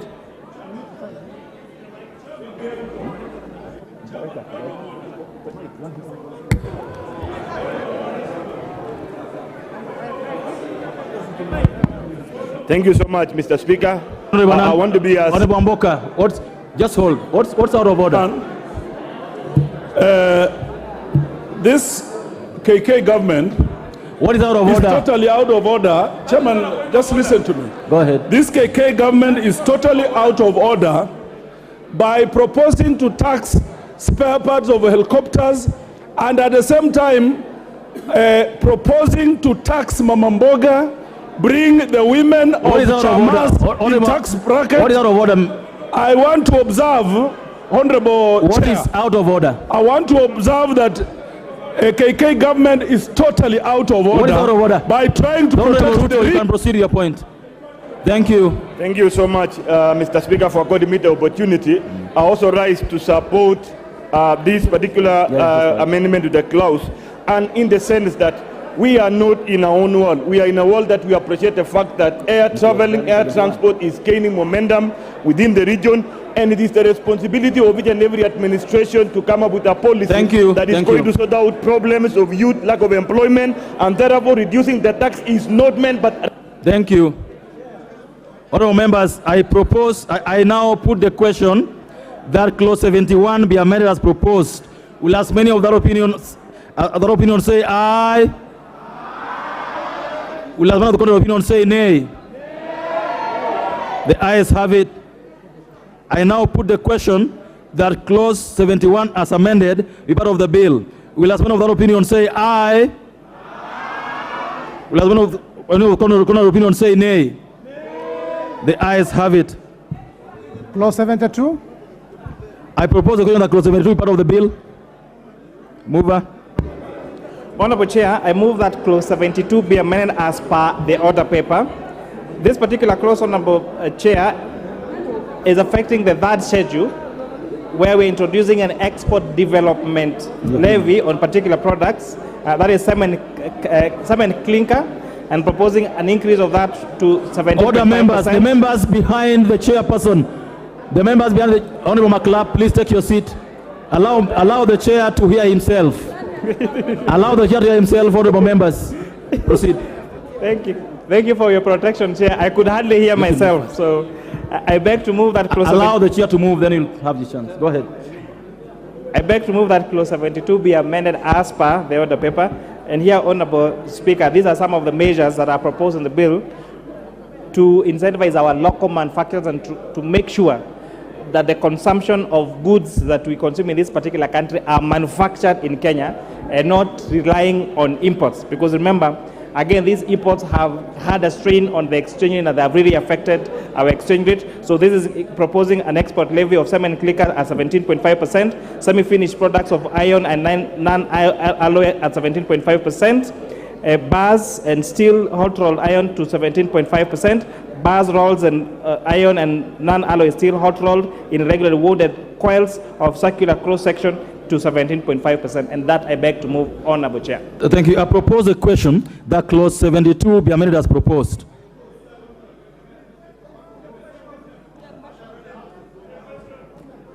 The Honorable Mbui.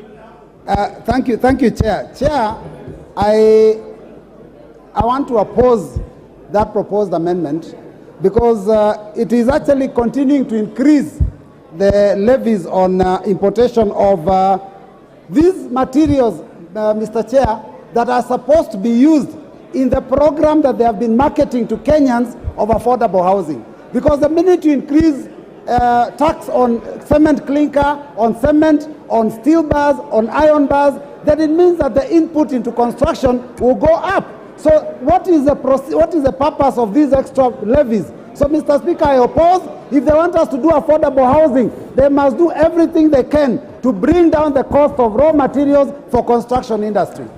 Thank you. The Honorable Shepkonga. Let him Honorable Shepkonga, you have only 1 minute. Thank you, Honorable Chair. I have very important information. Go ahead. Very important. Mr. Speaker, I support this imposition of that tax. Mr. Speaker, you may not be aware, East African Portland Cement was a net exporter of clinker. As a result of clinker being brought out of the country, it killed many of the transporters, which included myself, Mr. Speaker. I was a serious transporter of East African Portland cement. When they imported clinker, the small transporters like myself were wiped out. So the reason why we want this tax, Mr. Speaker, is so that East African Portland cement can go back to where it was before.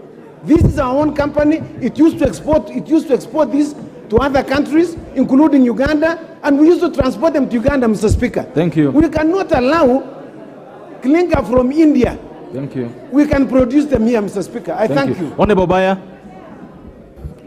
Mr. Speaker, I would like to support the amendments. One, Kilifi County is one county that is blessed with all the materials to make clinker. It is an industry that we must grow. We must have factories and industries that produce clinker in this country. The short term might hurt, but the long term is good for the country to create jobs and actually to save on foreign exchange for this country. Thank you. Secondly, on the steel industry, we need to have steel industries in this country. Yeah. We must stop importing steel from other countries while we have iron ore in Taita Taveta and other parts of this country that are enough to make enough steel for the construction industry. So we are not killing the construction industry. We have ability in this country to ensure we have... Honorable Nyamai. 30 seconds. Thank you very much. I support this amendment, Honorable Chair, because it is going to give an opportunity to our companies to manufacture steel using iron ore from our own counties. Honorable Chair, we have iron ore in Kitui, in Kwale, and in so many other parts of this country. And also we would like this clinker to be manufactured here so that our young people can have jobs. Thank you, Honorable Chair. Honorable Batandi, lastly. Chair, I oppose the amendment. Chair, Kenya Kwanza is good in making promises. They can promise you anything. I want to ask Honorable Owen Baya, you are talking about a factory in Kilifi. When are you opening that factory? You are just talking here. Thank you. We don't need empty promises. Thank you, Honorable Majority Leader. Honorable Speaker, I rise to support this particular amendment. Honorable Speaker, it is true, and it's good to be honest with the people of Kenya, that these levies will discourage importation of steel products for a good reason, Honorable Speaker. And it is also not true that it will hurt the housing industry, Honorable Speaker. Because in the long run, when we are producing our own steel from our own raw materials, Honorable Speaker, and Honorable Speaker, let me just say, we need to understand, and those who took time to read the Kenya Kwanza Manifesto will see that amongst the value chains that we want to rebuild our economy on is the value chain of mining and that of manufacturing and of course housing, Honorable Speaker. The production of steel from iron ore, the member for Wundanyi who is here will tell you Kishushe in Wundanyi in Taita Taveta, they are producing iron ore, but we could not exploit that mineral resource and use it locally, Honorable Speaker, for the benefit of the people of Wundanyi. And I would really have wanted you, Honorable Speaker, to give the member of Wundanyi an opportunity to be heard. For us and the people of Wundanyi to hear their member of parliament support the exploitation of the resource of iron ore and tell the people of Wundanyi whether... Thank you. Thank you. The Honorable Tiende. Thank you. Where is the member of Wundanyi? Where is the member of Wundanyi? Is in the house. Mr. Chairman, in terms of contribution, I'll contribute to the next, but I raised it as a point of order because I wanted the chair to listen and is not listening, because I'd like him to make a clarification. Chair Finance Committee, you're being asked to listen. Mr. Chairman, as you know, by law we are allowed to get anonymous tips. And I got an anonymous tip on this particular clause, alleging that contrary to Article 210, that does not allow either an imposition of tax or a waiver of tax to benefit an individual, that the framing of this particular clause may have been framed to benefit one particular steel mill. And allegedly, and that's why it's not an allegation, I am asking, but I've not said anyone. Why is the majority leader very worried? I am asking it as a question. Why is the majority leader jittery? I am asking the chairman to assure me that this is not tailor-made to benefit or disadvantage one particular person. And I've not even mentioned the name, and the majority leader is jittery, and I'm wondering why. Thank you, Honorable Otiende. Thank you. I have not mentioned any. Majority Leader. Majority Leader. Chair, you know, Honorable Chair, and I have a lot of respect for Senior Counsel Otiende Omolo, or is it Atiende Omolo, or Otiende Omolo Atiende? It is the Honorable Otiende Amolo. Otiende Amolo. Yes. And he knows what he's doing, Honorable Speaker. Insinuating improper motive on the chair and members of the Finance Committee. Because unless Honorable Chair, the Honorable Otiende Amolo is able to substantiate what the chair or members of the Finance Committee, you know, you can also ask a question that is leading. And Honorable Speaker, you know the chair. Order. If you allow me, Senior Counsel, the chair is neither the author of this bill. The committee listened to hundreds of people, Honorable Speaker, on the question of these steel issues. And there is, unless Otiende Amolo is able to name a particular person, because he says he has a tip, it is only fair to the House and the people of Kenya, if you have information of someone you're able to name and substantiate, and of course, adduce evidence before the House without imputing improper motive either on the chair, the members of the committee, including members in Azimio, who sat in that committee for long hours, or even any business people in the country. Shakahola. No, thank you. I will give this chance to the minority leader, then the chair will finalize on this matter. Honorable Otiende, let me just say this before you say what you want to say. I want to rule the Honorable Otiende is entitled to his opinion, and is entitled to his opinion, and I want to rule that way. He will keep his opinion the way he said it. Minority leader. Chair, I would want to oppose this amendment, and for the good reason. You don't put the cart before the horse. If you want to develop the steel industry in the country, develop it fast before you block the importation, or before you frustrate the importation of the raw material. That is basic common sense. But more importantly, we need to, I'm not sure the committee is involved in this in any way, but I think this move will end up advantaging particular players. It might not have been the intention of the committee, but it will, if passed in the manner it is coached, we are likely to create a monopoly in the steel industry and in the cement industry. I can tell you, when I chaired the PAC in the last parliament, I had an encounter with these factories when they were failing to pay that settlement levy and so on and so forth. And this is, in my view, Chair, a perfect case of state capture. It is a perfect case of state capture. There is a player in the cement industry and steel industry based in Mombasa. I can say for sure, Mombasa Cement, Devki, these are the people moving. I don't want to go beyond that. I told you from the word go that my position allows me to access privileged information. I have got much more information about this that you may want to benefit from, Majority Leader, if you have time. Thank you so much. Thank you, Chairperson of the committee. Thank you, Chair. Chair. The sentiments that have been raised on this floor, and I think the question was referred to myself and my committee by the Honorable Otiende Amolo. So when this particular matter was brought to our attention, we did ask ourselves first, this introduction of this export duty on particular products, what criteria was used to identify those particular products? And we were furnished, Honorable Chair, with information that included an advertisement made on the local dailies of public participation that was carried out by the Ministry of Trade and Industries. So the Ministry of Trade and Industries went and called all those particular players. They had a conversation about this export development levy. Of course, there were disagreements. Because when people want to continue importing things that can be made locally, Honorable Chair, then they do not want to have those things manufactured locally.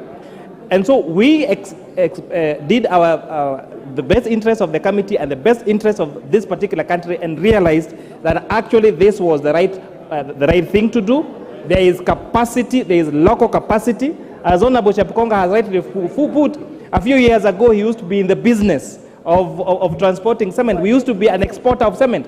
But with time, we allow these cheap imports into our country that have completely crippled our manufacturers. So we are saying, if we want to import, fine, pay 17.5%, but let the local manufacturers that have capacity, that is employing our people, actually get to benefit from this. All these are Kenyans. I now want to put the question that clause 72 be amended as proposed by the chair. Will as one of that opinion say aye? Will as one of that opinion say nay? The ayes have it. I now put the question that clause 72 as amended be part of the bill. Will as one of that opinion say aye? Will as many of that opinion say nay? The ayes have it. New clause 66A.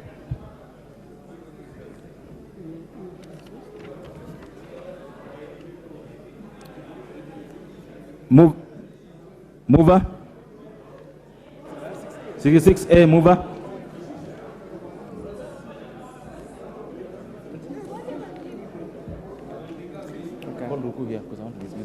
Honorable Chair, I beg to move that a new clause 66A be read for a second time.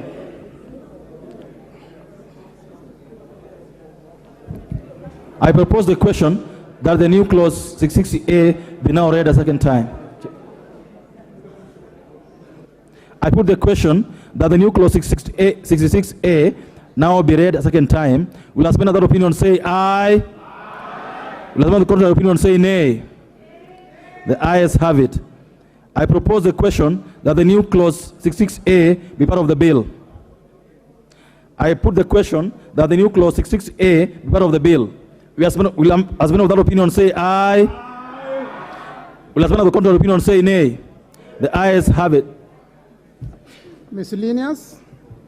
Clauses 73, 74, and 75. I propose that clauses 73, 74, and 75 be part of the bill. I now put the question that clauses 73, 74, and 75 be part of the bill. Will as one of that opinion say aye? Will as one of the contrary opinion say nay? The ayes have it. Clause 76. I propose the question that clause 76 be part of that of the bill. Mover.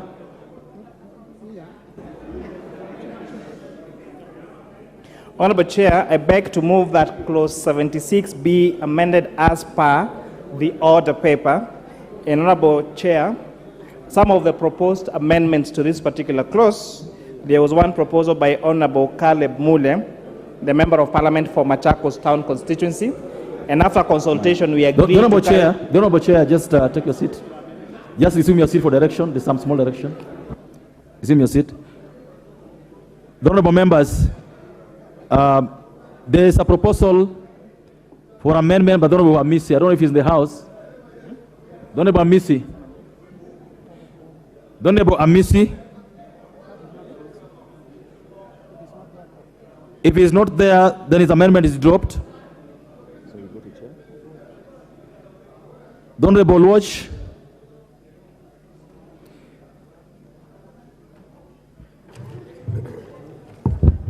Thank you, Honorable Chair. And I rise to propose an amendment that clause 76 of the bill be dropped entirely.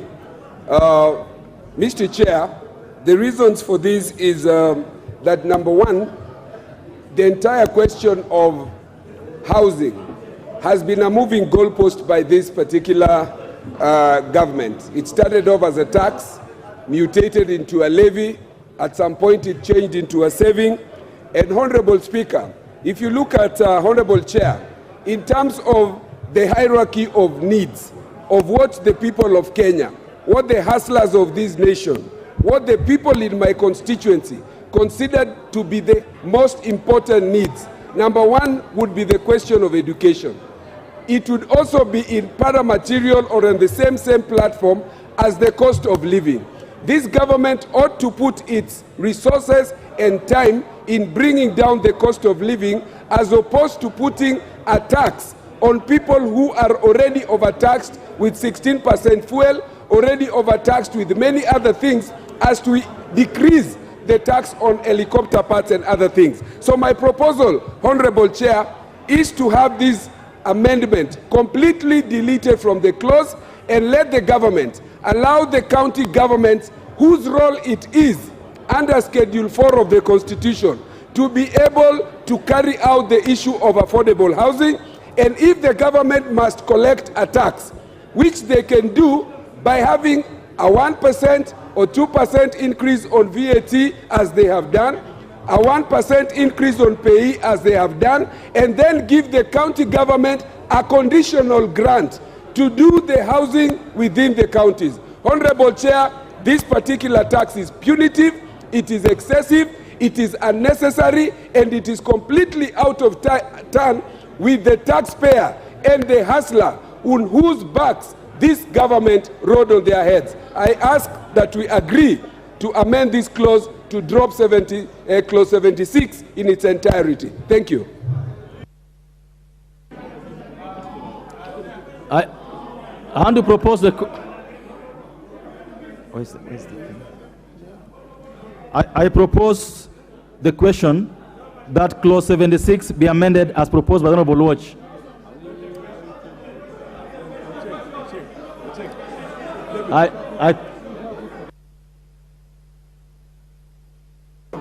No, members, no. On this one, I will disagree with all of you. This is a very controversial clause. Allow members to bend themselves a bit, please. I wanted to guide the House this way. I want to guide the House on this matter this way, that we have 7 amendments with the same import.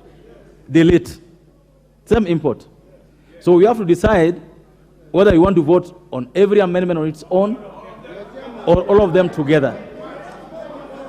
The effect of this, the effect of these amendments is the same. They all seek to delete.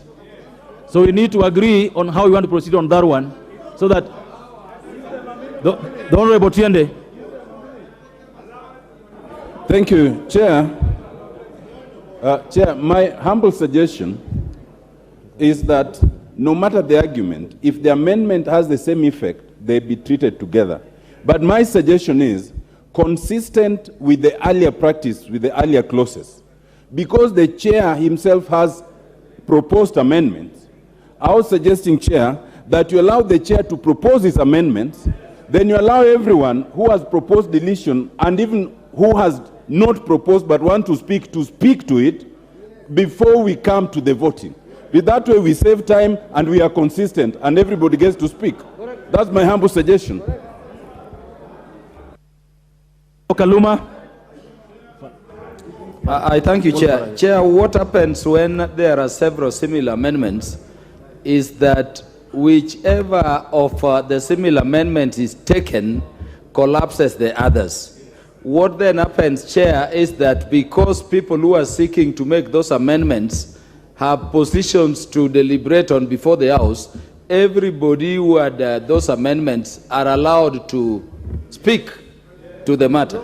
So I would say if just as myself, so many of us are proposing deletion as Honorable Oluoch, then grant us the opportunity, not moving again because the effect of how we treat Oluoch will be the same, but to make our comments to persuade the House on those similar amendments. Honorable Kaluma, proceed to have the first bite on this matter. I thank you. I thank you, Honorable Chair. Honorable Chair, I support the amendment brought by Honorable Oluoch. I brought a similar amendment also seeking to delete clause 76. And Honorable Chair, for 2 reasons. Number one, the national government deals with housing policy under the 4th schedule. The matter of provision of housing, the matter of provision of housing or housing as a function lies with the county government, so that it is not for the national government, whether we hide it in a finance bill or otherwise, to deal with matter housing. And I'm saying this, that these matters which the court can pick on in future, to stifle all these measures, we clear them out. Even if we passed this, honorable members, the court will pick it and say it is not a function for the national government. But secondly, honorable chair, I hear it is now moving from the housing levy, which was here, to something called tax. How would you make it a tax? It just does not make sense. So I would urge that we agree with Honorable Watch, we delete this and we save whatever we have pulled through instead of having this thing stopped by the courts. Thank you. The Honorable Nyikal. Thank you, Chair. Honorable members, I'm going to give members who have amendments first, then when we will proceed from there. Thank you, Chair. I also support Honorable Olwach's amendment, which means mine then falls because they're the same. But, Chairman, Mr. Speaker, my issue with this thing is we are going to create a huge fund. As it is now, no structure has been put in place. We don't even know how that structure has been put in place. In this country, we have, wherever we have had huge funds, even with structures, these funds have not worked. Look at NHIF. Today we have NHIF, which is structured, a huge amount of money. People are not getting treated, and it is there. How can we be sure that this one, without structures even at this point, will actually work? Look at NSSF. NSSF is, in fact, I would have thought that we would improve NSSF and use that money in NSSF to actually develop housing. Which now, if you look at NSSF, that money is actually used to buy houses and even land, but not for the pensioners. All of us here, show me one old man who is actually living well because he's using the NSSF money that he has put aside. All that money has gone to cartels. Similarly, we are now putting this, and we are not quite sure, even the structure does not indicate who is going to own these houses. If you do not own the houses, what happens to the money you have put there? You cannot put a tax between a tax and a levy, and what happens is you do not know where that money is going. Thank you. It may be a good principle, but let us not implement it at this time. Put it in straight, tell us how it will work. Otherwise, this is just money for cartels. We are going to put, they are going to use it. Thank you. The Honorable Makali. Yeah, thank you very much, Honorable Chair. You got 90 seconds. Honorable Chair, I'd also propose to delete this clause. And the reason is, Honorable Chair, if there is any matter which has been debated by Kenyans in this bill, it is actually the housing levy. A lot of our Kenyans are even thinking the finance bill is equal to the housing levy. And because of that, Honorable Chair, a lot of things have been said by Kenyans. I just want to single a few. There has been a general agreement, Honorable Chair, that there is demand for housing in this country, and we need to construct houses. But what Kenyans have not been very comfortable with is the approach and the strategy of implementing this important activity. The first one, Honorable Chair, what has come out is the issue of the legal framework to ensure that when I contribute, at the end of the day, I'll get money. That's the reason why it has been now changed to become a levy, so that once you pay and forget about it.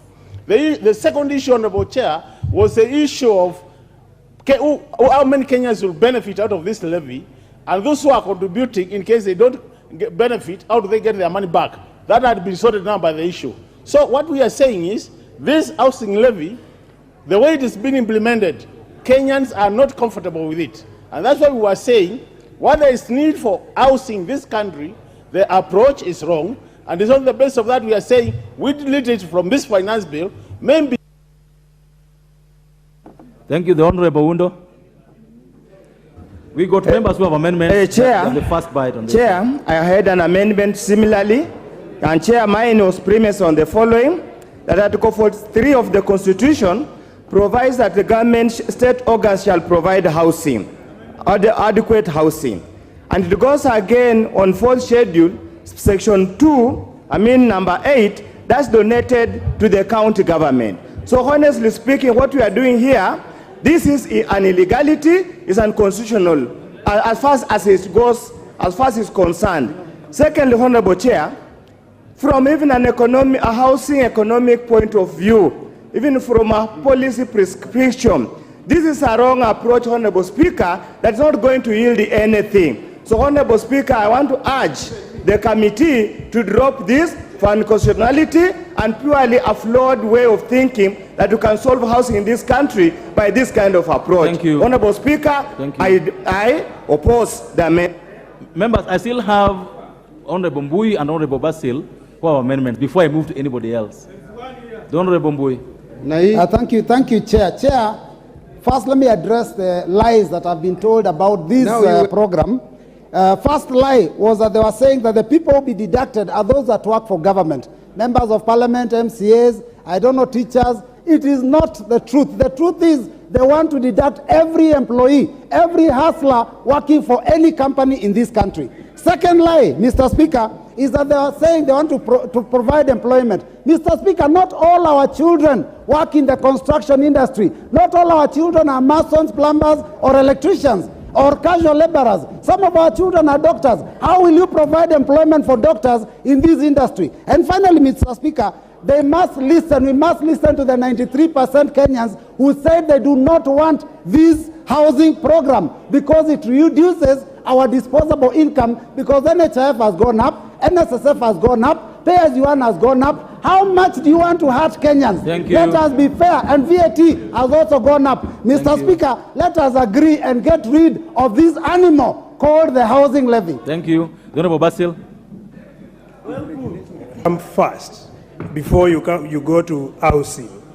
Number two, if you want really to give affordable housing, remove tax on timber, remove tax on steel, remove tax on iron sheets, and the people will build houses the way they want, and also employment will be generated because there will be mushrooming of construction. This particular, when it comes to housing, is devolved. So this discussion should be held in Senate. And since the bill cannot go to the Senate, then the only option we have is to delete it. And that's the key reason we want it deleted and removed from the bill. Thank you, and I submit my amendments. Give me the mic. The Honorable Minority Whip.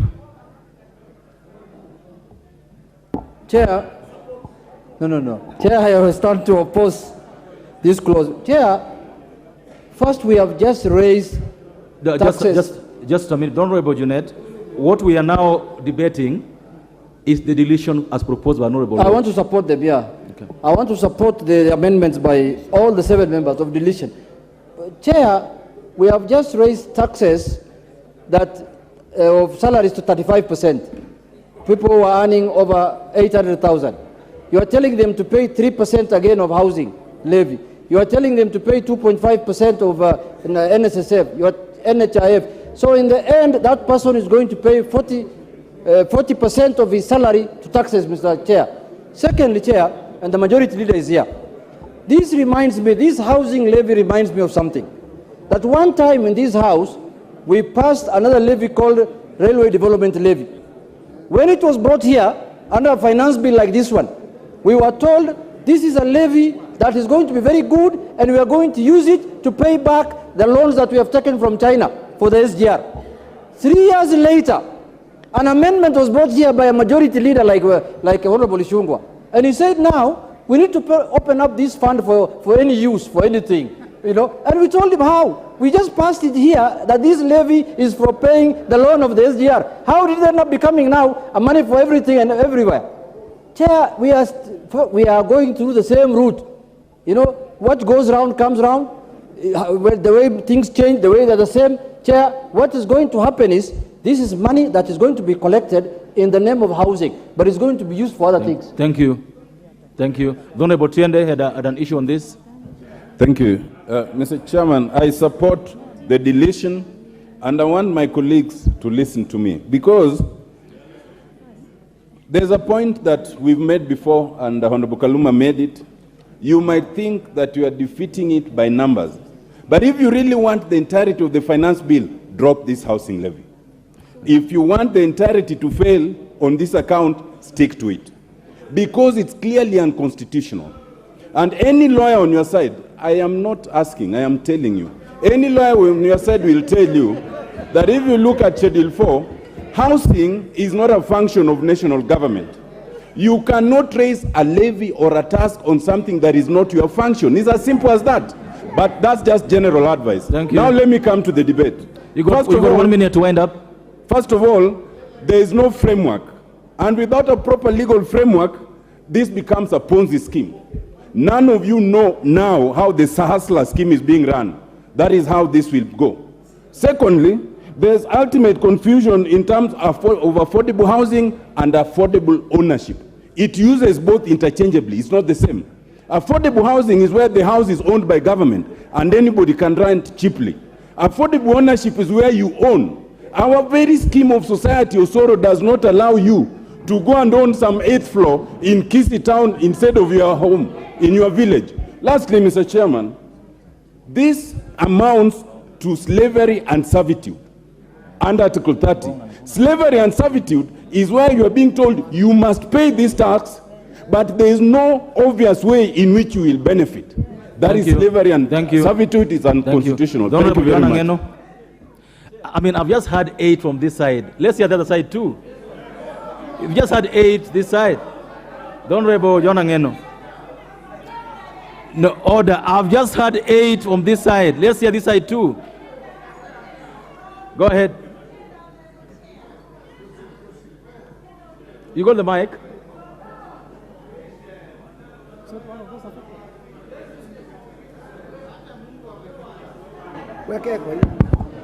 Thank you, Speaker. I think, Mr. Speaker, I just want to assure the House and the nation that this is a very serious project, Mr. Speaker, and we need to support it 100%. Speaker, as to whether this issue is unconstitutional, Mr. Speaker, Article 43 of the Constitution demands from the government to provide housing to the citizens, Mr. Speaker. Shelter, accessible housing, and houses that they can access, even clean toilets and everything, Mr. Speaker. So that one is a constitutional provision. Number two, Speaker, if this housing, you know, when you listen to every member in this House, Mr. Speaker, every member speaks to the fact that there are so many slums in either constituencies they come from, in areas they come from. People talk about informal houses. People talk about slums. People talk about the houses where police live. People talk about the houses where prisoners, and I mean prison warders live. Mr. Speaker, the conditions of those particular houses are deplorable. How do we sort out these problems? Speaker, these houses, the affordable houses, this particular part of the bill is speaking to, does not only go to those people who want to rent houses, it also goes to those people who want to own houses. It also goes to those people who work for this government. It also goes to those people who are also business people. Mr. Speaker, how is the implementation of this particular... Thank you. I want you to wind up. How is the implementation? I've heard members talking about the implementation. 1 minute to wind up. There is no law. Speaker, there is what we call the National Housing Development Fund in place. There is also what we call the National Housing Corporation in place. The question of implementation of this particular fund, Mr. Speaker, was actually passed in this House. So, Mr. Speaker, nobody should state or claim that maybe when this money is collected, where does it go? It has a custodial authority that where this money will be in the name. Mr. Speaker, we have also ensured that this money is ring-fenced so that in the event, even when the government lacks any other fund, it cannot access this particular fund. Thank you. The Honorable Murugara. Thank you, Mr. Speaker. The Speaker, let nobody say what we are doing is unconstitutional, that the courts are going to annul. I'm sorry, that is an argument. We will also argue for the retention of what we are doing. Number one, shelter is a fundamental right. And the government is obligated to provide shelter. When you talk about, let's start. As far as the Constitution is concerned, housing policy is under the national government. And you look at your Constitution. The housing policy is under the national government. What the county government has is, development, planning, Honorable member, just a minute. Honorable Mbadi, it's development. Honorable Rugara, 1 minute. Yes. Honorable Mbadi, it's baffling that when I gave you a chance to speak, this side was silent throughout. I never had anybody interrupting. I would request that we also hear them in silence. It's just important what happens. Go ahead. Yes. So the housing policy is under the national government. Planning and development, including housing, is under county governments. Housing policy includes how the government is going to plan to provide houses. And one such plan is actually the levy, so that we are able to build houses in a consultation and with the planning of the county governments. So for anybody to argue that if we pass this, it's going to be annulled by the courts, that's a fallacy. It's an argument just the way I will also go to court to argue that we have to retain whatever has been done. Therefore, there is nothing unconstitutional with what we are doing. Thank you. The Honorable Hillary. Thank you so much, Mr. Speaker. I want to support the housing levy as moved by the finance chair. And Mr. Chair, and to oppose the amendments that have been raised by members over there. And Mr. Speaker, I want to begin by begging the members on the other side. 80% of Kenyans living in slums and informal settlements come from their constituencies. Mr. Chair, 20% of the others are only shared by the rest of us. There is no time, Chair. The Honorable Minority Leader, what's out of order? Minority Whip, what's out of order? Mr. Chair. What is out of order? Chair. Honorable Chair.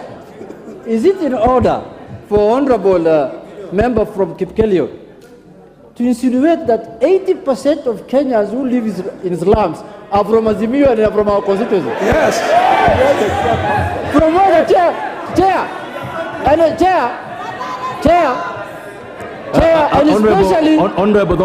and especially where the chair comes from. Honorable Chair, the chair himself. Chair. Is it in order? The member for Kipkelion. Can I proceed, Chair? Order members. The member for Kipkelion. I would advise that you are on the side of the truth. Yes. Proceed. Thank you, Chair. I want to say secondly, Chair, that this housing... No, maybe you didn't get me. I mean, here, when I say I mean, try to move towards the truth. Not R, but error, as it were. So go towards the truth, not double down on the line. Thank you, Chair. Yeah. I was going to say that even the presidential candidate they supported was having this program word by word, the same way we are presenting it. And it beats logic, Chair, that they oppose programs that are coming to their area, including taxes on imported fish from China to protect their people. Have mercy on your people. Thank you, Chair. What's the name of this guy? The Honorable Mbadi, what's out of order? Mr. Chairman, you know, in this house, again, I want to repeat, this is a house of records, and we need to speak facts. And when you have no information about something, you don't talk. When we were debating the issue of fish, the Honorable Member for Kipkelion was not here. Our people eat a lot of fish, double what is being produced. We want fish even from China because we want to eat. And by the way, Kipkelion has so many... Thank you. Honorable Mengich, go ahead. Thank you, Mr. Speaker. This is a very important topic that we are discussing right now, and I'm surprised by the words mentioned by the Member of Parliament, Robert Mbui, the Kathiani MP, when he mentioned that their kids are doctors, I don't know, astronauts, engineers, and they are not engineers. Yet, as a construction manager, Mr. Speaker, being involved in construction industry, there are many parties involved in construction, including engineers, plumbers. So the kind of job creation that will be created in this, once this project is successful, is enormous. So that is why we support the bill. Thank you, Mr. Speaker. The Honorable KJ Carrier. Thank you very much, Mr. Speaker. And I would, Chair, it is not in my place to request the House to at least be attentive to the debate, because this is a critical matter that we are debating.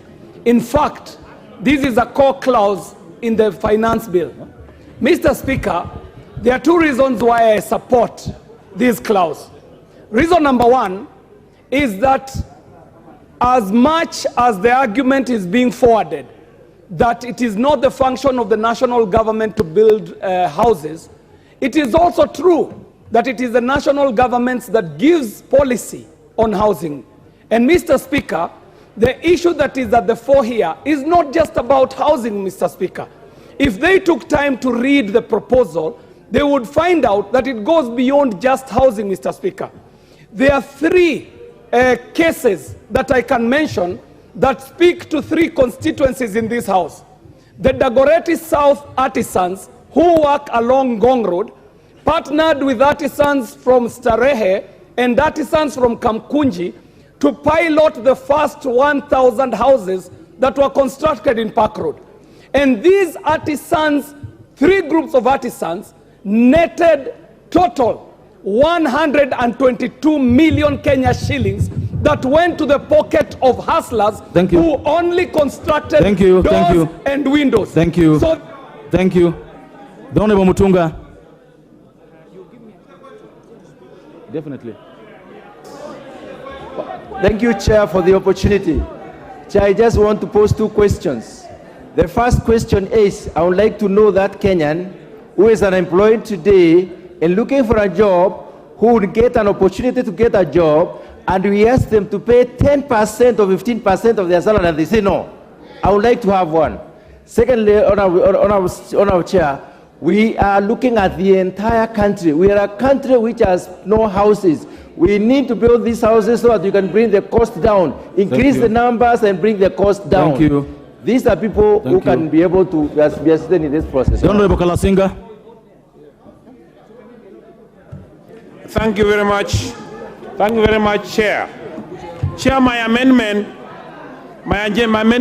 Chair, was coming also in same, but now it was about making this scheme voluntary. But now that I've seen this one, Mr. Chair, I also want to agree that now I have a question. If this scheme has to go on as it is, then my question is here. What becomes of people who are almost getting retiring, who are 55 years? How long will they pay, Mr. Chairman? Mr. Chairman, I have a question on people with very slim pay slips. Some people have as less as 500 shillings on their pay slips. Mr. Chair, when you pay 1,000 shillings per month, this will, by simple calculation, tell me you will pay for 125 years so that you attain this house. Thank you. The Honorable Zamzam. Asante sana Mheshimiwa Mwenyekiti, na mimi naweza kuunga mkono hawa ndugu zangu waheshimiwa waliosema kuwa tuipuzilie mbali na tutupilie mbali hicho kipengo cha kuweza kulipisha wafanyikazi pesa ya ujenzi wa nyumba. Mimi nataka niseme hivi Mheshimiwa, kuwa wafanyikazi wengi wa Kenya wamechukua madeni. Just a minute. Honorable members, it's just not right to keep shouting at me when another member is on our feet. I can't hear them. Let's just keep our cool. It's our house, it's our debate. When one person is speaking, allow them to contribute. I also want to hear what she's saying. Go ahead. Asante sana Mheshimiwa. wafanyakazi wengi, ukiangalia walimu, hata hawa mapolisi wamechukua pesa kwa deni, wameenda kujenga nyumba. Leo unasema katika pesa zao za mshahara wanakatwa tena pesa ya kwenda kujenga nyumba. Mimi nataka niulize, yule mwalimu ambaye yuko Mombasa, nyumba za jengwa Nairobi, atahama vipi Mombasa wakati amejiestablish kule Mombasa haja akae Nairobi? Huu ni wizi wa dhahiri. Waheshimiwa, mimi nataka niwaelezee, tupanue akili zetu, tufungue akili zetu, tusiwe tunasukumwa kama mteremko, tuwe viongozi ambao sisi tunawaza. Sio kila kitu sisi tunakubali, huyu anapiga huku tax, anachukua na huku, anatolea na huku, na sisi hapa tunagonga miguu tukisema ai. Wakenya wamechoka, Wakenya wamechoka. Huu ni wizi wa dhahiri. Sisi hatutaki watu kujengewa nyumba, tunataka watu wapewe kazi. Thank you. Now 30 seconds each. Babu Wino, 30 seconds. Honorable Babu Wino.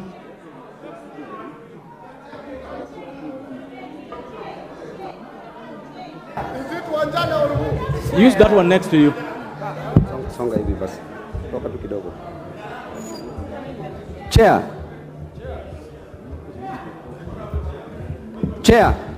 Chair, please. Before I proceed, I would like you to just give me 2 minutes only, because 30 seconds I will not prosecute whatever I want to say. Chairman, thank you very much for giving me this opportunity to educate my fellow members of parliament on this matter. In matters economics, number one, Chair, there are 3 types of goods. Number one, we have what we call the private goods. And in private goods, Mr. Speaker, in private goods, these are goods which are consumed by one party at a time. Example is housing, and another example of the private goods is cell phone and even a dinner. Then there is public goods, Mr. Speaker. Public goods are goods like roads and air, clean environment and air. Please, let me prosecute it. I'm not violent on this because I want it to stick in your mind. Number 3, we have merit goods. The merit goods are goods which must be encouraged by the government to consume, which are education and health. Therefore, on the matters of private goods, Mr. Speaker, it is not the role of the government to provide such goods like housing to its citizens. Mr. Speaker, we are being told that the main aim of providing houses is to eradicate slums.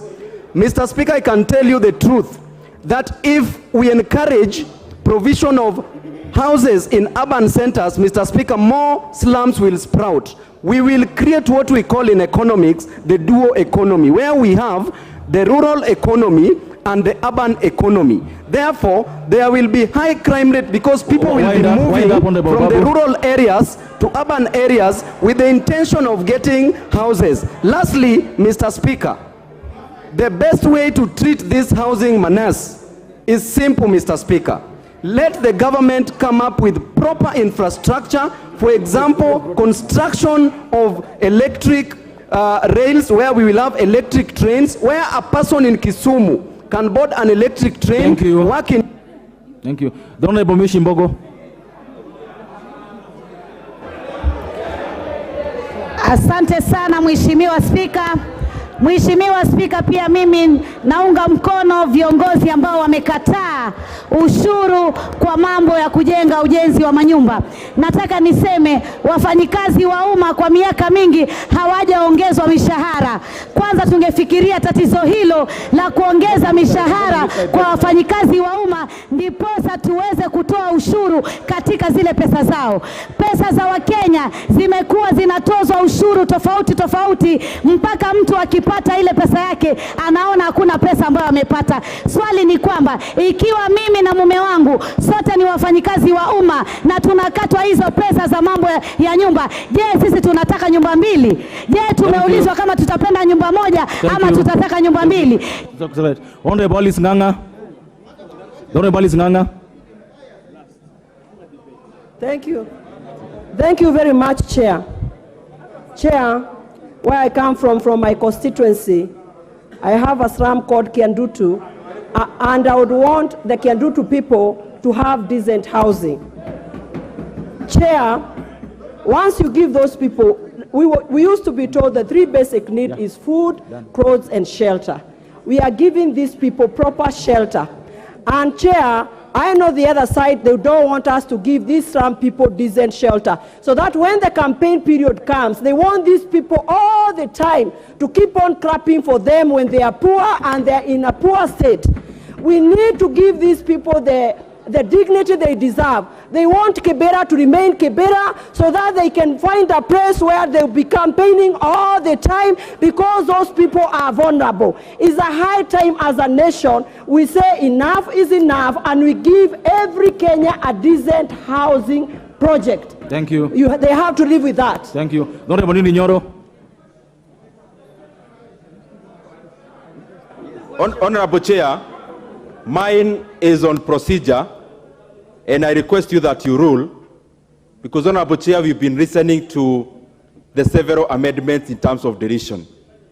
My request to you, Chair, is that then you allow the Chair for Finance to put forth his amendments, and therefore, Chair, when we vote to the Chair's amendment, then automatically, as Honorable Karuma had suggested, then the rest falls, Honorable Chair. That is my request, Honorable Chair.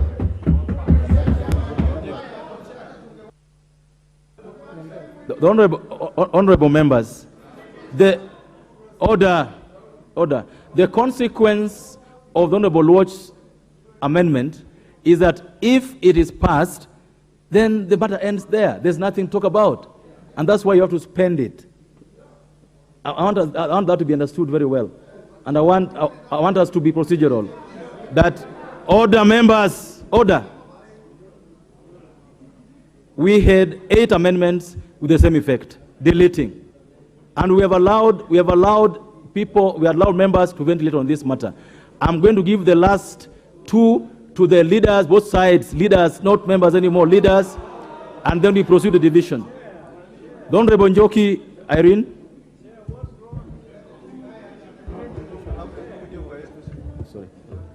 Thank you, Chair.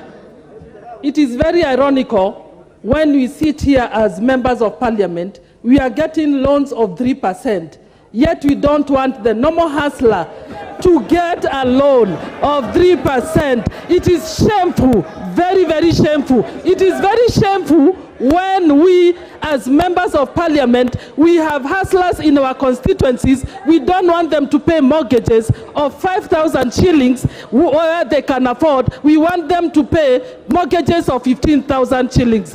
I tell our people, please let your people benefit. And I, from Bahati constituency, as the main beneficiary in Bahati, where I don't even own a bank in Bahati, I will support this because my people will get jobs, we shall be able to get businesses, and we shall be able to generate income, and income will revolve around my constituency and other constituencies. Thank you. Thank you. This chance now goes Honorable Minority Leader. Mr. Chair, let me just say a few things. First and foremost, Chair, as I've said before, this housing levy or tax, in my view, is the mother of all scandals in this finance bill. If you ask me, there are very many other scandals in this bill, but this is the mother of all scandals. Mr. Chair, and I also want to state this, that this housing levy is akin to a pyramid scheme. Because as we speak, without the infrastructure, without the mechanisms, without the framework for administering it, we are basically throwing good money after bad money. Mr. Speaker, Mr. Chair, let me say this. I am sure the average age of members of parliament in this house is about 40 years or so.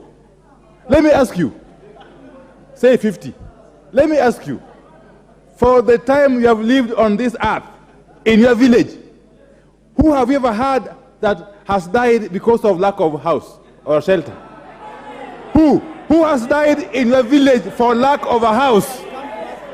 I can tell you, the majority of the people who have died in the villages have died because of hunger, lack of food, I can tell you who did this survey or research to come up with this need for houses for Kenyans. Who asked you for houses?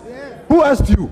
Why are you addressing a problem that is not there? Why can't you deal with the problem which is there, which is lack of food, Mr. Chairman? Why? Why are you insisting? Why are you insisting on providing a house to somebody who is starving? Mr. Chair, it is unbelievable that we want to tax Kenyans. In fact, this animal has continued to mutate. It was initially a fund, it became a saving, it became a circle, it became a fine, it went and became a penalty, now it is a tax. Mr. Speaker, Mr. Chair, this animal, this mongrel called housing... Thank you. Add in 1 minute, I agree. Mr. Speaker, thank you very, very much for that indulgence. Yes. And therefore, really, if we want to save Kenyans, let us not indulge in this kind of scandalous adventure. We cannot afford to get into this kind of scandalous adventure when Kenyans are dying of hunger. Deal with the immediate problem, which is to address the issue of lack of food. Thank you. Thank you. The Honorable Majority Leader. Honorable Speaker, I want to agree with the Leader of Minority. We need to deal with the scandalous adventure of millions of Kenyans living in slums. We need to deal with the scandalous adventure of millions of Kenyans going without food. And he has asked us very pertinent questions. Why are we worrying about shelter and not food? We are worrying about shelter and food at the same time. The reason why we have no food, why we are food insecure in this country today, is because millions of acres of land in Kiambu County, in Nakuru, in Karachuonyo constituency, in Narok, all over the country, where people are farming, we have disintegrated all that land to build slums in this country today. That is why we are food insecure today, Honorable Speaker. Honorable Speaker, I will beg for your protection as I protected the Leader of Minority from members of the Kenya Kwanza Coalition.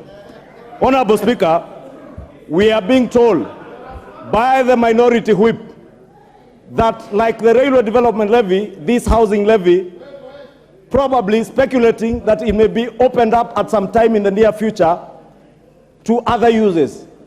Minority Whip, I want to assure you the housing levy as early as tomorrow or the day we do the appropriations bill, we shall ring fence this money to go only to housing, and we shall be appropriating the 73 billion shillings coming out of this levy to go to the Ministry of Housing to deal with affordable housing in Suna East constituency, among us the 100 constituencies. Honorable Speaker, ask the Honorable Junet to hold on. The Honorable Senior Counsel Tiende Omolo. And you know, the Honorable Senior Counsel speaks good English, as much as he never went to Alliance. But he went to a good school. And in his good English, he may convince the world to believe that he's the only one who can read this Constitution. But this Constitution, Honorable Speaker, the heart and soul of this Constitution is... Honorable Speaker, can you protect me? Honorable Speaker, you know, Senior Counsel is a good lawyer. Order, Honorable Junet, order. The Majority Leader will be heard in silence. I will stone you, Junet. The Honorable Junet, resume your seat. No. Proceed. Thank you, Honorable Speaker, for the protection. I know Honorable Junet is averse to the truth when the truth is being laid bare. I was speaking to my good brother, Senior Counsel Tiende Omolo. The heart and soul of this Constitution that you wrote is the Bill of Rights in Chapter 4. In this Bill of Rights, other than the Schedule 4 that you are talking to on the functions of county governments and the functions of the national government, under Article 43 of the Constitution, the right of every Kenyan to accessible, adequate housing and to reasonable standards of sanitation, not in slums. Reasonable standards is a right enshrined under the Bill of Rights. The Bill of Rights is the soul of our Constitution. If there is anything to protect in this Constitution, Honorable Speaker, is the Bill of Rights. And in pursuit Honorable, of the proceed to wind up. Honorable Speaker, just order, members. Order, members. Honorable members. Honorable members. Order. Order. Members. Members, you know, I've seen those who want to speak. We have time because once, allow me, I've noticed Honorable Wanjala, I've noticed everyone else want to speak on this. Once we finish this matter, there will be another amendment which will speak to. Allow him to finish, we proceed with this process. Honorable Majority Leader, please proceed to wind up. Honorable Speaker, thank you for your protection. Honorable Speaker, if you can protect me. Allow him to wind up. Allow him to wind up. Allow him to wind up. Proceed, please. Honorable Speaker, I beg that you add me the 2 minutes that have been wasted with the shouting on points of order, frivolous ones. But I was saying this, Honorable Speaker. The Honorable Watch, resume your seat and allow the Majority Leader to finish his contribution. Then I will be able to see what to do about it. Thank you. Thank you, Honorable Speaker.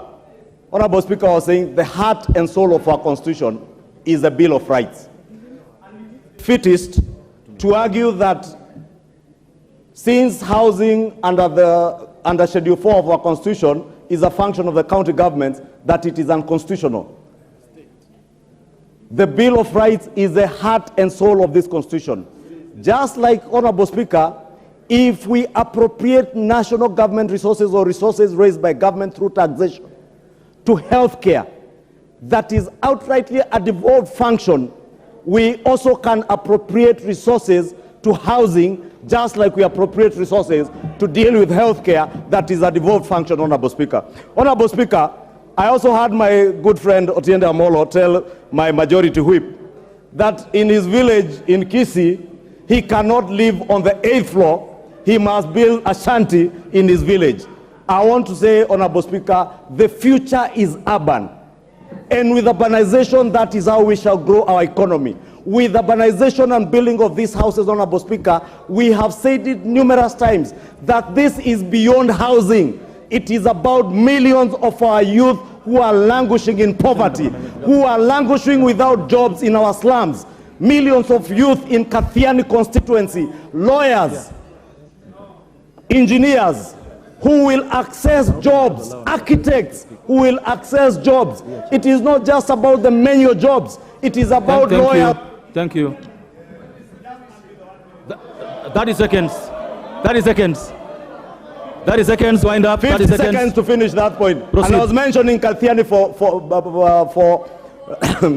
deliberately, because the Honorable Mbui told us that housing will not create architectural jobs. It will not create jobs for doctors. It will not create for engineers, for lawyers. Honorable Mbui, I want to tell you, all those jobs will be created by housing through urbanization. Even doctors, when people live together, will be able to amalgamate land and secure food security for the people of Ukambani, who for many years have had to depend on relief food. Thank you. Thank you. No, members, allow me to guide this way. We are doing very well, members. Allow me to guide this way. Just like I've allowed order, just like I've allowed members to debate on the Honorable Watch's amendment, I will have a chance to give a couple of you again on the chair's amendments so that we make progress. Those who went to Alliance or those who went to Butler Boys like me will have a chance to say something on this bill. So I would then therefore propose that we are now going to, after this. So, honorable members, I therefore proceed to put the question. Members, remember we had amendments by the Honorable Oluoch, Honorable Nyikal, Honorable Makali Mulu, Honorable Wundo, Honorable Kaluma, Honorable Mbui, Honorable Basil. Members, the upshot of our vote is that if the vote is carried, then we have carried the vote for the 7. If it fails, it also fails with it.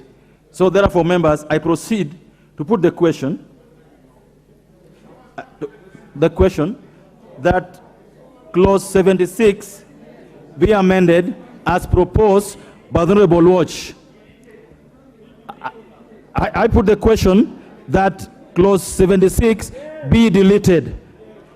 Will as many of that opinion say aye? Aye. Will as many of that contrary opinion say nay? Obviously, the nays have it. The nays have it.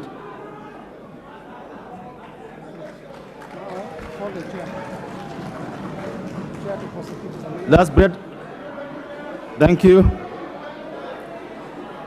Order, members. Order. Order. Manjala, order. Now, this is now the time for the chair to move his amendment. Thank you, Honorable Chair. I beg to move. Please remain, protect me from the noise from behind. I can't hear myself. Honorable Chair, I beg to move that clause 76 be amended as per the order paper. And Honorable Chair, I'll beg to move a further amendment to that clause 76.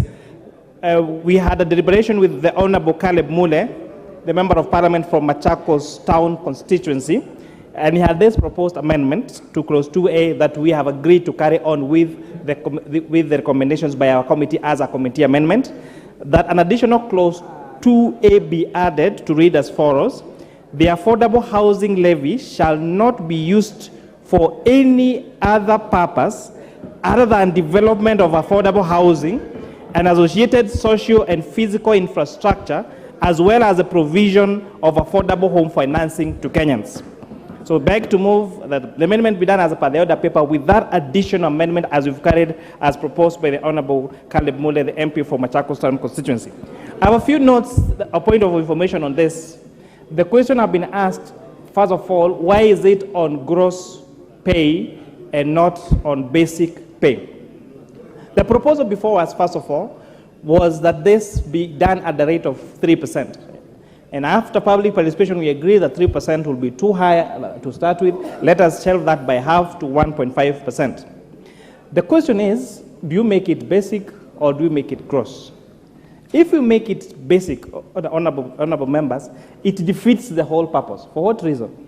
If someone has a salary of 100,000 shillings in the private sector, and you say that this particular levy is going to be based on their basic pay, so they're going to use what you call in accounting tax planning and reduce their basic pay to 20,000 shillings, and the 80,000 shillings will be allowances. So that means that the objective of the 73 billion shillings, as alluded by the Leader of Majority, that is targeted to build affordable housing for Kenyans, will be defeated. Secondly, the initial bill had a proposal to have a cap of 2,500 shillings for employer and 2,500 shillings for employee. And Honorable Chair, this particular provision we agreed as a committee we're going to delete. For what reason? For you members of parliament that earn an income of above 500,000 shillings, for example, if you capped this to the amount of salary that members of parliament earn is public knowledge. So, okay, for someone who earns 500,000 shillings, let me use as an example. If you cap their contribution to 2,500, then it will mean they're not contributing if they even earlier proposed 3%. For what reason? Because the 2,500 divided by 500,000 shillings is 0.005%, which would mean that that particular capping was advantageous to those people that are earning more, but punitive to those people.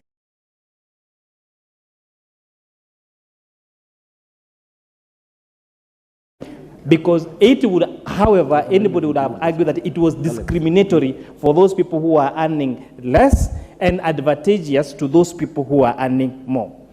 On the question of this affordable housing, because I want to make this last contribution, we have, as at yesterday, 42 signed memorandum of understanding between the State Department of Housing and county governments.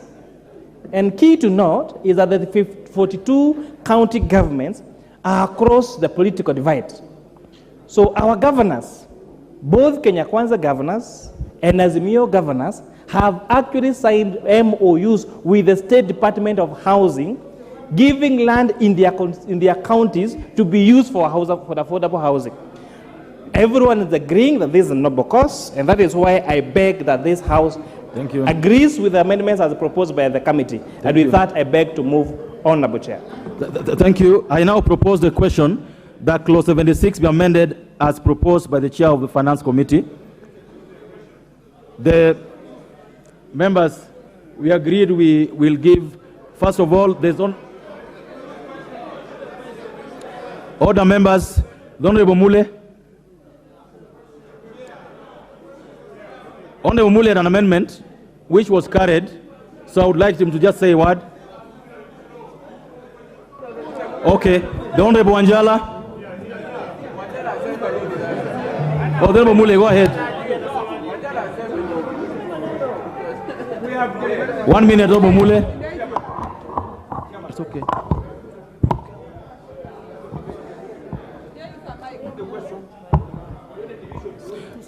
As we get Honorable Mule, let's get Honorable Wanjala.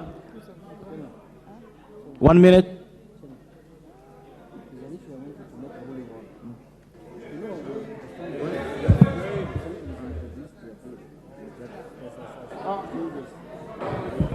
Mr. Chairman, thank you.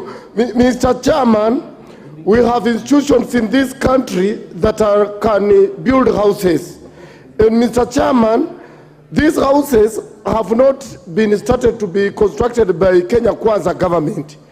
The former Prime Minister Raila Odinga and the former President Mwai Kibaki started construction of affordable houses and they never taxed anybody. Mr. Chairman, Uhuru has been building houses. He has never taxed anybody. And we have specific housing institutions. We have NSSF that is supposed to construct houses. We have National Housing Corporation is supposed to build houses. And then we have we have finance, NAP Trust, Mr. Speaker. I was in Rwanda 2 weeks ago. They are constructing houses, but they are not levying anybody. They are not taxing anybody. Mr. Chairman, this is a scandal in the offing, like the golden bag. Because even as we are talking today, NSSF coffers is empty. They have already washed it. It is.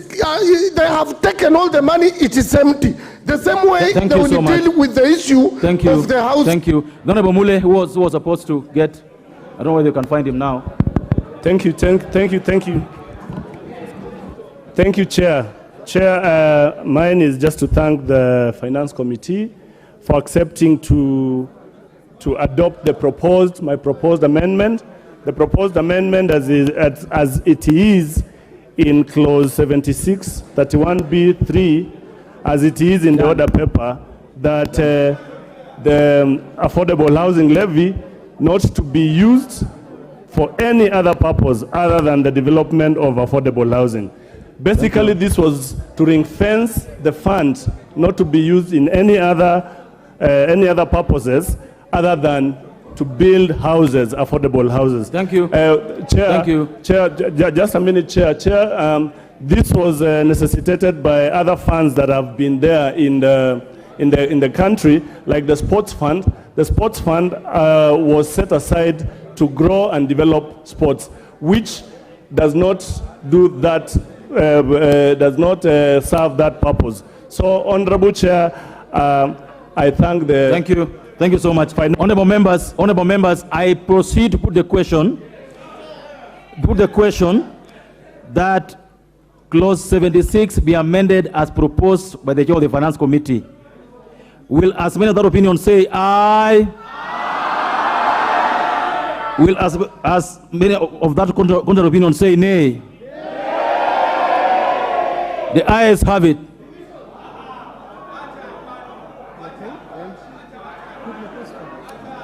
I now proceed to put the question. That Clause 76 as amended be part of the bill. Will as Many of that opinion say aye. Will as many of the contrary opinion say nay? The ayes have it.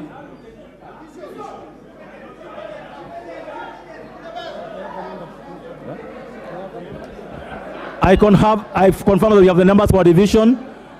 I order that the bell be rung for 5 minutes and the clerk to prepare for the division.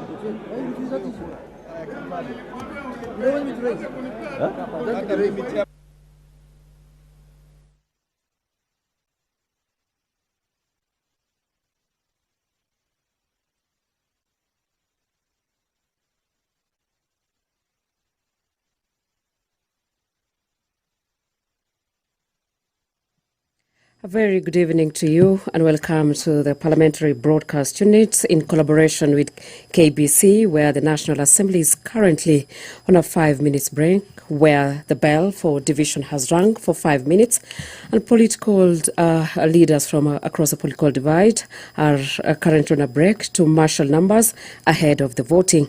Remember, the National Assembly is currently considering several proposed amendments to the Finance Bill 2023 that is currently at the Committee of the Whole House stage before it's enacted into law. The members of Parliament had been considering Clause 76 of the Bill on Housing, where the Employment Act 2017 is amended by inserting the following into the new sections. That is, notwithstanding the provision of Section 3(2)(a), B, C, and D of the Act, each employee and all employers shall pay a monthly levy to be known as the Affordable House Levy. That says that the purpose of the Affordable House Levy shall be to provide for the funds for the development of affordable housing and associated social and physical infrastructure, as well as the provision of affordable home financing to Kenyans. Also, the monthly levy to be payable by the employer and employee shall be 1.5% of the employee's gross monthly salary for the employer. This means that an employer shall pay to the National Housing Development Fund established under Section 7 of the Housing Act, in respect of each employee, the employer's contribution at 3% of the employer's monthly basic salary. Remember earlier on, the members of Parliament in the morning,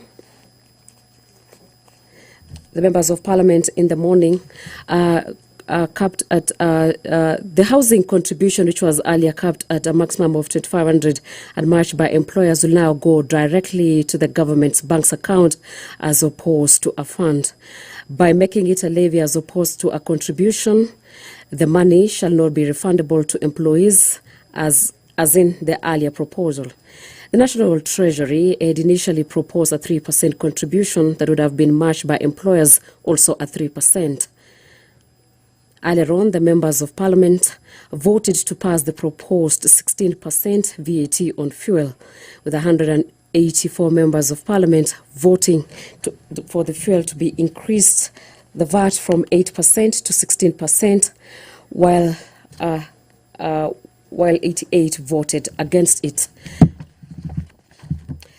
The employees who qualify for the affordable housing, the contribution accrued to employee and shall be used to finance and purchase of a home under the Affordable House Scheme, or for employees who are not eligible for affordable housing upon expiry of 7 years from the date of the start of making the contribution after the attainment of their retired age, whichever is earlier, a transfer of the contribution to a retirement benefit scheme or a pension scheme registered with the Retirement Benefits Authority, RBA, or a transfer of their contributions to any person registered and eligible for affordable housing under the National Housing Development Fund, NHDF, or a transfer of their contributions to their spouse or dependent or children. On 5, or to receive their contribution in cash, provided the contribution paid out in cash shall be included in the contributor's taxable income for the year and be subjected to tax at the prevailing rates. Remember, the employer shall remit both employee and employer's contribution to the National Housing Development Fund before the 9th day of the following month after the deduction has been made. This, the Cabinet Secretary responsible for matters relating to housing, in consultation with the Cabinet Secretary responsible for matters relating to finance, shall make regulations prescribing the qualifications to participate in the affordable housing scheme. And number 6, this section shall become effective on the date the regulations made. Subsequent 5 come into operations. And as you can see, members from across the political divide right now are consulting ahead of the voting with the Speaker, saying that the voting shall be happening in 5 minutes. The members from across the political divide, as you can see on your screens, are consulting with those from the opposition, saying that taxing of wananchi of 1.5% and 1.5% from the members of from the employee and that of the people will subject the taxpayers into a lot of money, especially now during financial crisis. However, those from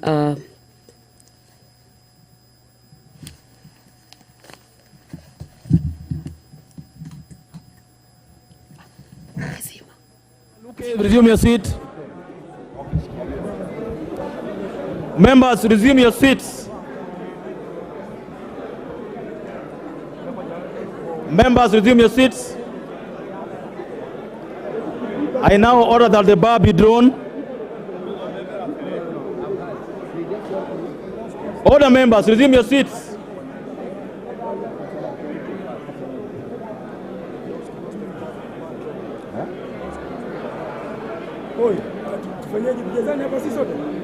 No, we are too many here. Of course, okay. Let us leave.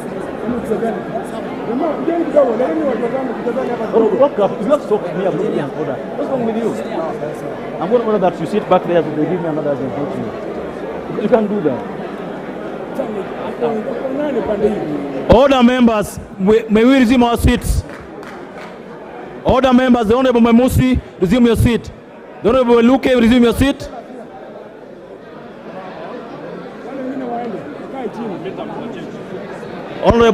The Honorable Ben Suda, resume your seat. Order, members.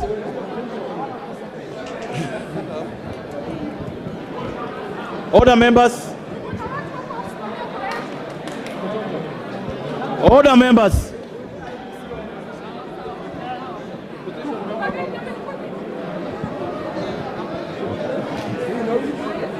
Order, members. I request that the minority side to nominate two agents from minority side and 2 from the majority side, not 10 like they're on my back. 2 from each side.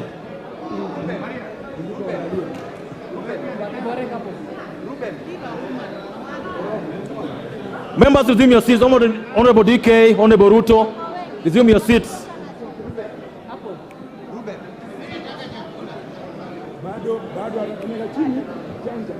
Honorable Hillary, resume your seat.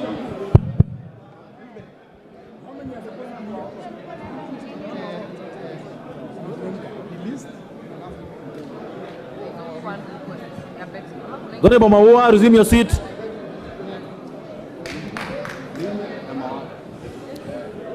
Order, members. Honorable Engineer Oscar Sudi, resume your seat.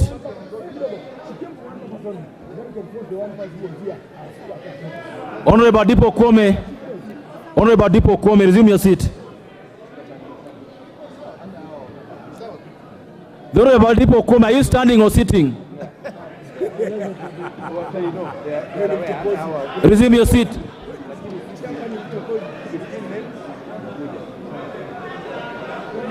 Honorable Kawaya, resume your seat. We shall, honorable members, order. We shall vote as required by the laws and our standing orders, that we shall vote yes or no, and we shall vote in silence and with decorum. Honorable members, I proceed to put the question that clause 76 as amended be part of the bill. Go ahead. Chepkonga Kiprono, Langat Benjamin, Kitani Marian, Atandi Samuel, Owino John Walter,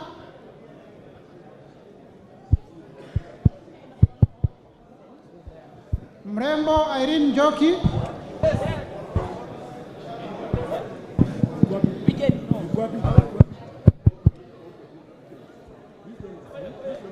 Churie Abdi Omar,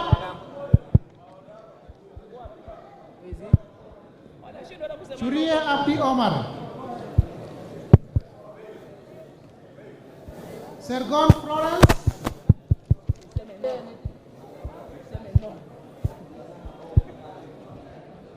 Kandie Joshua,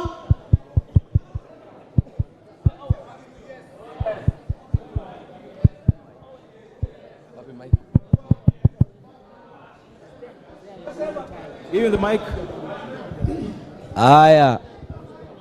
On behalf of the people of Baringo Central, I vote yes. The mic. Aya. On behalf of the people of Baringo Central, I vote yes.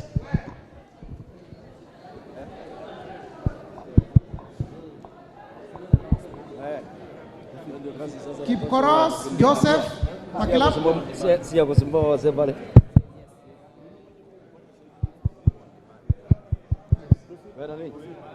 Kamuren Charles,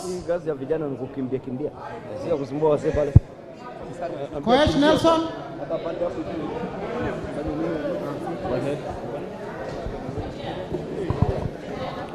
Momanyi Innocent, Momanyi Innocent,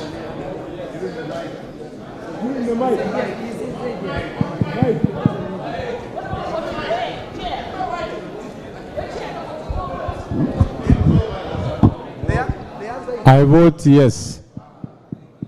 Barongo Norfason,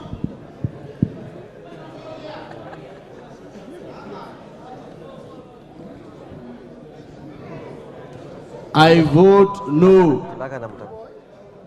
Alpha Miruka Ondieki, Lynette Chepkorir, Kilel Richard Cheriot,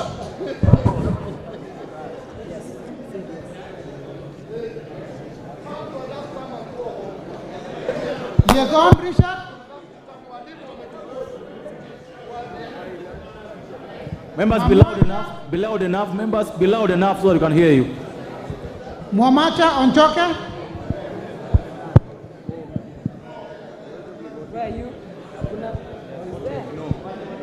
Ogola Gideon Ochanda,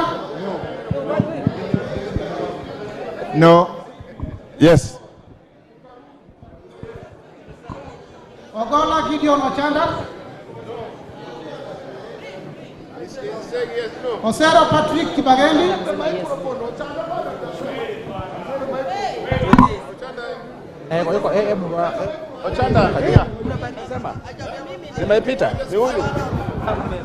Obara Eve, Kabondo Kasipul votes no. Order. The person voting next was Patrick Osero, not Obara. Patrick Osero. Obara was called ahead. You are called before. I was called before, Osero. Can you start again, please? The Honorable Eve Obara, resume your seat. Your chance will come. Okay. Give up the mic.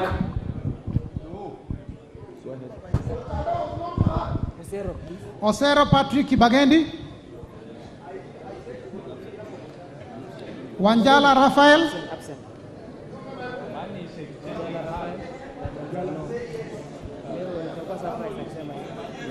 Media houses, make sure you print who voted yes and no and abstain.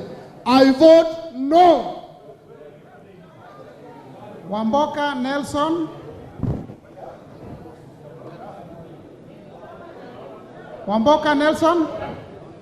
On behalf of the people of Bumula and the people of Kikuyu constituency, I vote no. Wambilianga Catherine.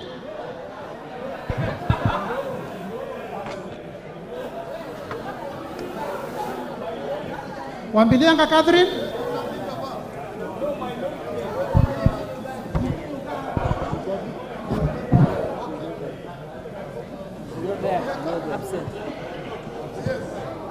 Yakub Ado.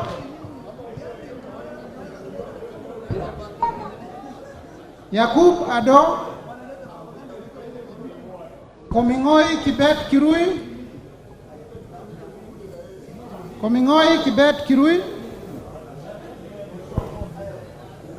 Omanyo Catherine.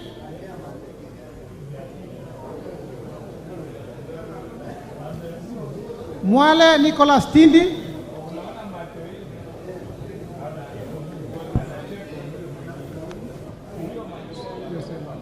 Oyula Joseph.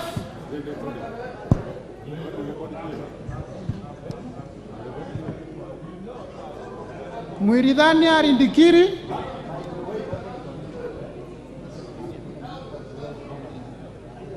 Kirema Moses Gishuna.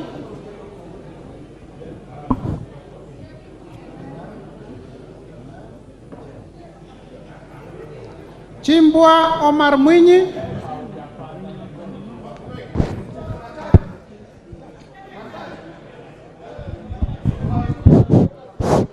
Testing, testing, 1, 2, 3, testing, testing. Mr. Chairman, I'm voting no. Madam Chair, I'm voting no. Thank you. And no speeches kindly. Let us just say yes or no so that we can proceed faster. Koech Victor Kipngetich.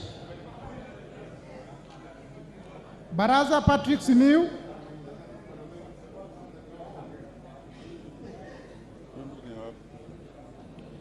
Diego Paul Kibichi. Ntwiga Patrick Munene.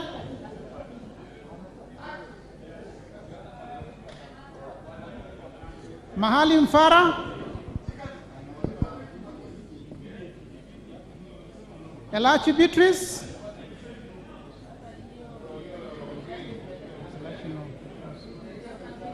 Waweru John Kiaria. Order. Don't Wamboka, you do that again, there'll be consequences to it. Members will vote individually. Don't Wamboka. You try to vote for another member again, there'll be consequences. Members are voting for themselves.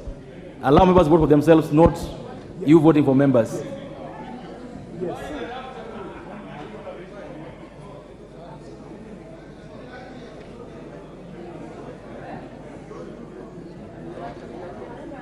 Waweru John Kiaria. Sirma Musa.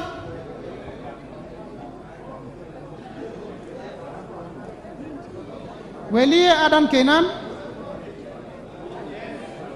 Caroline Geptong Elechei. Gadhiru Mejadong Benjamin.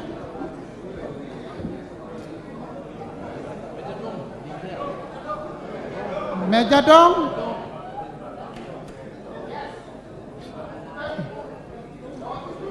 Ongili Babu Owino. I, Babu Owino, Member of Parliament for Embakasi East Constituency, First Class Honours Holder in Actuarial Science, an actuary, a lawyer, 6 diploma holder. I vote no. Just trying to say that my conscience is clear as I'm voting. Gakuya James Mwangi. Mawathe Julius Musili.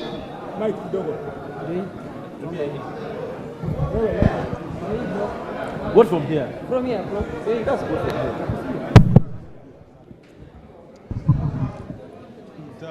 Mawale, on behalf of the people of Embakasi South, I vote no to this punitive levy.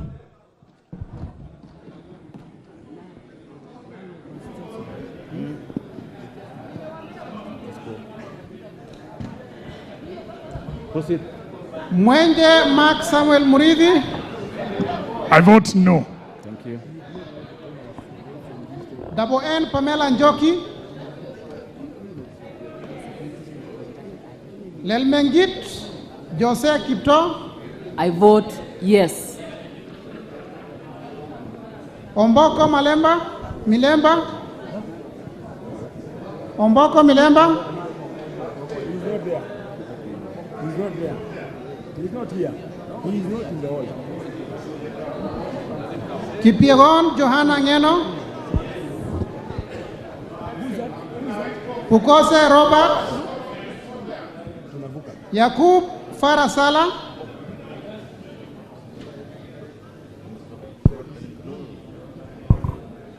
Oundo Wilberforce Ojiambo. On behalf of suffering workers in this country, I vote no. Members, if any member anymore now makes a speech, we will not use the mic going forward. It's either yes or no. Proceed. Yakub Farasala.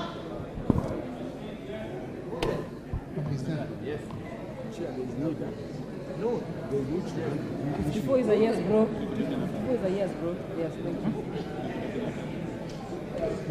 51 to Iribae Said Buya. Chair, there's a need to pay attention to 51. Who? Tungule Sharo Kenneth. Is he back? Yeah, confirm again, come on, you put yes. Tungule Charo Kenneth. Siad Amina Udgon. Where?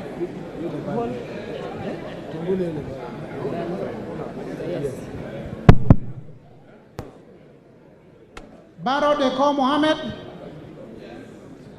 Guyo Ali Wario.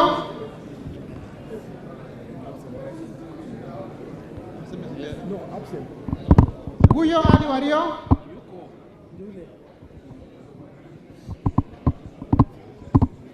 Muriu Wakili Edward.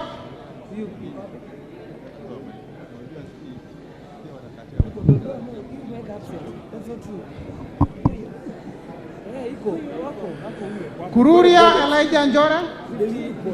And 60, number 60 again. Number 60. Guyo Ali Wario. The Honorable Guyo Ali Wario, where are you in the house? He's not there. He's not there. Why you keep putting the Why you putting the wrong information? I'm here, Chair. The Honorable Guyo Ali Wario is in the house? Great, thanks. Proceed. I'm present. Ayuko. Let's not move on. Let's not move on. I'm going there. Chair, mwambie your pause. Read my name again, Chair. Chair, there's not 158.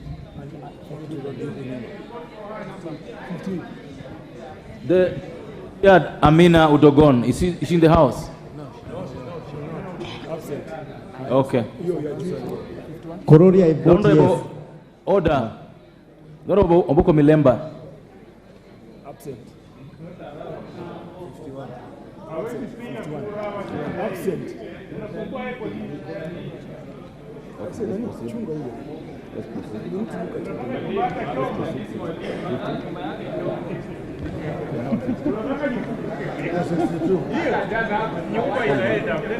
51. Sixty-one fast.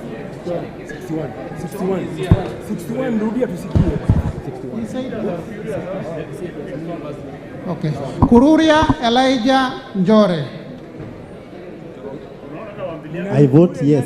Who's Kururia? Over there. Who's Kururia? Over there.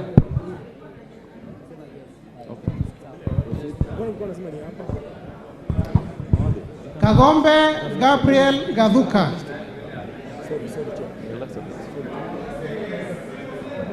Yes.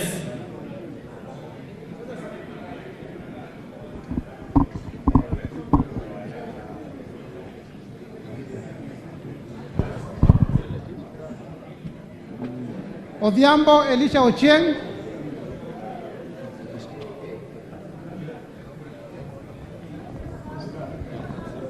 Gedhenji Robert Gishimo, Wanjira Martha Wangare, Wamushomba Gathoni,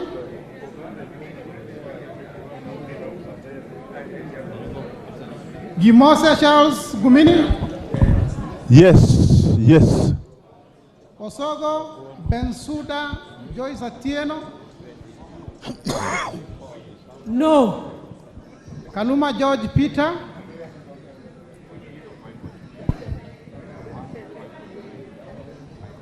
No, because this provision is unconstitutional, I say no. Karido Kiili Daniel,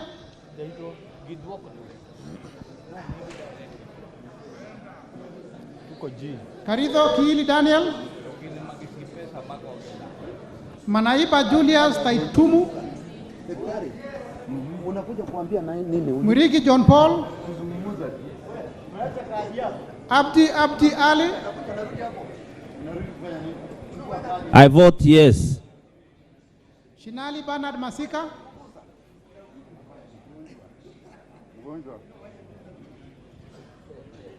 Shinali Bernard Masika, Bonaya Mumina Golo,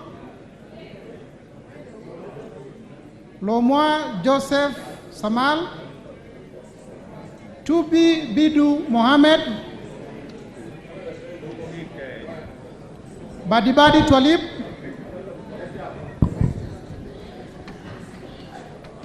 Badibadi Talib, Badibadi Twalib, I vote no on behalf of the people of Jomvu.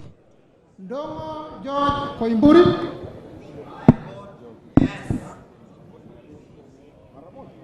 Wamashukuru James Gidhua, Obara Eve Akinyi. I vote no. Okay. Kalasinga Joseph Simiu.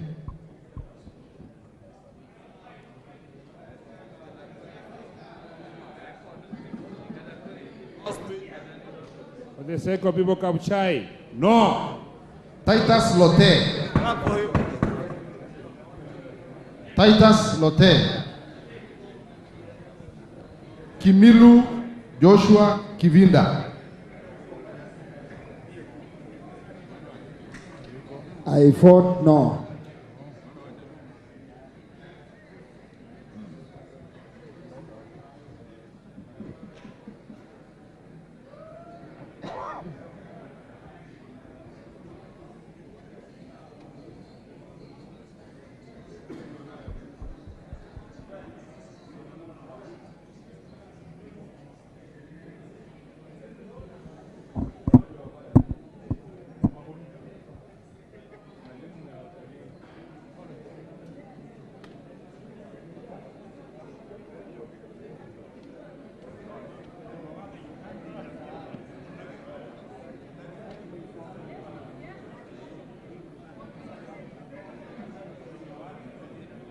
Titus Lote. Kimilu Joshua Kivinda.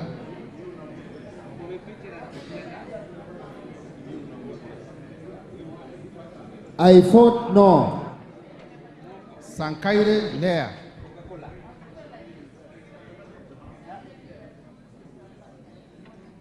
Kanchori Elijah.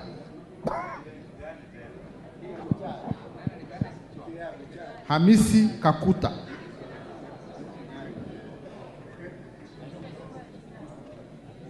Nguro Onesimus.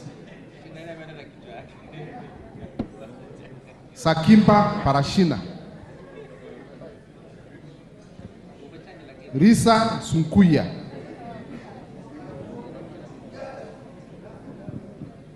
Muhanda Elsie.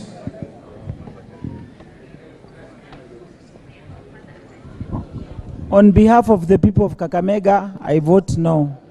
Katana Paul.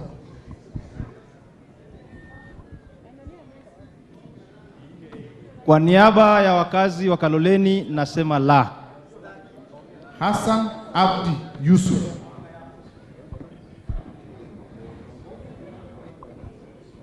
Njogona Chege. Makali John, Kihungi Peter, Muli Fabian, Shumel Samuel, Sudi Oscar,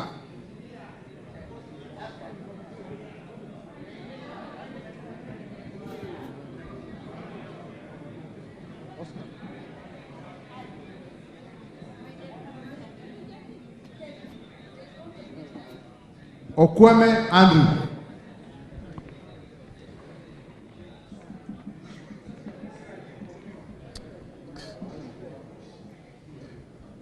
I vote no for Karachuonyo and myself. Karauri Ronald,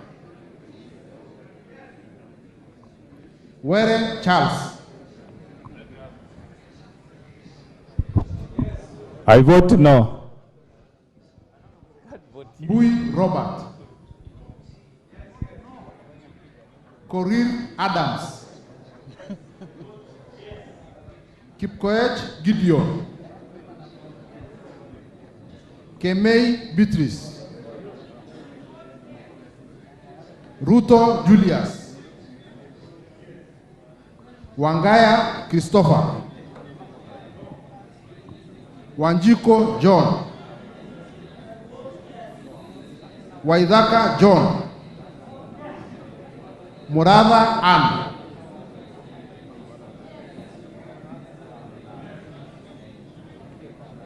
Orero Peter, Balu Jessica,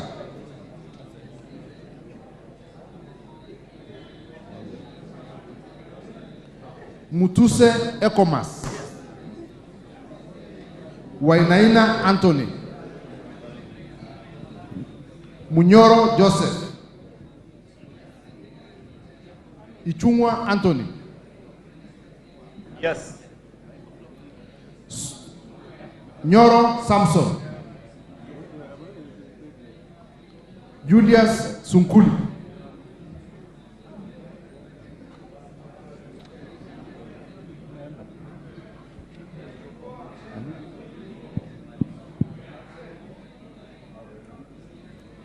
Mwanyanje Gatwi,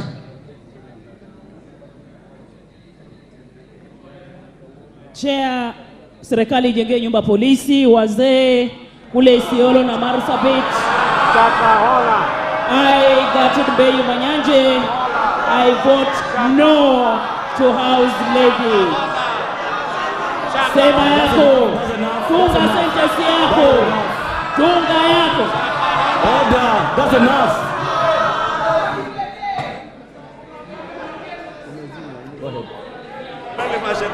Go ahead. Baya Owen, Kitty Richard Chonga, Zambia Thaddeus,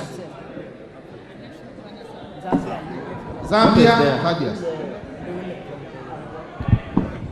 Testing, testing. No. Mutua Didmas,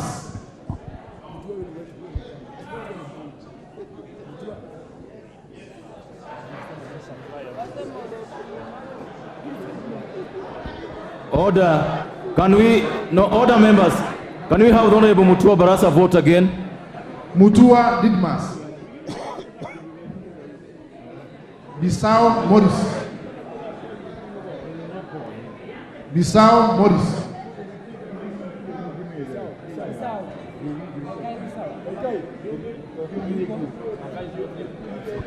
Rai Samuel Gonzi, Kwenya Dhuku, Muhia Wanjiko, Cherolot Joseph, Kosgei Hilary, Maina Jane, Gitari Joseph, Benziba Rashid,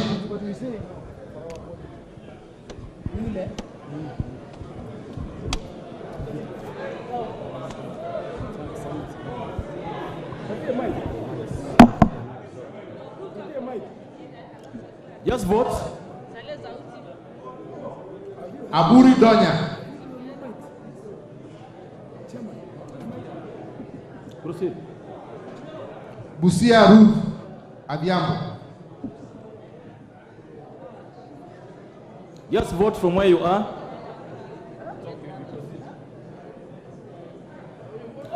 There. Just vote from where you are, the Honorable Busia.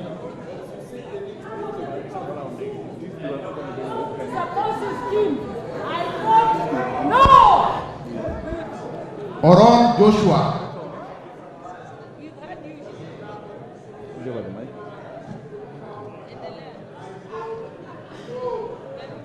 Ahmed Shakib Ahmed Shabir.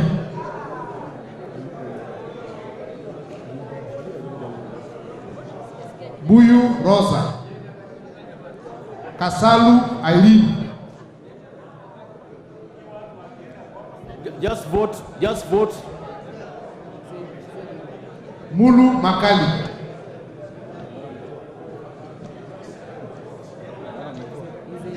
Mbai Nimro.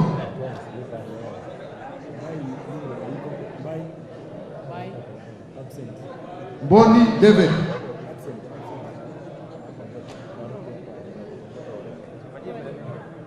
Nyamai Rachel.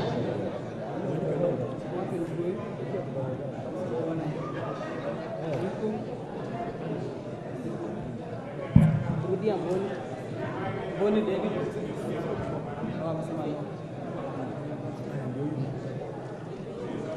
Nyenze Edith.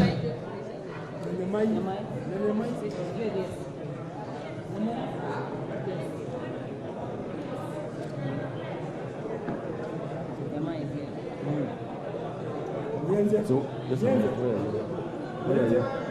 Just hold there, hold there. Where are we? Nyamai. Ayor Nyamai also. Ayor Nyamai also. Ayor Nyamai. Okay, let's proceed then. Nyenze Edith.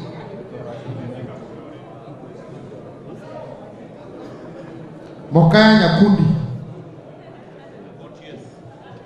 Kibageni Anthony.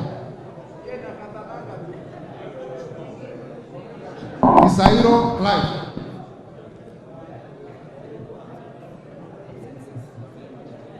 Yegon Brighton. Kiprono Mutai. Tonui Joseph. Camero Kitayama. Robbie Matthias. Yes, yes. Masito Fatuma. Wanyonyi Ferdinand. Abdurrahman Mohammed Abdi. Abdurrahman Mohammed Abdi. Mohammed Abdulkadir Hussein. Kagiri J. Kiunjuri Festus. Korere Sara. Karani Stephen.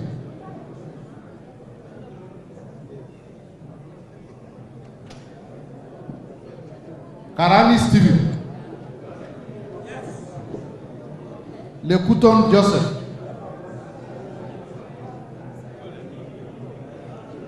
Marubu Monica.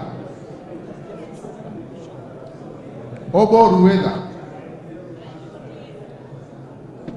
Mairuri Mudama.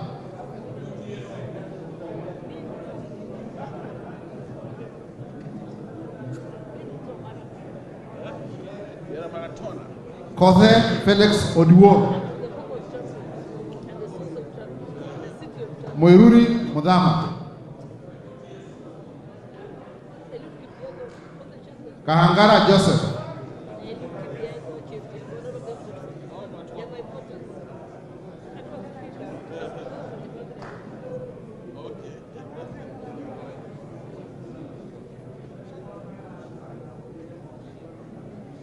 Boko Michi. Mugabe Innocent. Shege John Kiraku. Akuja Protas.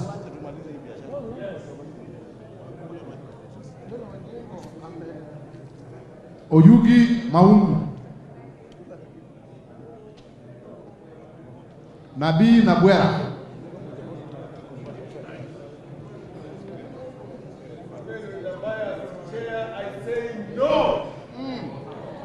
Chiforomondo Mangale.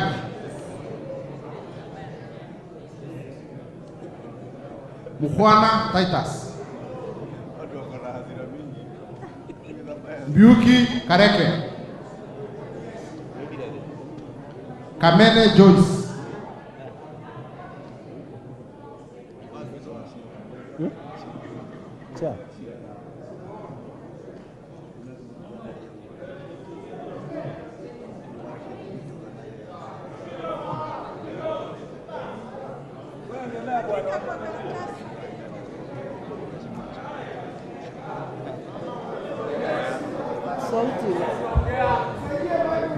Thank you. On behalf of the Machakos County citizens and those who have their homes, I vote no.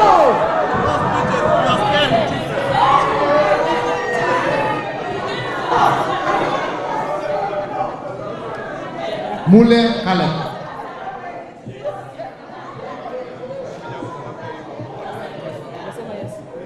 Kombe Harrison.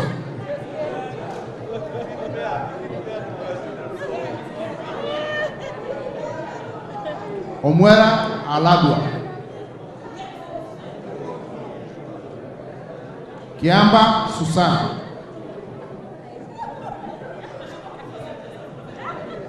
Mumo Rose Museo. Ijendi Moses.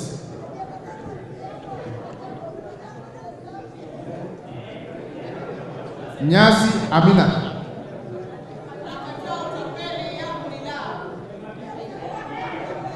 Abdullahi Bashir Sheikh.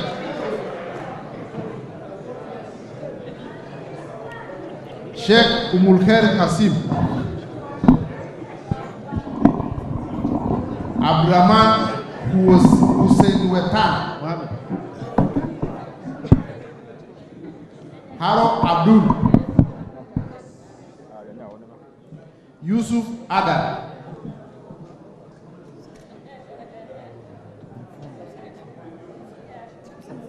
Mukunji John. Njoroge Mary.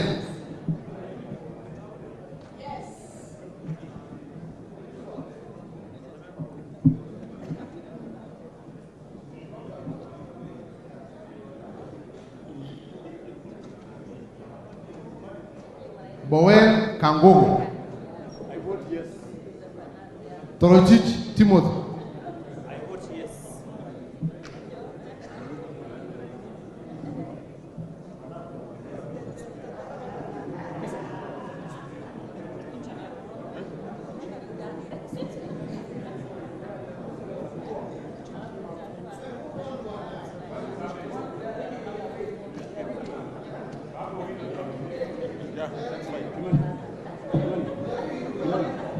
Torojich Timothy.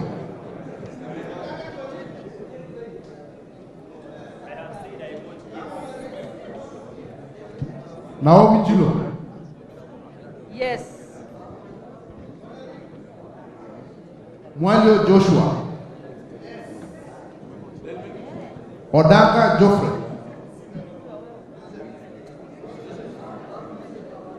Oluoch Anthony.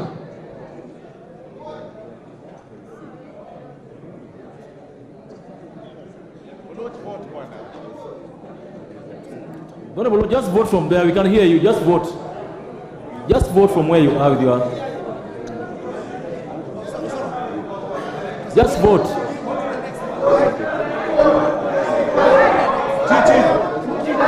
Vote number is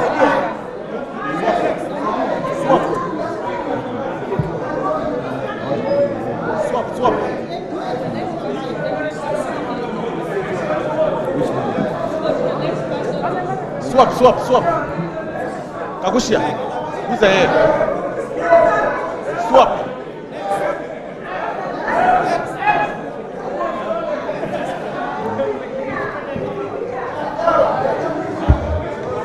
I, Anthony Tom Oluoch, vote no!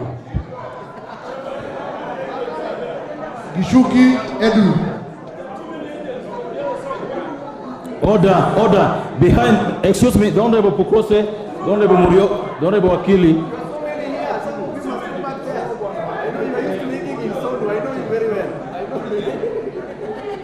The Honorable Pukose, resume your seat.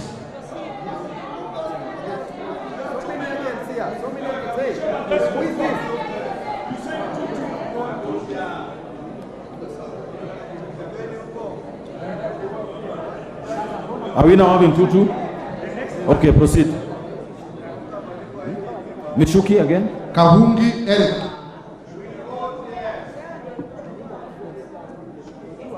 Kahungu Eric.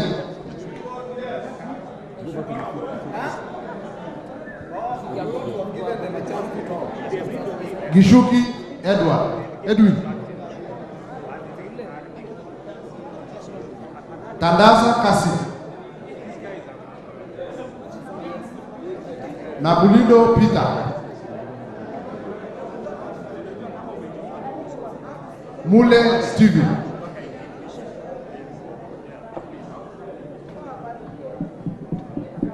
Kingola Patrick.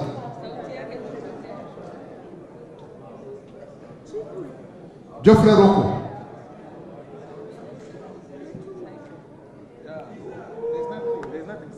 Neba Bernard Urioki. Zioka Erastus. Kailemia Elizabeth. Mohamed Fatuma.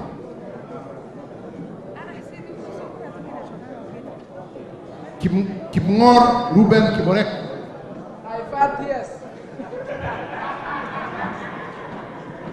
Barto Phyllis.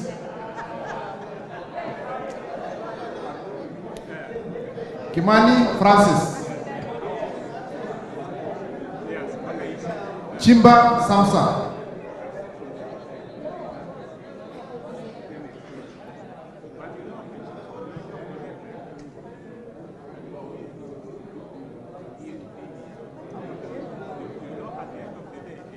Kirwa Abraham. Jaldesa Guyu. Bader Salim Faisal.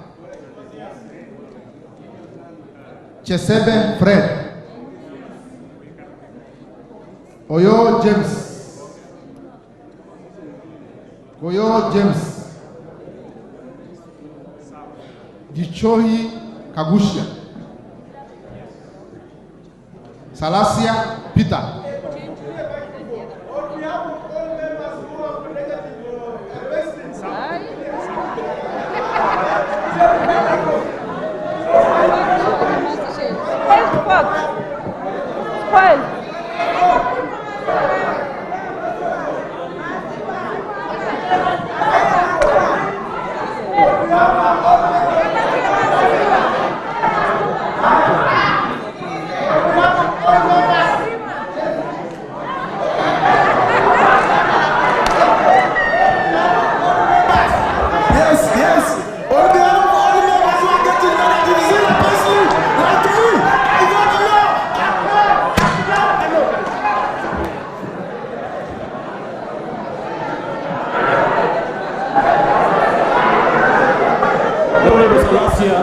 Honorable Salasia, you will vote again. Yes. Honorable Salasia, will you vote again? Will you vote again? Okay. Naika Johnson.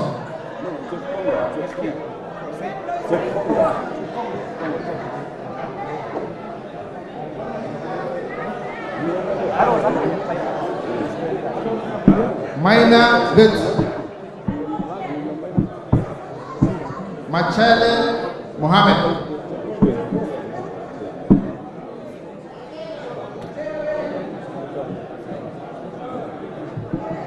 Musau Vincent Musyoka.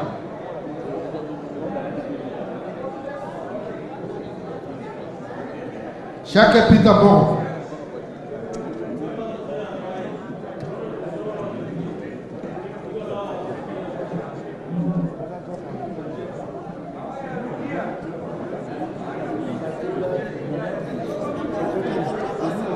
Order, members. The members to my right, would you all resume your seats?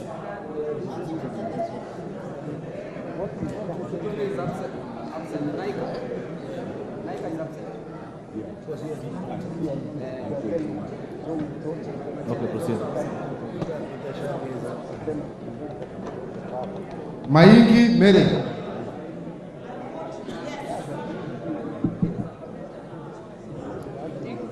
Honorable DK, you will resume your seat. Muliugi Gideon.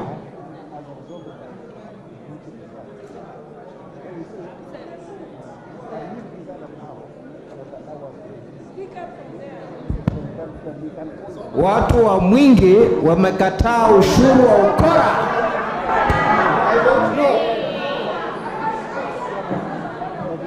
Zengu Paul Msimi.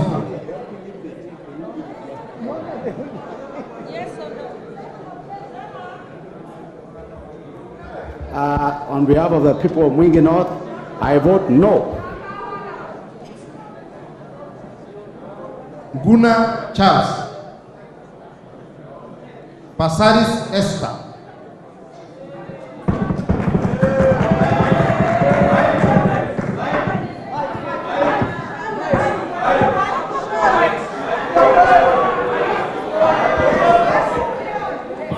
Thank you, Chair.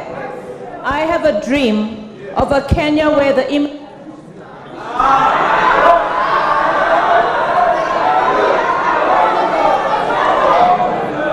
Thank you, Chair.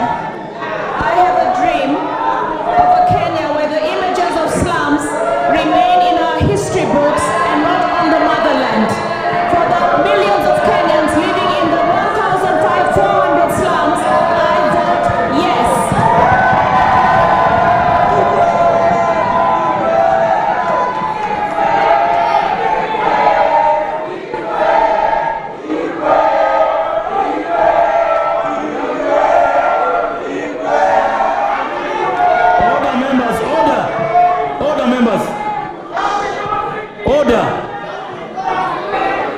Proceed. Proceed. Proceed. Kihara Jane.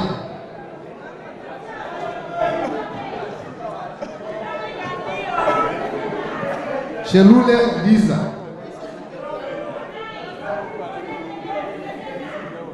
Gikaria David.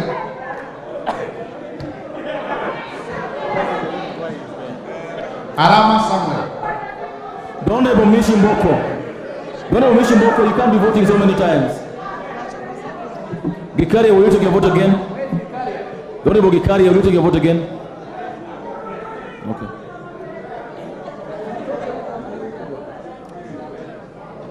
I'll send you back. Mulanya Geoffrey.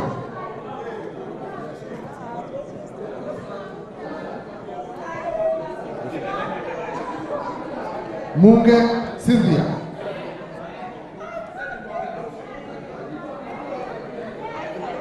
Mulanya Geoffrey.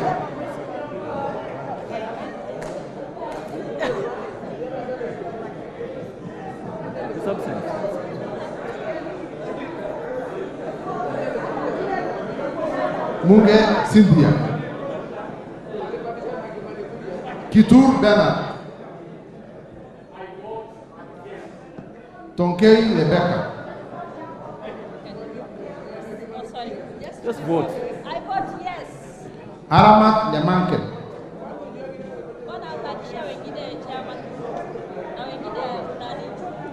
Pareyo Agnes.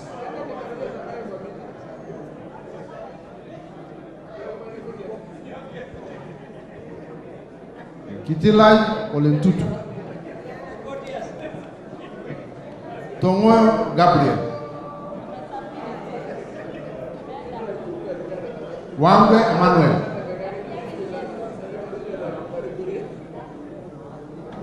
Gashagwa George.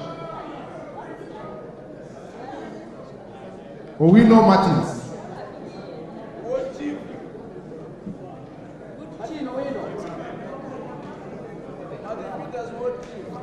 GK George Mashari. Shepkon Charity. Guyo Wario.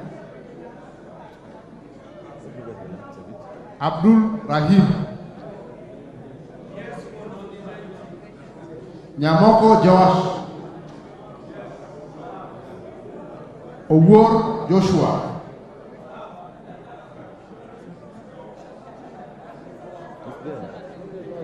He's voted over there. Mohammed Ali.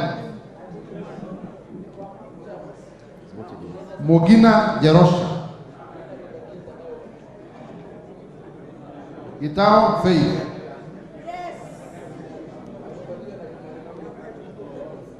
Odoyo Okelo.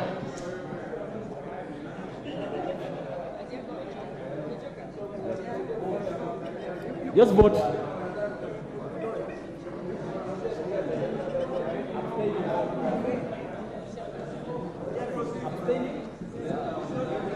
What we just vote? What number is it? But these guys.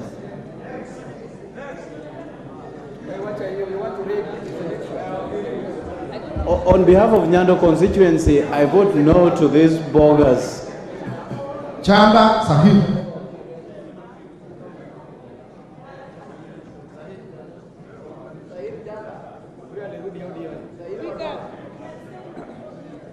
Manduku Daniel. Odege Tom.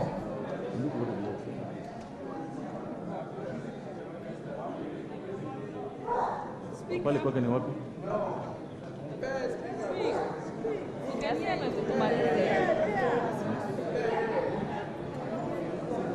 On behalf of overtaxed workers in this country, I vote no. Washira Raha. Madenge Duncan.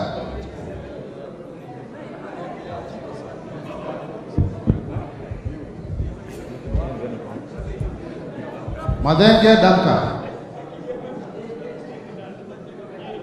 Muchira Michael. Keramo David. Wainaina Michael. Kosin David. Mupe Anthony Ken. Gogo Lilia.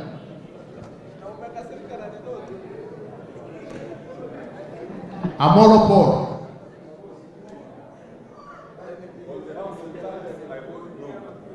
Chebon Paul. Paul Abur. Mwafrika Agosti. Francis Kajua. Kingara Saidu. Kareba Eric. Lugova Sloya. Luyai Kaleb.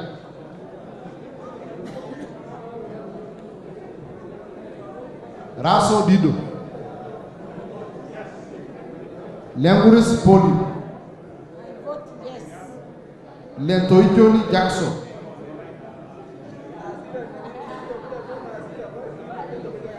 Letipla Dominic. Lesuda Josephine. Nikal James. Ikana Frederick. Ikana Frederick. Oduor Christine.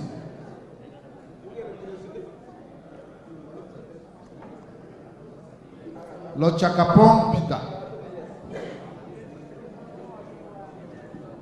Kemei Justice.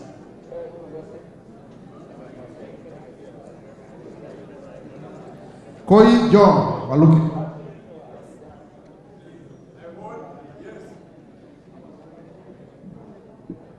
Sigei Francis. Ivinji Shadrach Mwit.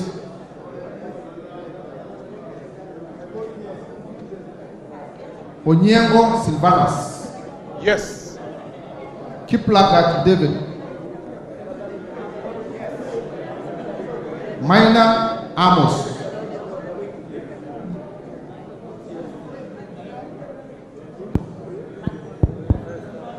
I believe we can construct houses without necessarily taxing the people.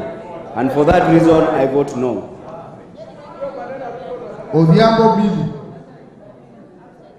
Omondi Karoli. Gashove Samuel.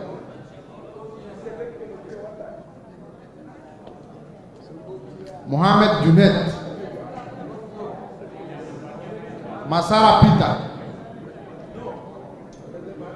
Mizigi Lydia. Abdullahi Amina Dika.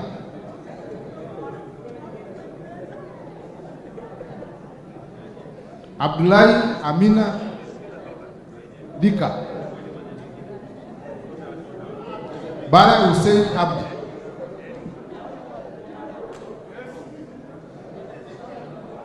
Buire John Okana. Oku Kaunya. Otucho Mary. Mwangi Geoffrey Wandeto. Murugara George. Nduyo Susan. Nganga Alice. Kasait William.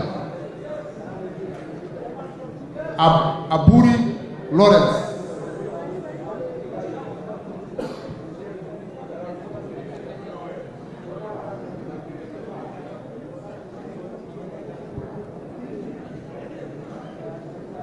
Mutunga John.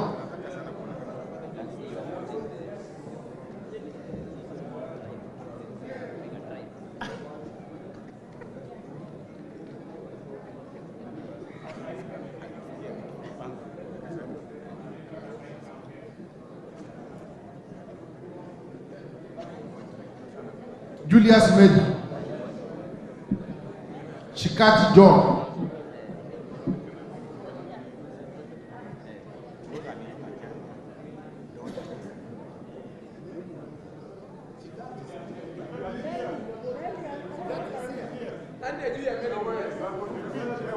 Julius Medi.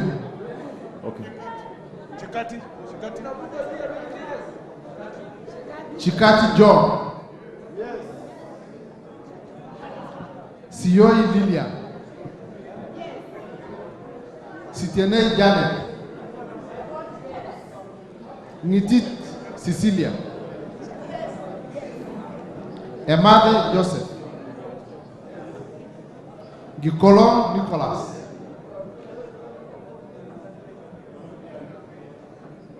Gikolon Nicholas. Nabuin Paul. Namoit John.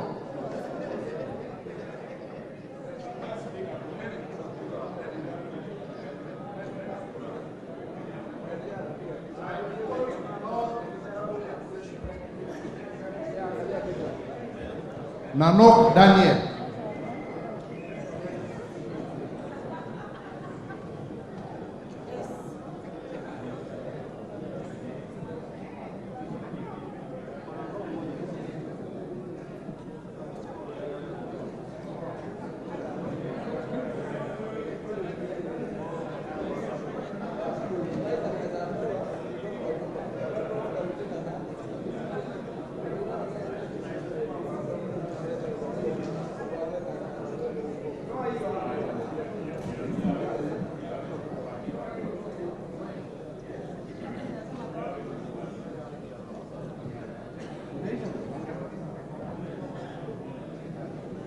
Boss Gladys. Ochieng David. Wadai James. Nyamita Mark.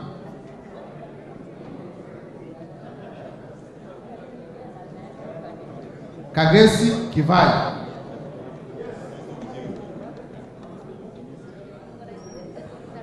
Adagala Beatrice.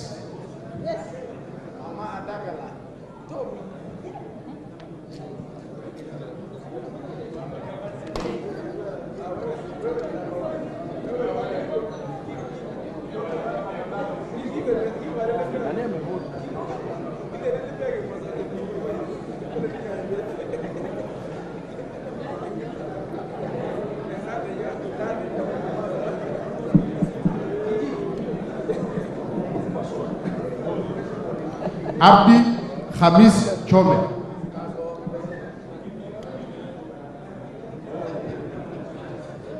No.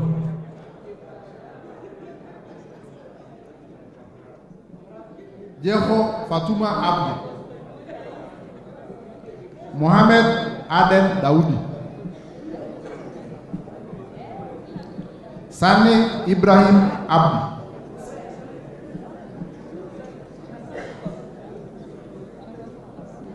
Ado Mohamed Aden.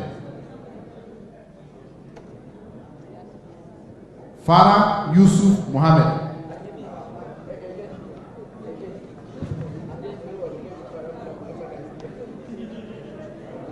Wanyonyi Martin Pepela. Sitati Daniel Wanyama. Mogaka Stephen.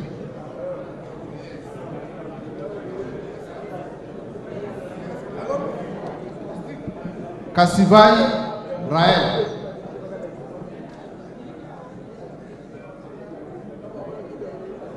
Wetangula Timothy.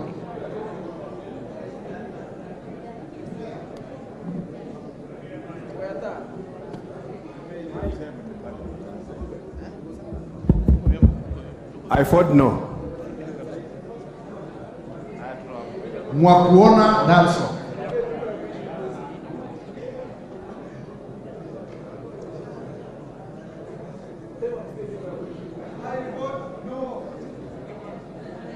Basil Robert Ngui.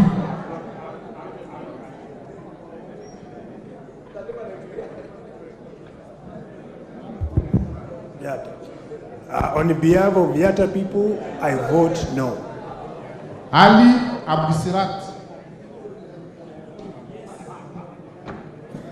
Shege Sabina Wanjiro. Dena Joseph Hamisi. Harun Suleha. Ikiara Donovan. Iraya Joseph. Koskei Jackson.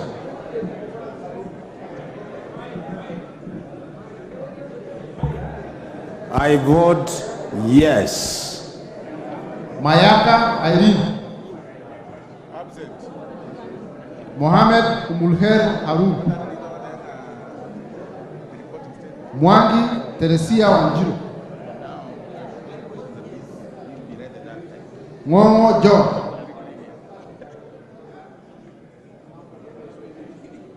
Ngongo John.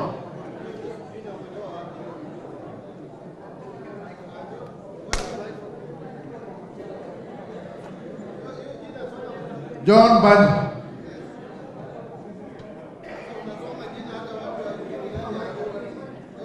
Weka microphone. I vote no. Talib Abubakar Ahmed.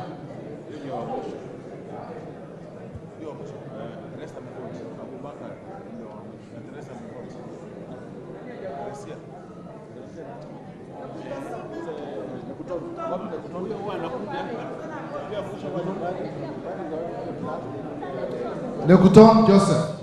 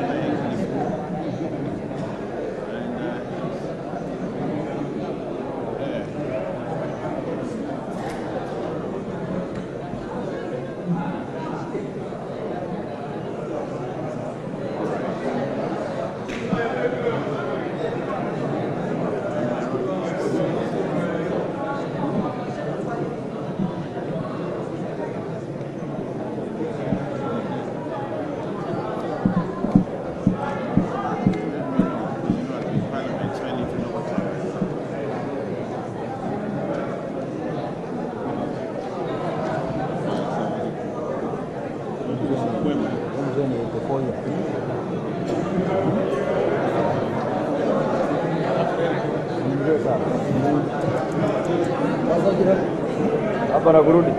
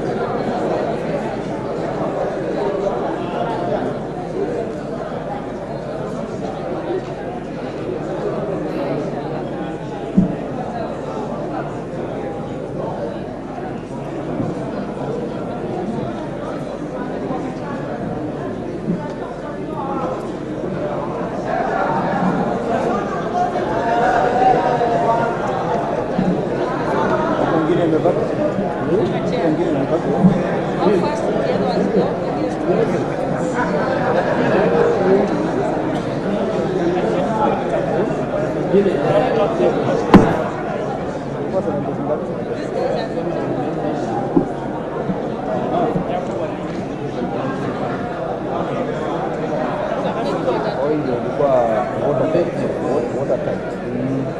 Chairman.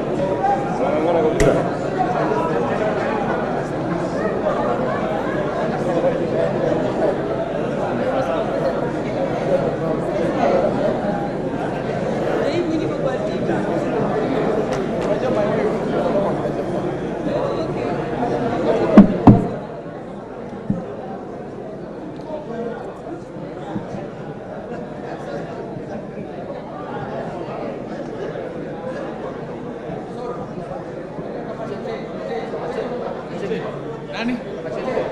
Ote.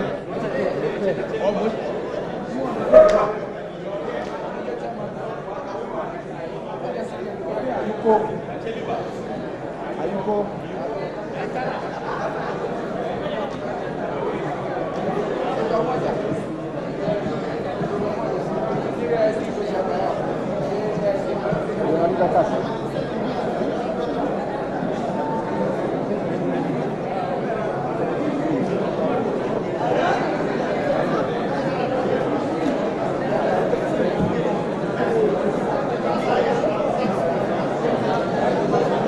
Tunajua uzuri unauliza watu wameshika watu kusema hawezi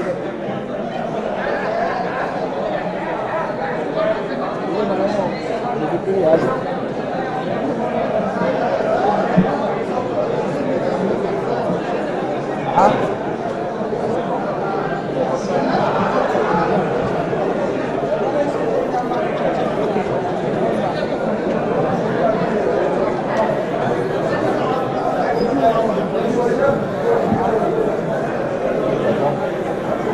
Nasoma ndio.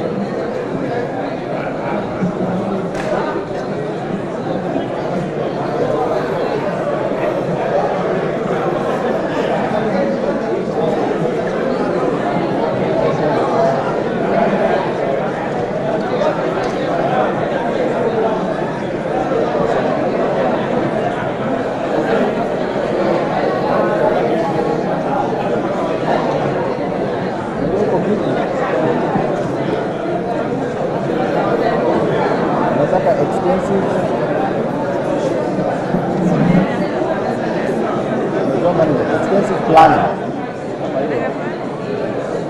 Degree yako ni 2 years.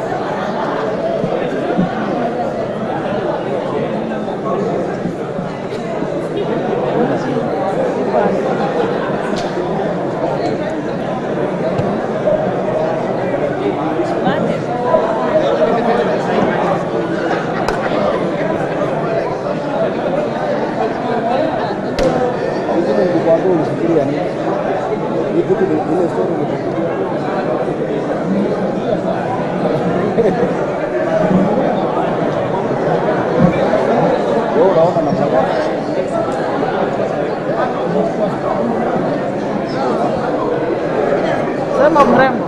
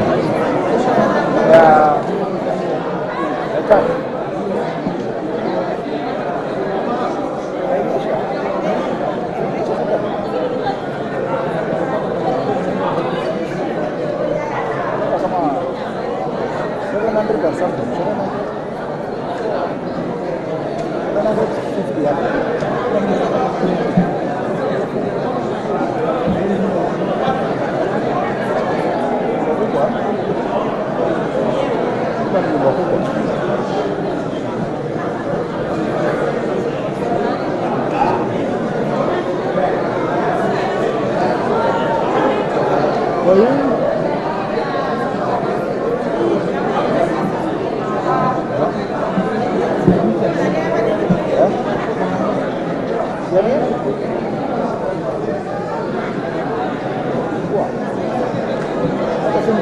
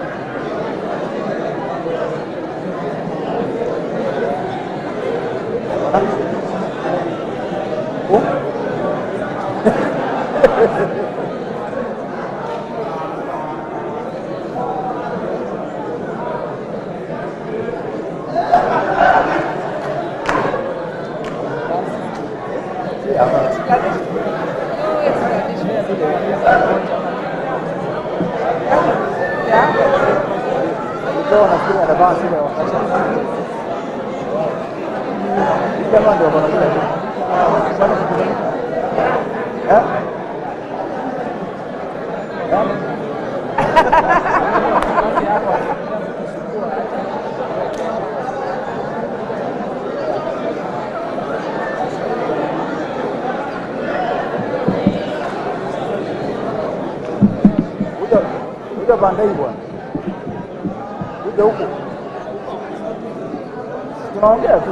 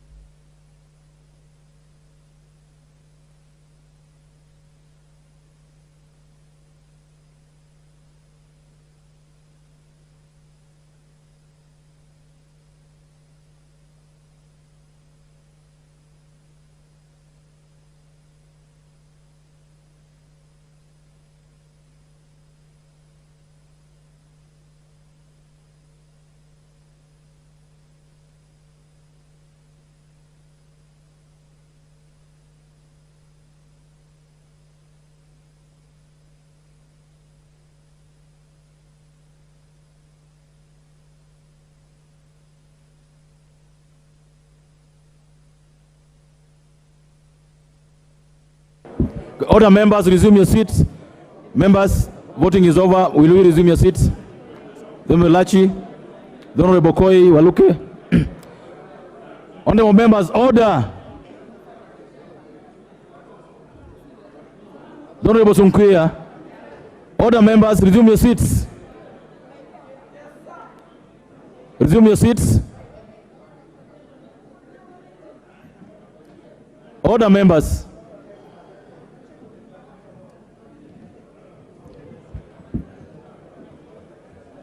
Honorable members, these are the results. Order, members. The Honorable Sunkuya, take your seat. The Honorable Sunkuya, will you take your seat? The Honorable Sunkuya.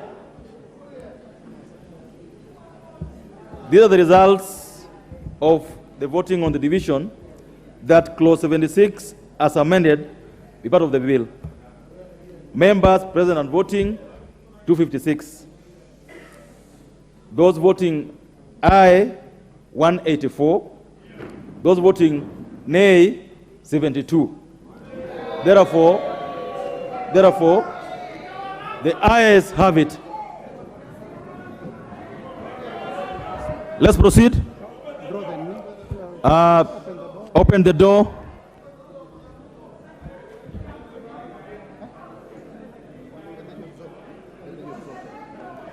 Clause number 77.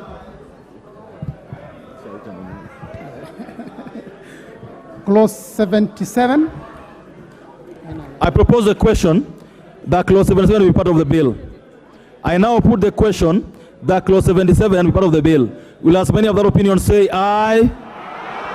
Will as many as the contrary opinion say nay? The ayes have it. Clause 78. Clause 78. I propose the question that clause 78 is part of the bill. Chairman.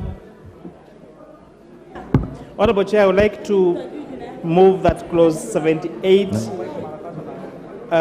be amended as proposed on the order paper.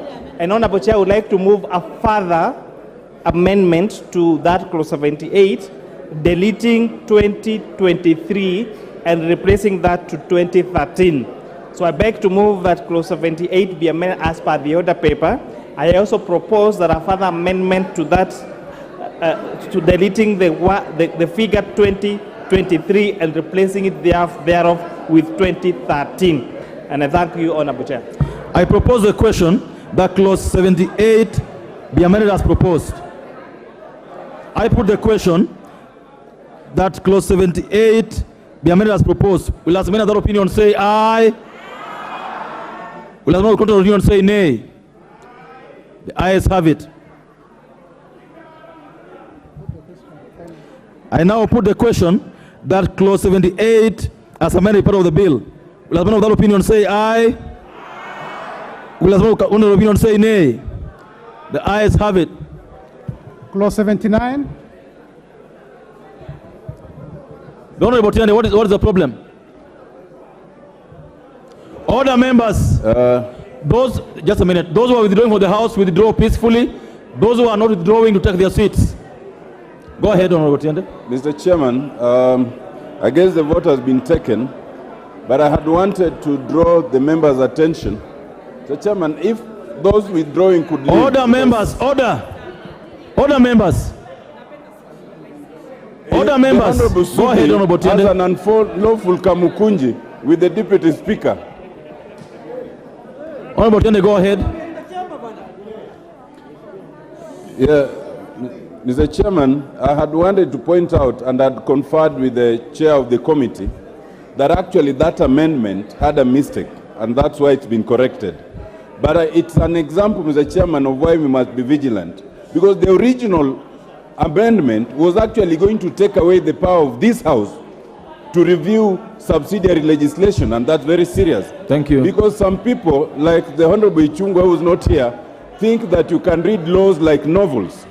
And if you read them keenly, then you realize the mischief. So I just wanted to point that out, but it's now overtaken by events. Thank you. Thank you. Order members, let's proceed.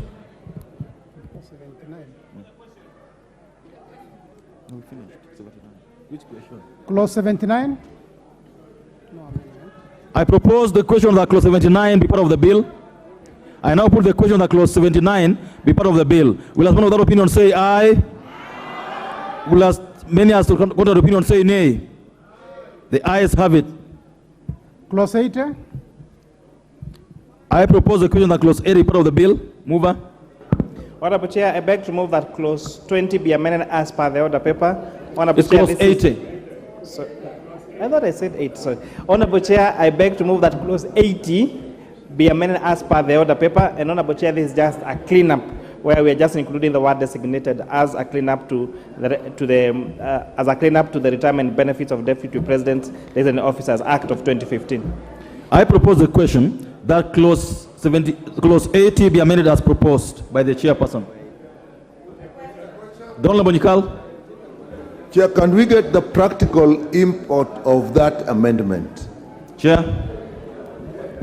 Again, Honorable Chair, this is a cleanup, but I know what the Honorable Nyikal could be alluding to. You will get a chance to, we can debate that in clause 82, the one that's talking about the retirement benefits of Deputy President and designated state officers. But this clause 80 and clause 81 are just cleanups. Thank you. I now put the question that clause 80 be amended as proposed. Will as one of that opinion say aye? Will as one of the contrary opinion say nay? The ayes have it. I now put the question that clause 80 as amended be part of the bill? Will as many of that opinion say aye? Will as many as contrary opinion say nay? The ayes have it. Clause 81. I propose the question that clause 81 is part of the bill. Mover. Honorable Chair, I propose that clause 81 be amended as per the order paper. And again, Honorable Chair, this is just a cleanup of that particular clause. I propose the question that clause 81 be amended as proposed. I put the question that clause 81 be amended as proposed. Will as many of that opinion say aye? Will as many as the contrary opinion say nay? The ayes have it. I now put the question that clause 81 be as amended be part of the bill. Will as many as are of that opinion say aye? Will as many as the contrary opinion say nay? The ayes have it. Clause 82. I propose the question that clause 82 be part of the bill. Mover. Again, clause 32, clause 82. Clause 82. Clause 82. Yes, again, clause 82 is more of a cleanup. So I propose that clause 82 be amended as per the order paper. I propose the question that clause 82 be amended as proposed by the chairman of Finance Committee. I put the question that clause 82 be amended as proposed. Will as many as that opinion say aye? Will as many as the contrary opinion say nay? The ayes have it. I now put the question that clause 82 as amended be part of the bill. Will as many of that opinion say aye? Will as many of the contrary opinion say nay? The ayes have it. Clauses 83 and 84. I propose the question that clauses 83 and 84 be part of the bill. And I put the question that clauses 83 and 84 be part of the bill. Will as many as that opinion say aye? Will as many as are the contrary opinion say nay? The ayes have it. New clauses. New clause 73A.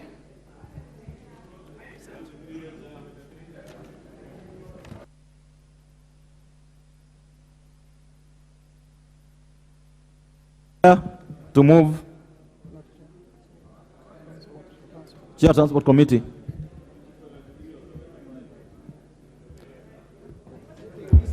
Thank you, Honorable Chair. I beg to move that the bill be amended by inserting the following new clause immediately after clause 73. 73A, Section 7 of the Kenya Roads Board Act 1999 is amended in subsection 1 by A, deleting paragraph G, and B, deleting the word 8 appearing at the beginning of the paragraph and substituting therefore the word 5. And secondly, Honorable Chair, that the bill be amended by inserting the following new clause immediately after clause 74. New clause 74A, the first schedule to the KRB Order. You'll move the 73A and we vote on it before you go to the 74. So, Chair, Okay, Chair, I beg to move. Just do it again and say that you move that we read that new clause a second time. Thank you. Honorable Chair, I beg to move that 73A be amended as read. I propose the question that the new clause 73A be now read a second time.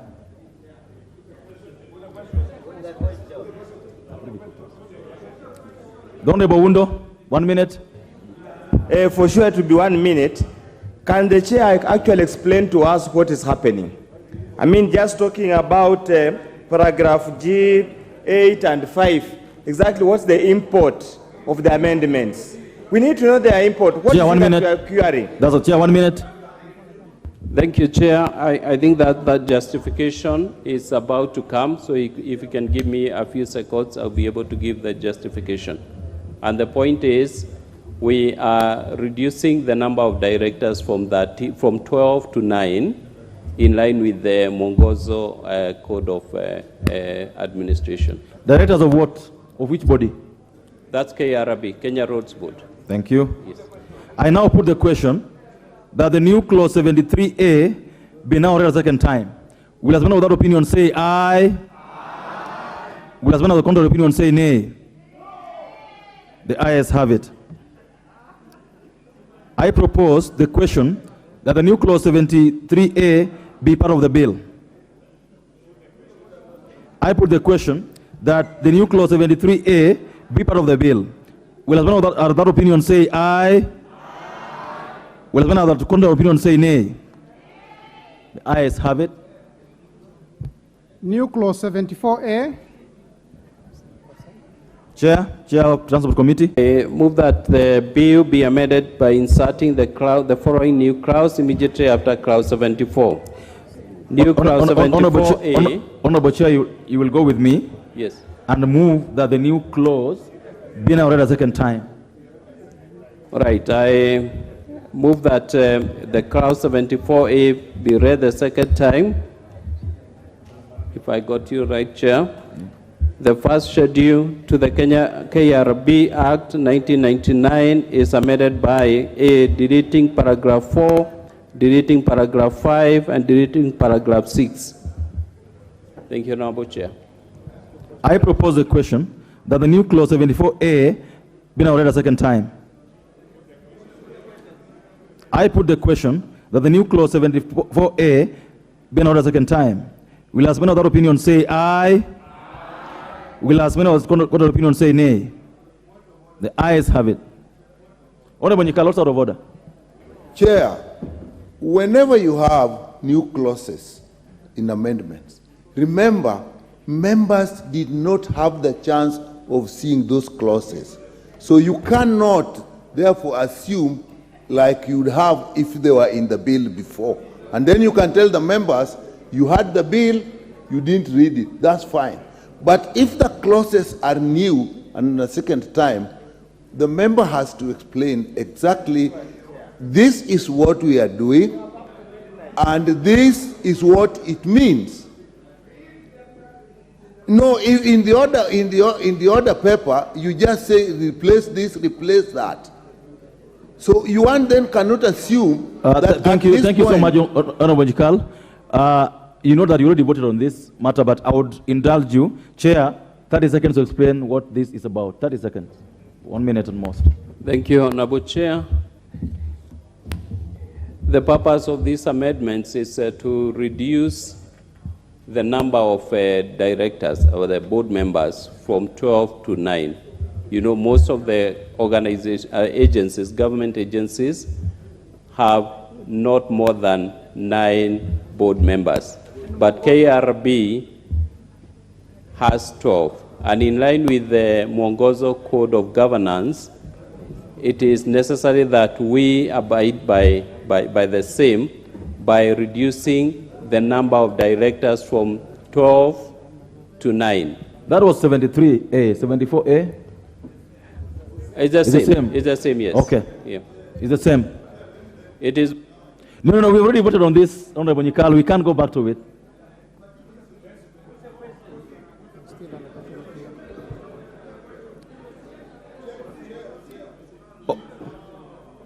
The Honorable Nyikal, resume your seat. I'll give you a chance. I want to propose the question that new clause 74A be part of the bill. Now go ahead. Chair, when you are taking a very substantive amendment, remember that actually the finance bill, in a way, is a miscellaneous amendment bill because it is touching on very many acts at the same time.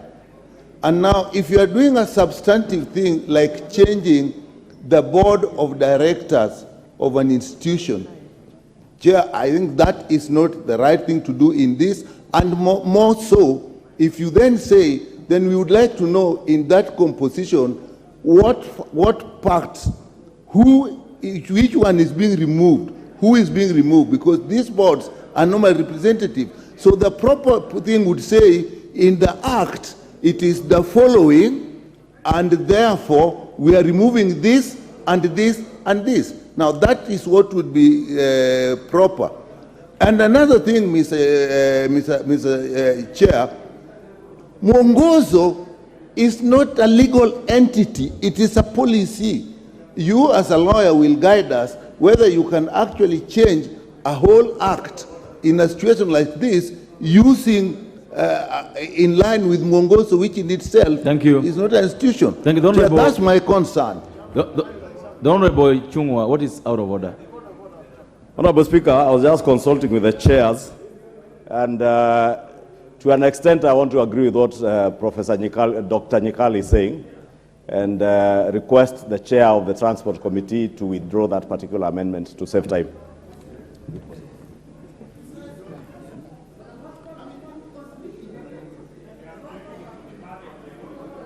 Chair.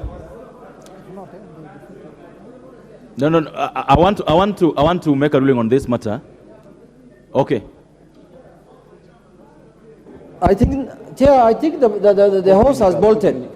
The first part of the amendment has been carried, and the global question has been. Just put the second question to Malizar and I. 1 minute. Don't even Makali Mulu. 1 minute, Makali. Yeah, Makali. Thank you, Mr. Chairman. I will be very brief. Mr. Chairman, I think as a matter of procedure, it is important that where we have new clauses, the people who are making those proposals explain to the House the issues, and in line with what the majority leader has said, you know, we have already passed 73A. Now, if you delete 74A, then you leave it hanging, because I think 74A has been informed by 73A, so that you reduce some institutions to remain with 9. So I think it's important we just either do a voting for 74. Thank you, Honorable Makali. Honorable Wandai, 1 minute. 1 minute. Chair, I agree with Honorable Makali Mulu and Honorable Nyikal that the neatest thing is to allow us to go the full hog and take a vote on this matter. Okay? I am one of those people who have in the past advocated for the reduction of those numbers. In that board, the Kenya Roads Board has had a very high number of directors. But without taking a position, let us go the full hog and take a vote. The idea of withdrawing doesn't arise at this late hour in the day. Thank you. The honorable members, you know what to do on these kind of matters. You know what to do, right? So, because what you have reached, the chair cannot withdraw. So you know what to do. I put the question that the new clause 74A be part of the bill. Will have another opinion say aye? Will have another opinion say nay? The ayes have it.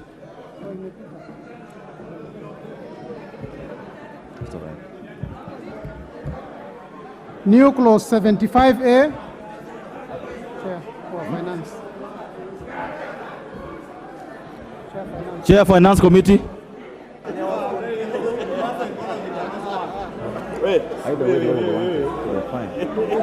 Order members. I'm so sure that both sides got what they wanted, so that's all right. The chairperson Committee of Finance. New clause 75A. 75A. Thank you very much. I beg to move that the new clause 75A be read a second time.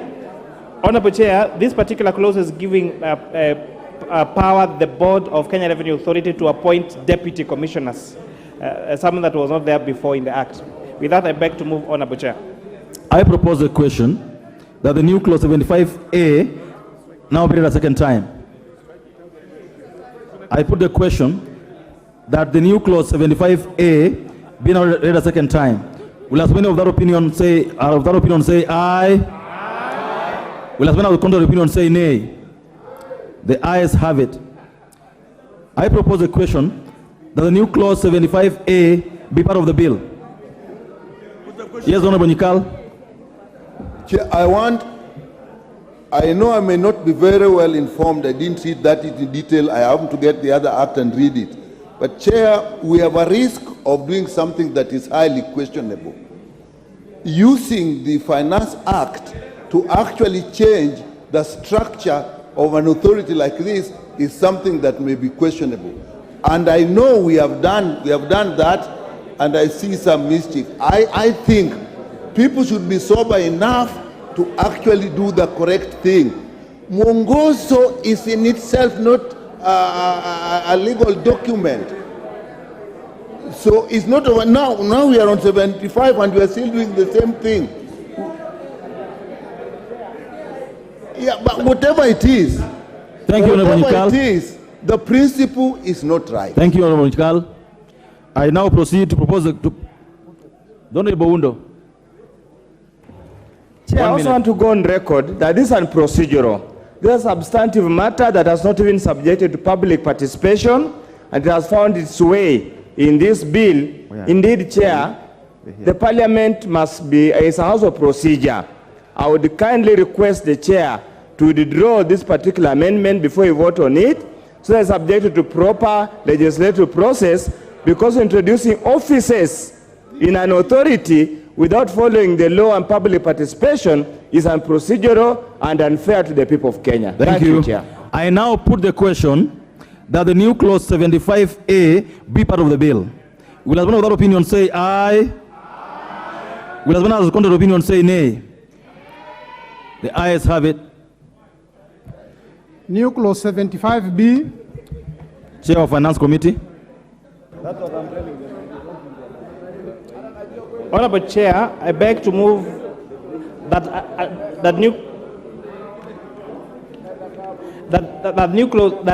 clause 75B be amended as per the order paper. Honorable Chair, as you may recall, we did pass another amendment that gave the Kenya Revenue Authority Just take it again, Chair. Just say to be read a second time, not amended. To be read a second time. Okay. Honorable Chair, I beg to move that clause 75B be read a second time. As you may recall, Honorable Chair, yesterday we did pass a requirement. Order, members, order. Go ahead. Go ahead. Yes, we did pass. No, this will come later. There is a proposal on the Honorable Chair to have Kenya Revenue Authority set the minimum required price for alcohol in this country, so that any particular alcohol that is sold below a particular price, what we are calling the minimum cost price, is regarded as being illicit. And therefore, Honorable Chair, by giving this responsibility to Kenya Revenue Authority, therefore it necessitates that we add the responsibilities of Kenya Revenue Authority, the administration of the Alcoholic Drinks Act of 2010. So with that, I beg to move, Honorable Chair. I propose the question that the new clause 75B be now read a second time. I put the question. Don't Tende. Chair, I know that people are tired. I know that this matter has been prosecuted unsuccessfully by Dr. Nyikal and Dr. Undo, but I need to go on record. Chairman, all these additional new clauses need to adhere to the title of the Finance Bill, which is an act of Parliament to amend the laws relating to various taxes and duties and matters incidental thereto. Anything that does not relate to that is improper. Now, I am aware, I'm acutely aware, that those who think they know the law more than me, like Honorable Chungwa, will say that we have to pass it. But I'll remind him, there's a reason people go to law school for 10 years after leaving Alliance. And he keeps telling us he went to Alliance, but he doesn't say that it was in his village. Mr. Chairman, I beg us to take note that it is actually unprocedural. It might be convenient, but it's improper. Honorable Tiende, are you suggesting that Alliance? Are you suggesting that Alliance is a village school? Alliance is a national school like the school I went to. But in the case of Honorable Chungwa, it is in his village. And then he comes to work in Nairobi. So he can't keep singing it to us. The Honorable Chungwa, 1 minute, and you should not veer off the main issue. Chair, you know, my good friend, the Honorable Tiende Amolo, knows even the national school he went to is in some village. But you know, Kikuyu village, just like Kamagut and Sugoi, are very important villages. Oh dear Lord. Kikuyu has not just produced one national school, the Alliance High School. It also has the Alliance Girls High School. It has Kikuyu Campus, where many members here, including the Chair of Education, went to school. Therefore, Honorable Chair, thank you. Please defend. Thank you. Chair, what do you want to debate about? Because let me have the Honorable Barasa.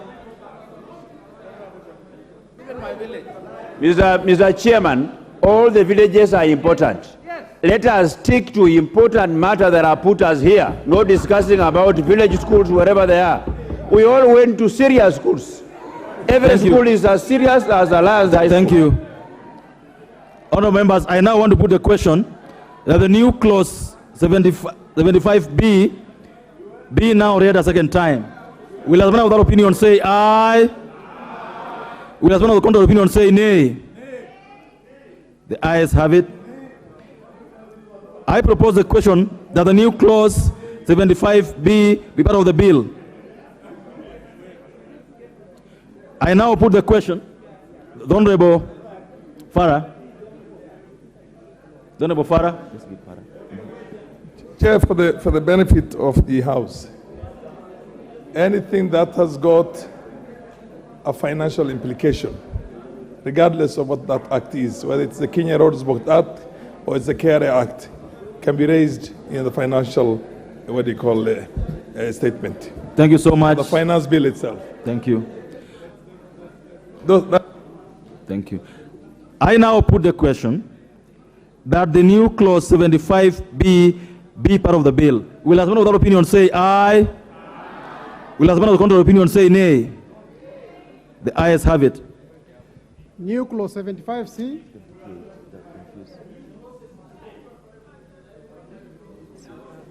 Mover.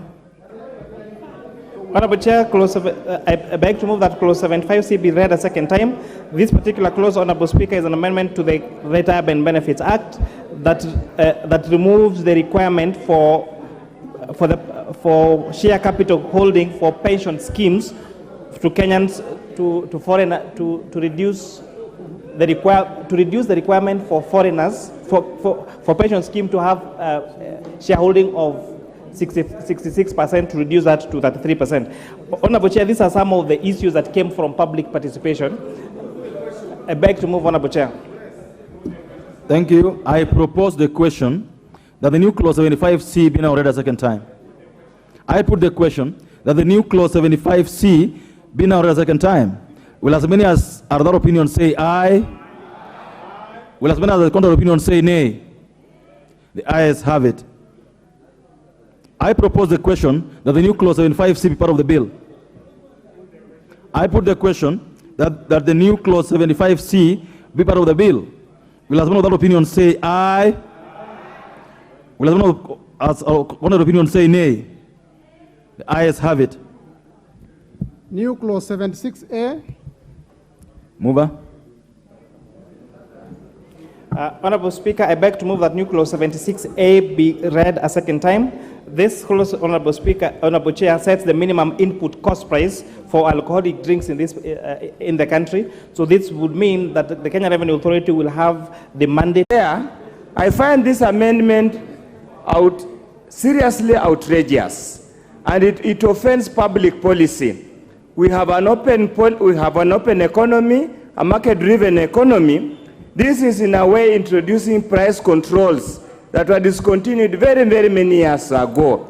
A businessman should be allowed to trade. He produces, he sells, depending on demand. And basically, and he knows the basic principles, the interaction between demand and supply determines pricing. How would you have set minimum pricing? Honestly speaking, we have so many. Thank you. Honorable Minority Leader. Chair, I hear the Minority Leader. This chance, Honorable order. This chance is for the Minority Leader. Yeah, I also want to support, to agree with the Honorable Dr. Ojiambo Oundo. You must be very, very careful when you start introducing amendments to the law, which would actually imply that we are encouraging monopoly and price controls and things like that. I don't find this particular clause agreeable. Thank you. Majority Leader. Chair, I hear what the Leader of Minority and Professor Jambo are saying. However, Honorable Speaker, this amendment has nothing to do with control of pricing. And that is why the wording is very particular. It is minimum input cost. And the reason is simple, Honorable Speaker. And we are all aware that hundreds of thousands, if not millions, of our young people are dying, others are maimed by the consumption of illicit alcohol. This illicit alcohol is being manufactured using all manner of shortcuts and chemicals being mixed to an extent where, Honorable Speaker, you get people who are selling drinks that are concoction of chemicals in the pretext that it's clean and what we'd call fit for human consumption, ethanol. Honorable Speaker, let me just finish that point because it's very dear to me. And you sell it as alcohol that has been manufactured using ethanol at a price even below industrial alcohol.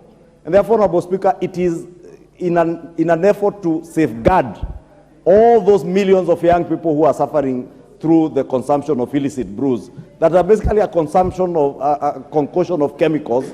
And therefore, we were very particular, and I think the committee was very particular, to make sure that they are not controlling prices, but just to safeguard that if you are producing alcohol using ethanol, that is legal ethanol, in the right standards, then there is a certain minimum cost that you would have to bear.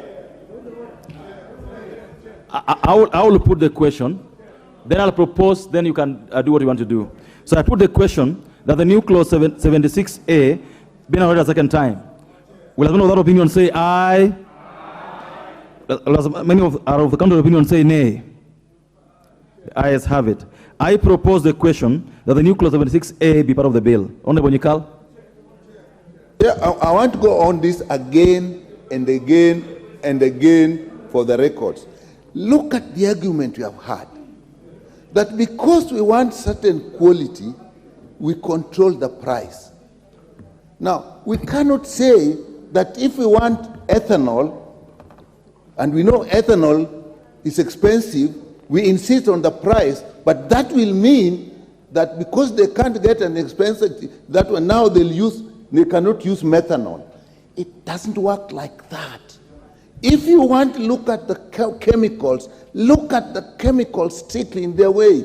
This does not work. And Chair, let me say this. I've been saying certain things here, and probably I'm not a good politician, but I'll be proved right one day. I know you will not allow, but I'm going to say this.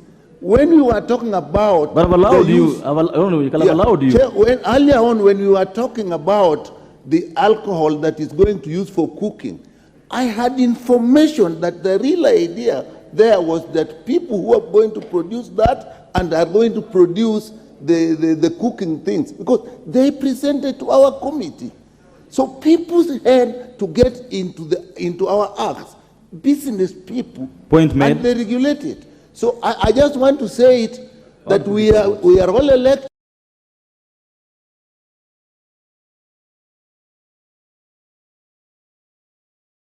Thank you. Kenyans. Thank you, Honorable Farah. Finally. Chair,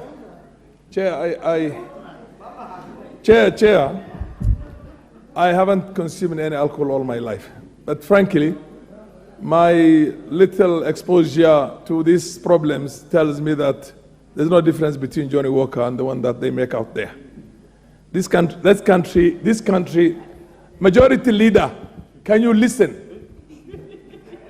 This country, Chair, needs a policy on the abuse of alcohol, drugs, and miraa, and all these things. We are destroying a whole nation.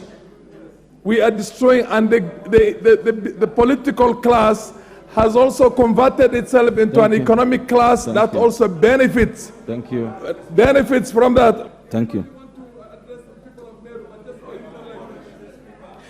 No, thank you. I want to put the question that the new clause 76A.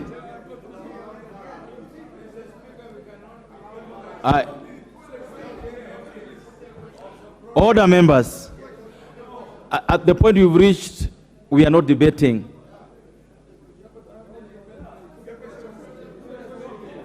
The Honorable Farah will have 30 seconds to finish his point. Chair, on the overall, Chair, even the members of parliament from the Mira growing areas and Muguka will tell you that their own children are not going to school. And this thing is devastating communities all over. Thank you, Honorable Farah. Honorable Rikiri, what is out of order? Is it in order for a dignified member, senior, in the speaker's panel can come and insinuate a Mila without any evidence, scientific or otherwise, that Mila is a drug? That is an abuse of your position as a member of parliament. Thank you. I'll put the question, members, that the new clause 76A be part of the bill. Will as one other opinion say aye? Will as one other contrary opinion say nay? The ayes have it. Honorable Junior, what's out of order? Chair, what is out of order? Chair, there are serious clauses that have been brought back to this bill. And some of these clauses, there was no public participation. And some of them have serious effects. Chair, I want to go on record on this. Like this clause we have just passed, there was no public participation. And it is going to affect businesses of people in a big way. You know, Mr. Chair, you can just, somebody who's doing his own business of producing alcohol will be branded as illicit, just because we've said here that it's illicit. Thank you. Chair, such a clause requires serious public participation. Thank you. Order, members. Members, you know what to do. You know what Parliament does, and you know what to do after that if you disagree with the decision of Parliament. So we'll go on to the next clause.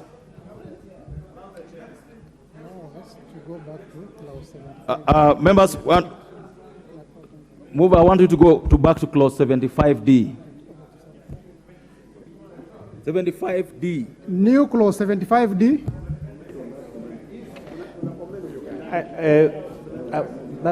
Yes.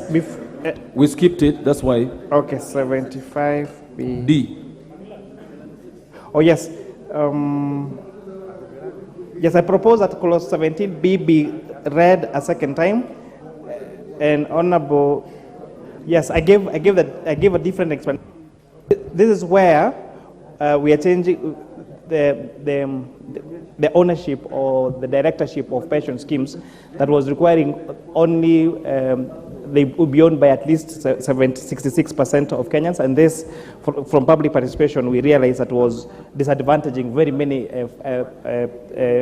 enterprises that were in the management of pensioners. So that is more of a cleanup to make sure that it is in line with what is in the practice. And C, which is what I had moved earlier, was to make sure that our pension schemes are Sharia compliant. Because we have Sharia, we have a requirement for Sharia compliance in the banking sector, in the insurance sector, but this was missing in the pension sector. And Honorable Chair, yes, and I beg to move, on the issue of clause 75, that was said that it was not subject to public participation. Honorable Chair, I think that is a very unfair comment, because we spent many hours, we listened to very many stakeholders, and for us to see us introducing this particular clause on this particular bill, it is because it came from the members of the public. Because the concern of illicit brews in this country is an interest to Kenyans. You will see this particular report being carried on in our report, because these are issues that were raised by the members of the public. Thank you. I now propose the question that the new clause 75D be read a second time. I put the question that the new clause 75D be now read a second time. Will as many as our other opinion say aye? Will as many as our contrary opinion say nay? The ayes have it. I propose the question that the new clause 75D be part of the bill.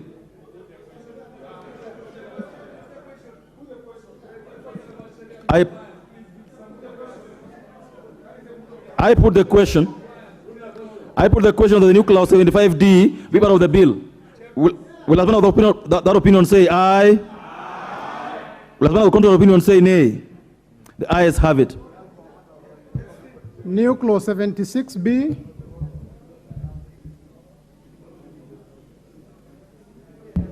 Honorable Chair, I beg to move that clause 76B be read a second time, and this is in line with clause 76A that is setting the minimum cost price, where we're saying a person shall not sell, manufacture, pack, or distribute alcoholic drinks at a price below the minimum cost price. And that I beg to move, Honorable Chair. Let me propose, then you do your point of order. I propose the question that the new clause 76B be noted a second time. Honorable Wandai, what's out of order? Chair, there's a problem here. Even though we seem to be in a hurry to go home. Chair, some of these new clauses were not in the order paper of yesterday. Yes. They have found their way in today's order paper, and they're establishing fundamental changes. Like the issue of alcoholism. I know there's been a campaign in Central Kenya of late to deal with alcoholism. But the way to deal with alcoholism is not to bring this kind of amendments. Is to provide jobs to those youth. You promise those youth jobs. Give them the jobs and they will not go out drinking alcohol. Honorable Wandai, you raise a very important issue. Yeah. Order members. No. Order members, I want this to be responded to. The Honorable Chair, the point raised by the Honorable Wandai, that order members, that the amendments you are now prosecuting were not in the order paper yesterday. Is that the case? Honorable Chair, I would like to confirm with the table office that actually these amendments were in the order paper.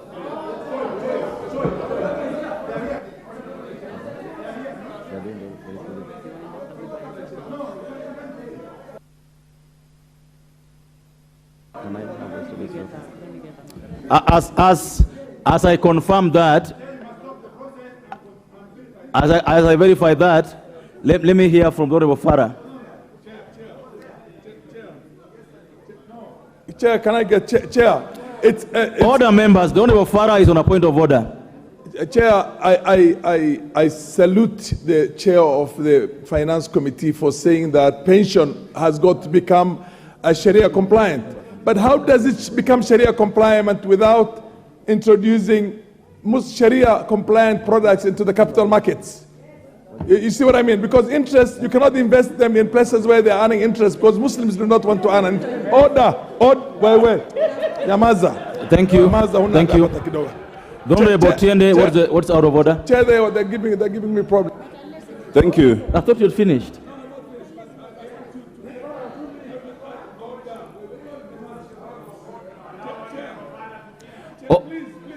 The Honorable Unit, will you take your seat? Will you take your seat?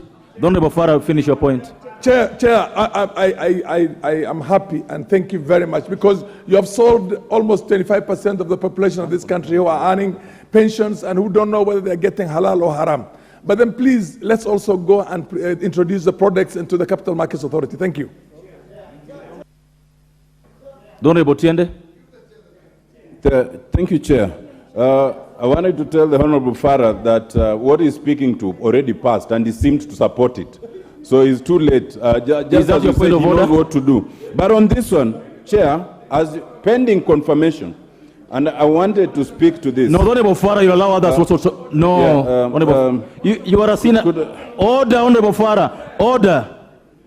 Chair, I wanted to say that in addition to the irregular introduction of these new clauses, it is standard practice that just like with the bill, where there's any amendment, you don't just introduce what you're amending. In the bill itself, you must contain the objects of the amendment and the original provisions. So when you are introducing it in this order paper, where does the member cross-check? Because these are fundamental matters. You know, one day we will be asked, you were in chambers. So, Chair, we must take this matter, and this is not about which side you are in. This is just about good lawmaking. Thank you. The Honorable Chair of the committee. You know, Honorable Chair, we are really coming to the tail end of these amendments. And our committee took hours to work on these particular documents. So I'm very disturbed when honorable members and senior members in leadership come and say that I sneaked in an amendment. The supplementary order paper, in fact, I have actually had to borrow one so that it's not on my notes. On page 609 has that particular proposal. So if you are not reading the order paper, do not come and accuse me of sneaking things into the supplementary order paper. This, in fact, this is a supplementary order paper of Tuesday, the June 20th, 2023. So this is what you had yesterday. So when you come in and tell me that I sneaked in, I am not taking that kindly, especially after the hours of work I've put on this particular task. The Honorable Bowen. I will give the person that I should give, not the person Honorable Chair. Honorable Bowen. Honorable Mbui, take your seat. Honorable Chair, because the Chair has really substantiated, Honorable Chair, I was disappointed that we sat here up to the middle of or this morning, or about 1 a.m. this morning, and a new clause was introduced. But now that the Chair has clarified that actually that part of the amendment is there, I want to support the... Thank you. Okay, Honorable Mbui, then I will rule on this. Thank you, Chair. Chair, the order paper for Tuesday, and the beautiful thing with Parliament is that every page of the order paper passes and a new page comes for later. Now, page number 554 has the new clause of Tuesday, June 20th, 2023, at the Honorable Majority Leader, your order of order. 2023 at 2:30 p.m. And if you have it, go with me to page 606. Go to your order paper, page 606. 606, read with me, new clauses 75A, B, and C. Then just turn to 607. We have 75C. Let's just stand there. 75. If anybody has that order paper to go with me, in page 607, 75C, 75, order members. So what I'm holding now is page 607, 75C, and 75D. If you go to page 608, it has new clauses, 76A and B. If you go on like that, you get all this. This is the order paper for yesterday, the 20th of June 2023 at 2:30 p.m. So all these that are being discussed this evening were in yesterday's order paper. Nothing, and I want to repeat so that it's very clear, none of the clauses we're discussing today were not in yesterday's order paper. All of them were in yesterday's order paper, and I've confirmed that.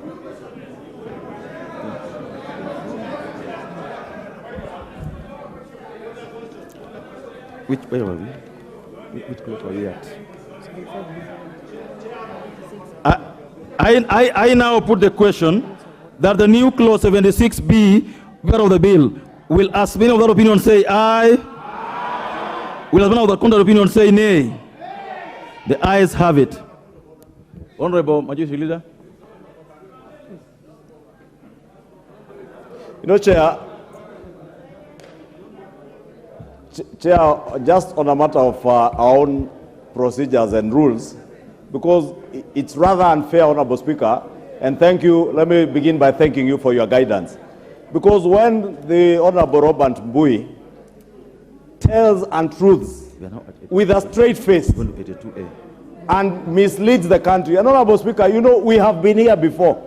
We can tell when people are speaking to the gallery, we can tell when people are attempting to speak to the courts, but I want to encourage you, if you want to speak to the courts, Honorable Mbui, I know you are Mwalimu, and I had senior counsel say you take about 10 years at law school.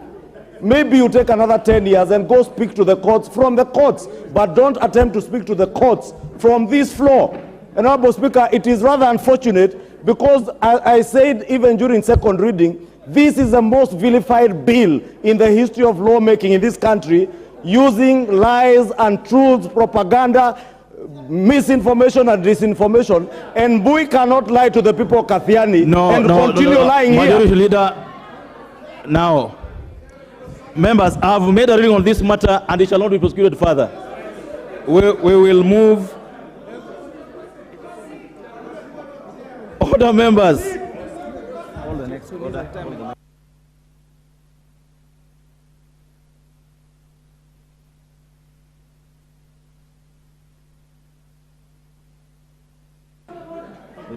New clause 82A.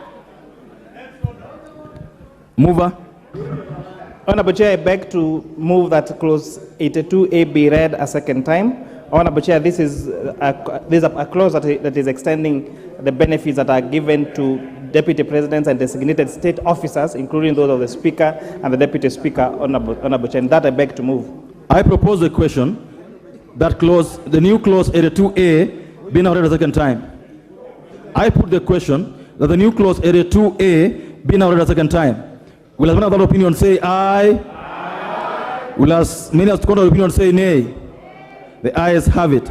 I propose the question that the new clause 82A be now be part of the bill. I put the question that the new clause 82A be part of the bill. Will as many other opinion say aye? Aye. Will as many contrary opinion say nay? The ayes have it. New clause 82B. Honorable Chair, I beg to move that clause 82B be read a second time, and then clause 82B and C and D and E are similar to clause 81A. So I beg to move that clause 82B be read a second time. I propose the question that the new clause 82B be read a second time. I put the question that new clause 82B be now read a second time. Will as many other opinion say aye? Aye. Will as many contrary opinion say nay? The ayes have it. I propose the question that the new clause 82B be part of the bill. Honorable Wundo. Chair, I find the drafting very curious, Honorable Chair, and it's discriminatory in the sense if you look at the last sentence, it says, but if it's a female child that is not married or is cohabiting with any person. Honorable Chair, why do you have to discriminate between the boy child and the boy girl? Thank you. I mean the girl child, sorry. Thank you. Why do you have to discriminate? Thank you. I put the question that the new clause 82B be part of the bill. Order, members. Order. I now put the question that the new clause 82B be part of the bill.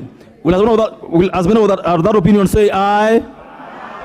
Will as many of the contrary opinion say nay? The ayes have it. New clause 82C. Mover. Honorable Chair, I beg to move that clause 82C be read a second time, and again this is similar to A and B. So I beg to move. Thank you. I propose the question that the new clause 82C be now read a second time. I put the question that the new clause 82C be now read a second time. Will as many as our opinion say aye? Will as many as our contrary opinion say nay? The ayes have it. I propose the question that the new clause 82C be part of the bill. I put the question that the new clause 82C be part of the bill. Will as many as are of that opinion say aye? Will as many as our contrary opinion say nay? The ayes have it. New clause 82D. Honorable Chair, I stand to move that clause 82D be read a second time, and again this is similar to the rest of the clauses, so I beg to move. I propose the question that the new clause 82D be now read a second time. I put the question that the new clause 82D be now read a second time. Will as many are of that opinion say aye? Aye. Will as many as of the contrary opinion say nay? The ayes have it. I propose the question that the new clause 82D be part of the bill. I put the question that the new clause 82D be part of the bill. Will as many as of that opinion say aye? Will as many as of the contrary opinion say nay? The ayes have it. New clause 82E. Mover. Honorable Chair, I beg to move that clause 82E be read a second time. This is the last clause on that 82, so it's similar to the others, and that I beg to move. I propose a question that the new clause 82E be now read a second time. Yes, Honorable Nikal. Chair, once again, I could see those who are deputy. This is totally different. And I would just plead that even with the majority and the ease of voting, let's explain new clauses. Thank you. Honorable Chair, explain 82E.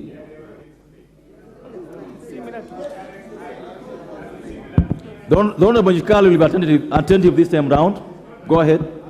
Honorable Chair, if you look at what we are doing on clause 82, and that is why it is clause 82, A, B, and C, we are amending the Retirement Benefits Act to take care of, for example, the retired speakers, the retired deputy speakers, and also to allow, say for example, a speaker moves to another state office, and for example, there were benefits that they would have enjoyed if they were speaker, when they were speaker, but if they move to become, say, to a different office, say a cabinet secretary or something, and then they retire, then this particular clause now tightens that up that it doesn't deny them the benefits that they were supposed to enjoy from the first position that they did actually. I hope you get it. I now propose, I put the question that the new clause 82E be now the second time.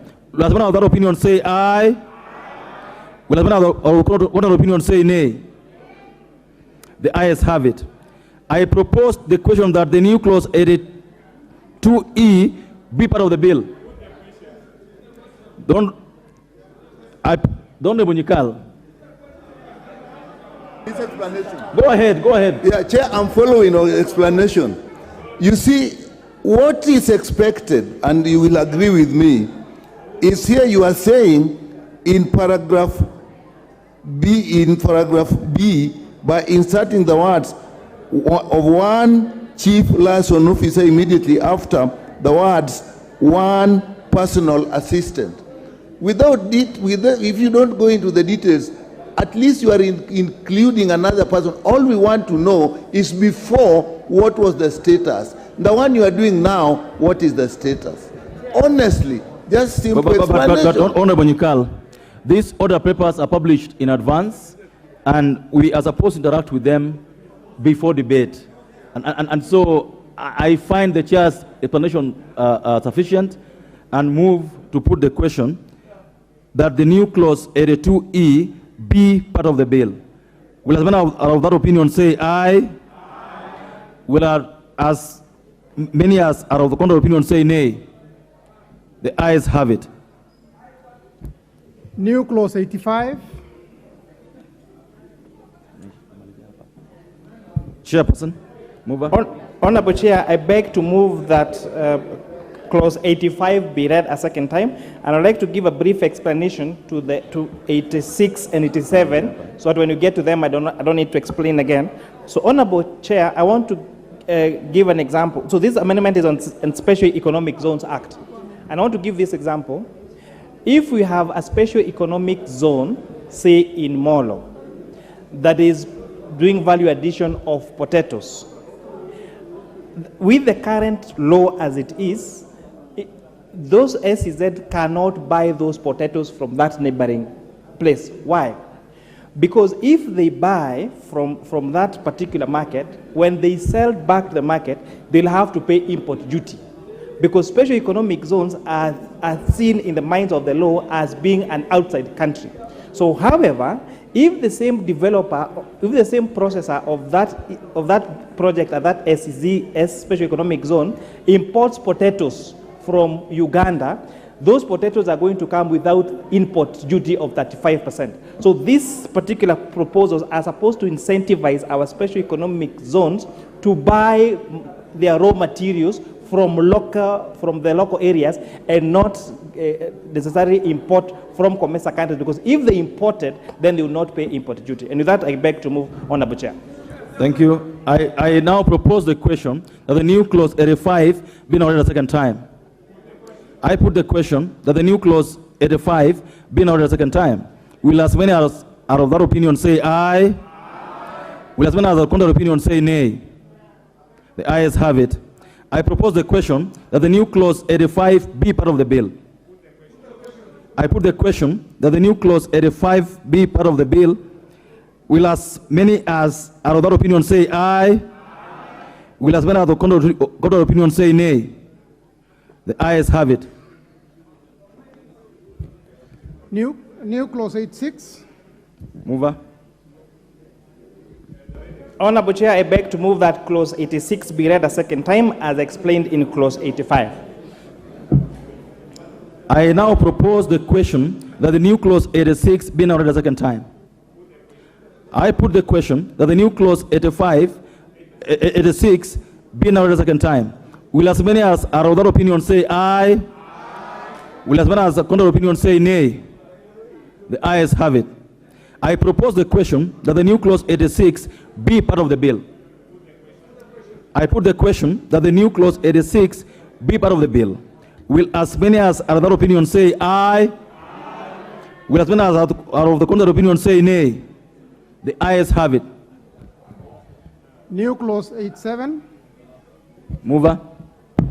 And now, lastly, I beg to move that a new clause 87 be read a second time as explained in clause 85. The question that the new clause 87 be now read a second time. I put the question that the new clause 87 be now read a second time. Will as many as are of that opinion say aye? Will as many as are of that opinion say nay? The ayes have it. I propose the question that the new clause 87 be part of the bill. The Honorable Nyikal. Chair, I stand to support, because this explanation, at least now you know that the concept is when you have a zone, it equates with the foreign one. At least that is now known. So Thank this you. is good, we support. Thank you. Chair, that is how it should be done. Thank you, Chair. Honorable Nyikal. I now put the question that the new clause 87 be part of the bill. Will as many as are of that opinion say aye?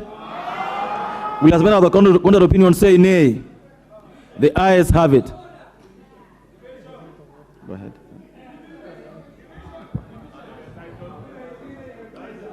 Title. It's just to say title with the title of the bill. New proposal.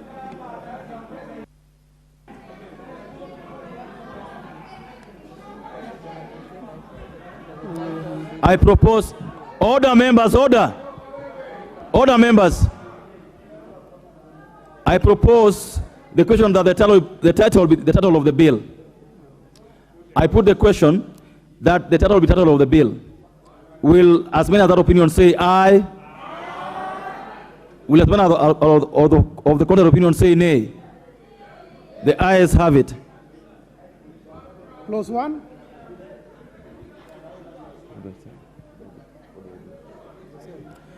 Clause 1, I propose the question that clause 1 be part of the bill. I put the question that clause 1 be part of the bill. Will as many as are of that opinion say aye? Will as many as are of the contrary opinion say nay? The ayes have it.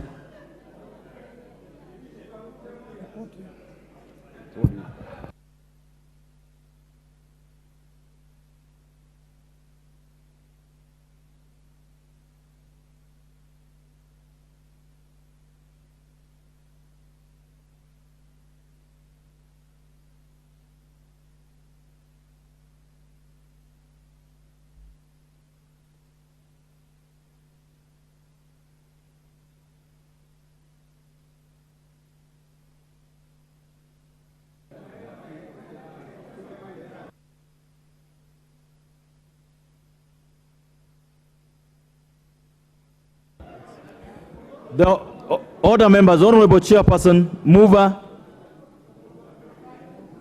you remove for reporting. Honorable Chairperson, I beg to move that the committee do report to the House its consideration of the Finance Bill, National Bill number 14 of 2023, and its approval thereof with amendments.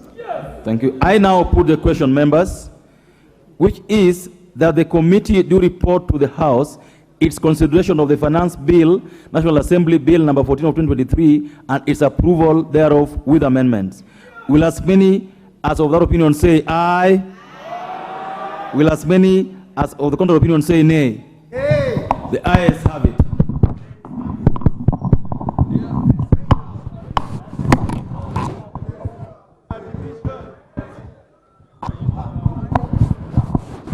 Honorable members, Mr. Speaker.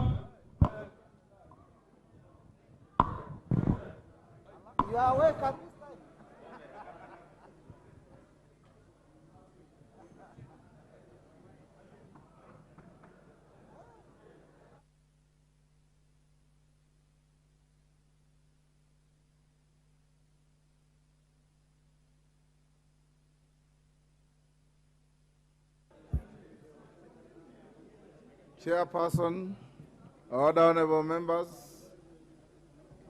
Chairperson. Ocheng. Thank you so much, Mr. Speaker.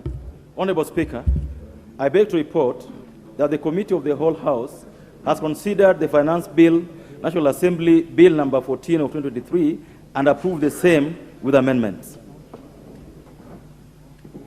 Mover. Kimani.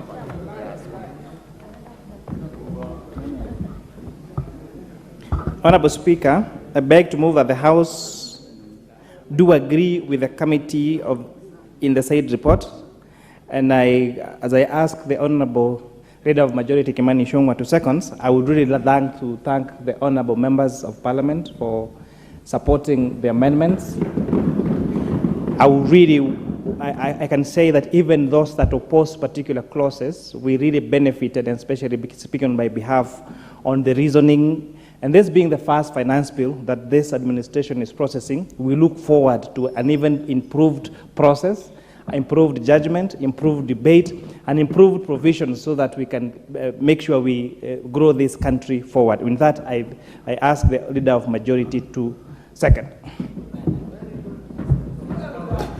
Honorable Speaker, allow me also, as I second, to thank all these members who have sat through this 2 days to the wee hours of the morning and late at night, Honorable Speaker,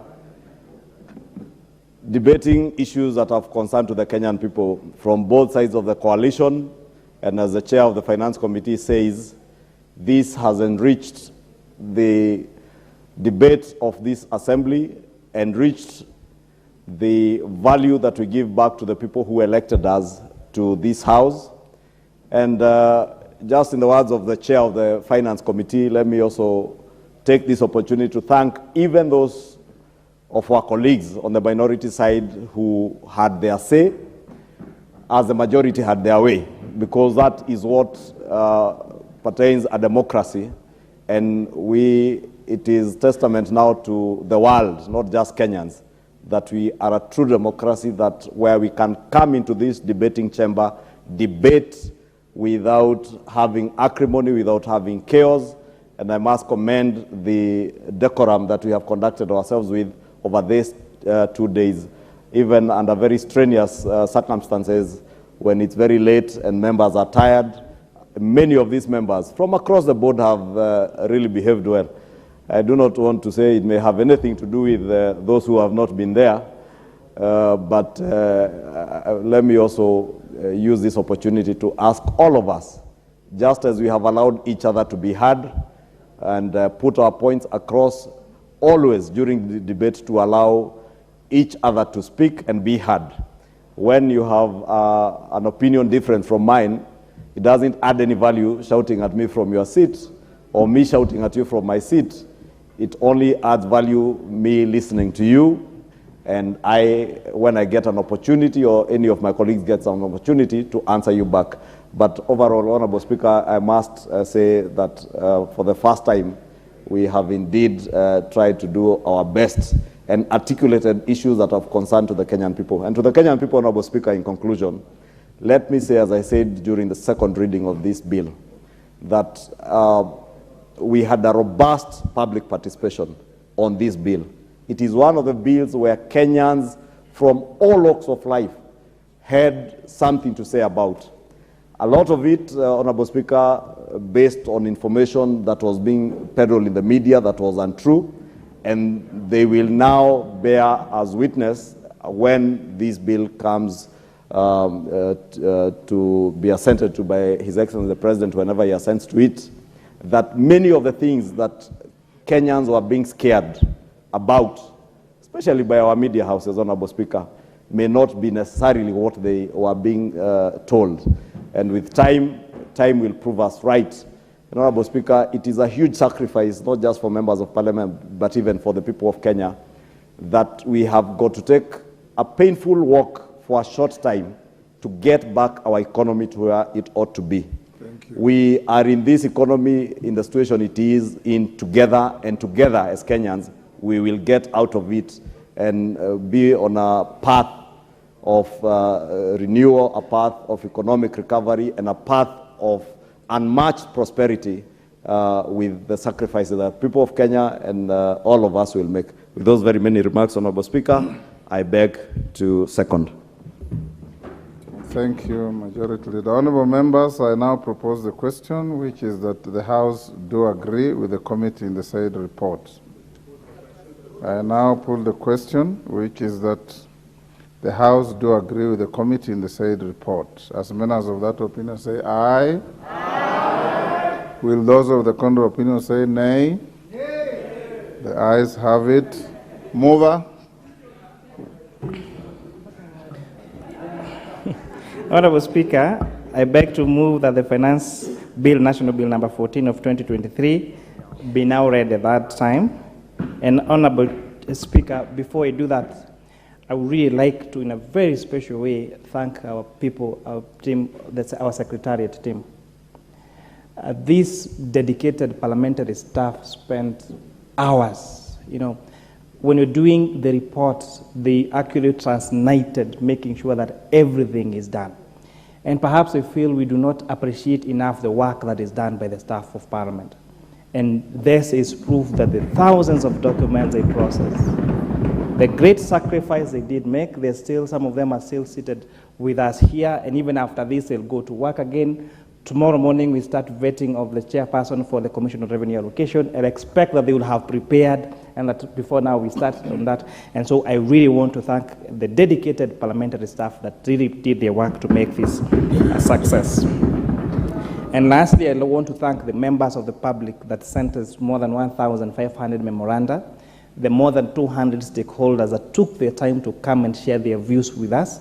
We tried as much as we can to carry as many views of the members of the public as we could, and it's good that this particular debate has demystified the fact that there were no any amendments, that public participation was an exercise in futility.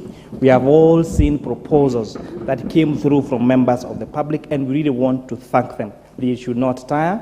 The next time there is any bill of parliament, let them come and give their views, because they have been able to see that their views actually do count. And with that, Honorable Speaker, I beg to move that the committee be read, that the finance bill be read a third time. And lastly, Honorable Chair, it would be very wrong if I don't appreciate the members of the committee. We never struggled to get quorum. In fact, most of the time we were full house or really near full. Out of 15 members, we are 13, 14, or 15. And our members are from across the political divide. They really sat with us, they gave us ideas, and they are still with us here to make sure that this particular exercise is what those. This was really a demonstration of what teamwork can possibly achieve. And in fact, I really want to thank them and ask Honorable Makilap to second.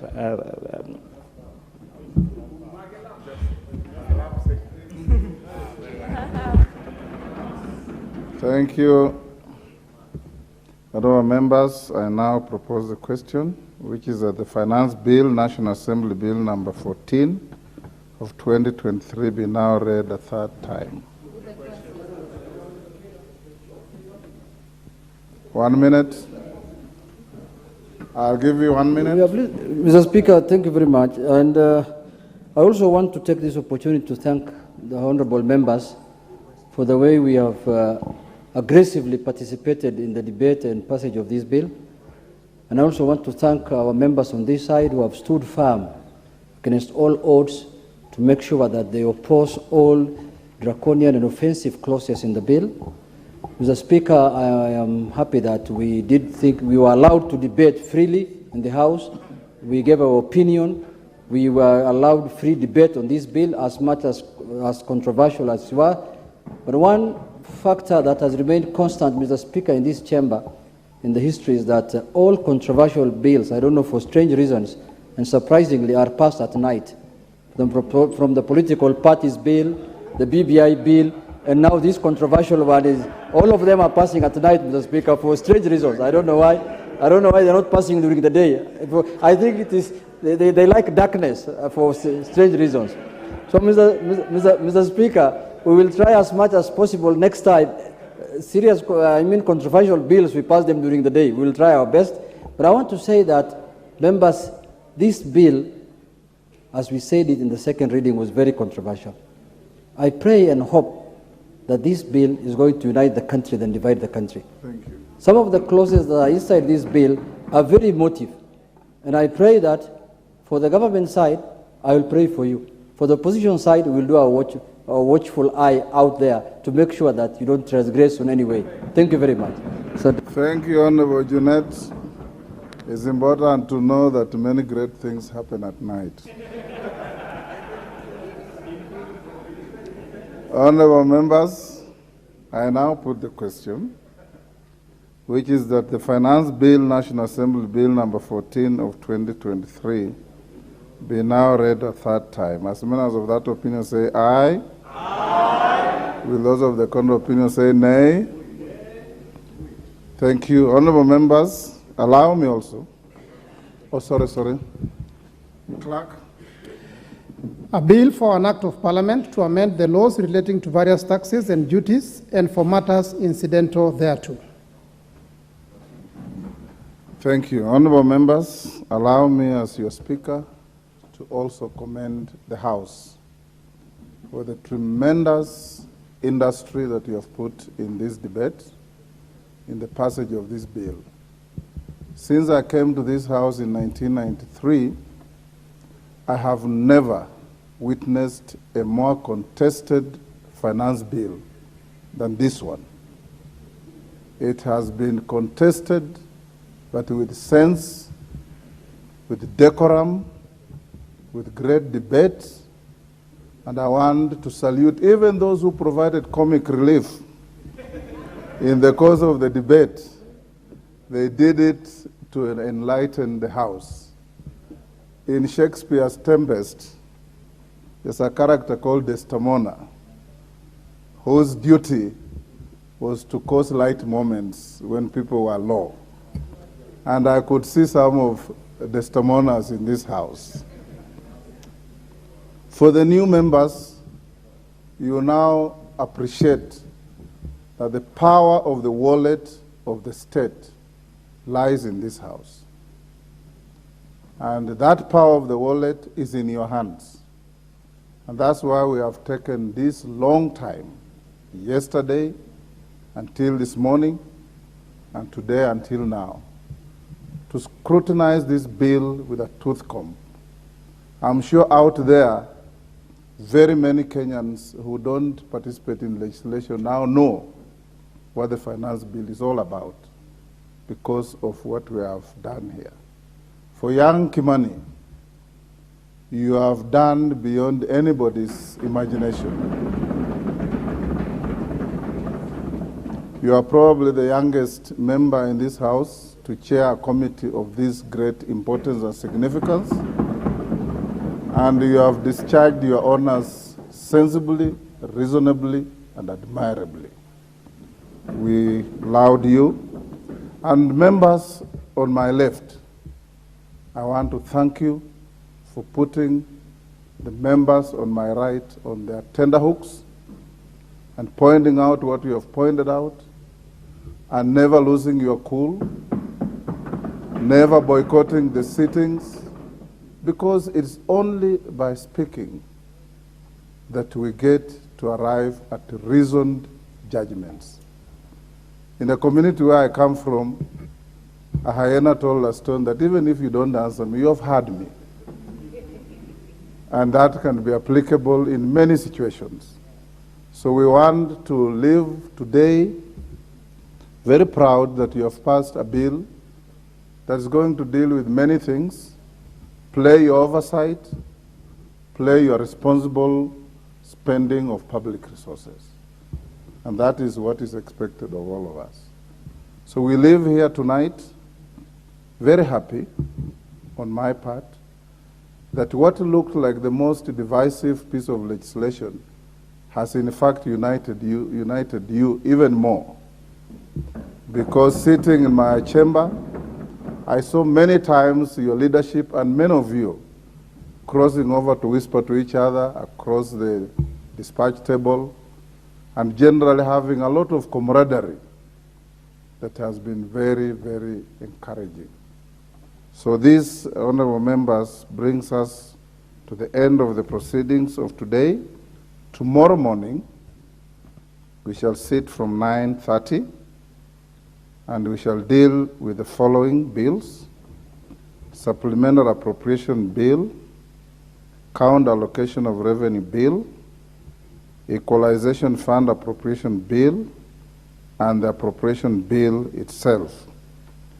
There will also be the Public Finance Management Amendment Bill and any other business that may be there. Remember that all these finance-related bills must be concluded by the 30th of this month.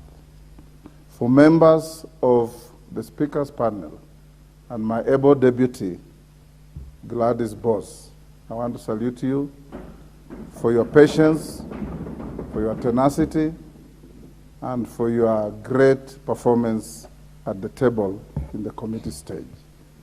And I want to thank the whole House for giving the chairs who sat in this committee the ability to discharge the responsibility without any missiles flying around, as has happened before, without any water being splashed around, as has happened before. And this is the maturity of our democracy. As we finish this evening, I can tell you, members of this House, that I can see, I can feel a better tomorrow for this country. Honorable members, we can now be upstanding. The House will now stand adjourned to tomorrow, Thursday, the 22nd of June, 2023, at 9:30 a.m. for the morning sitting.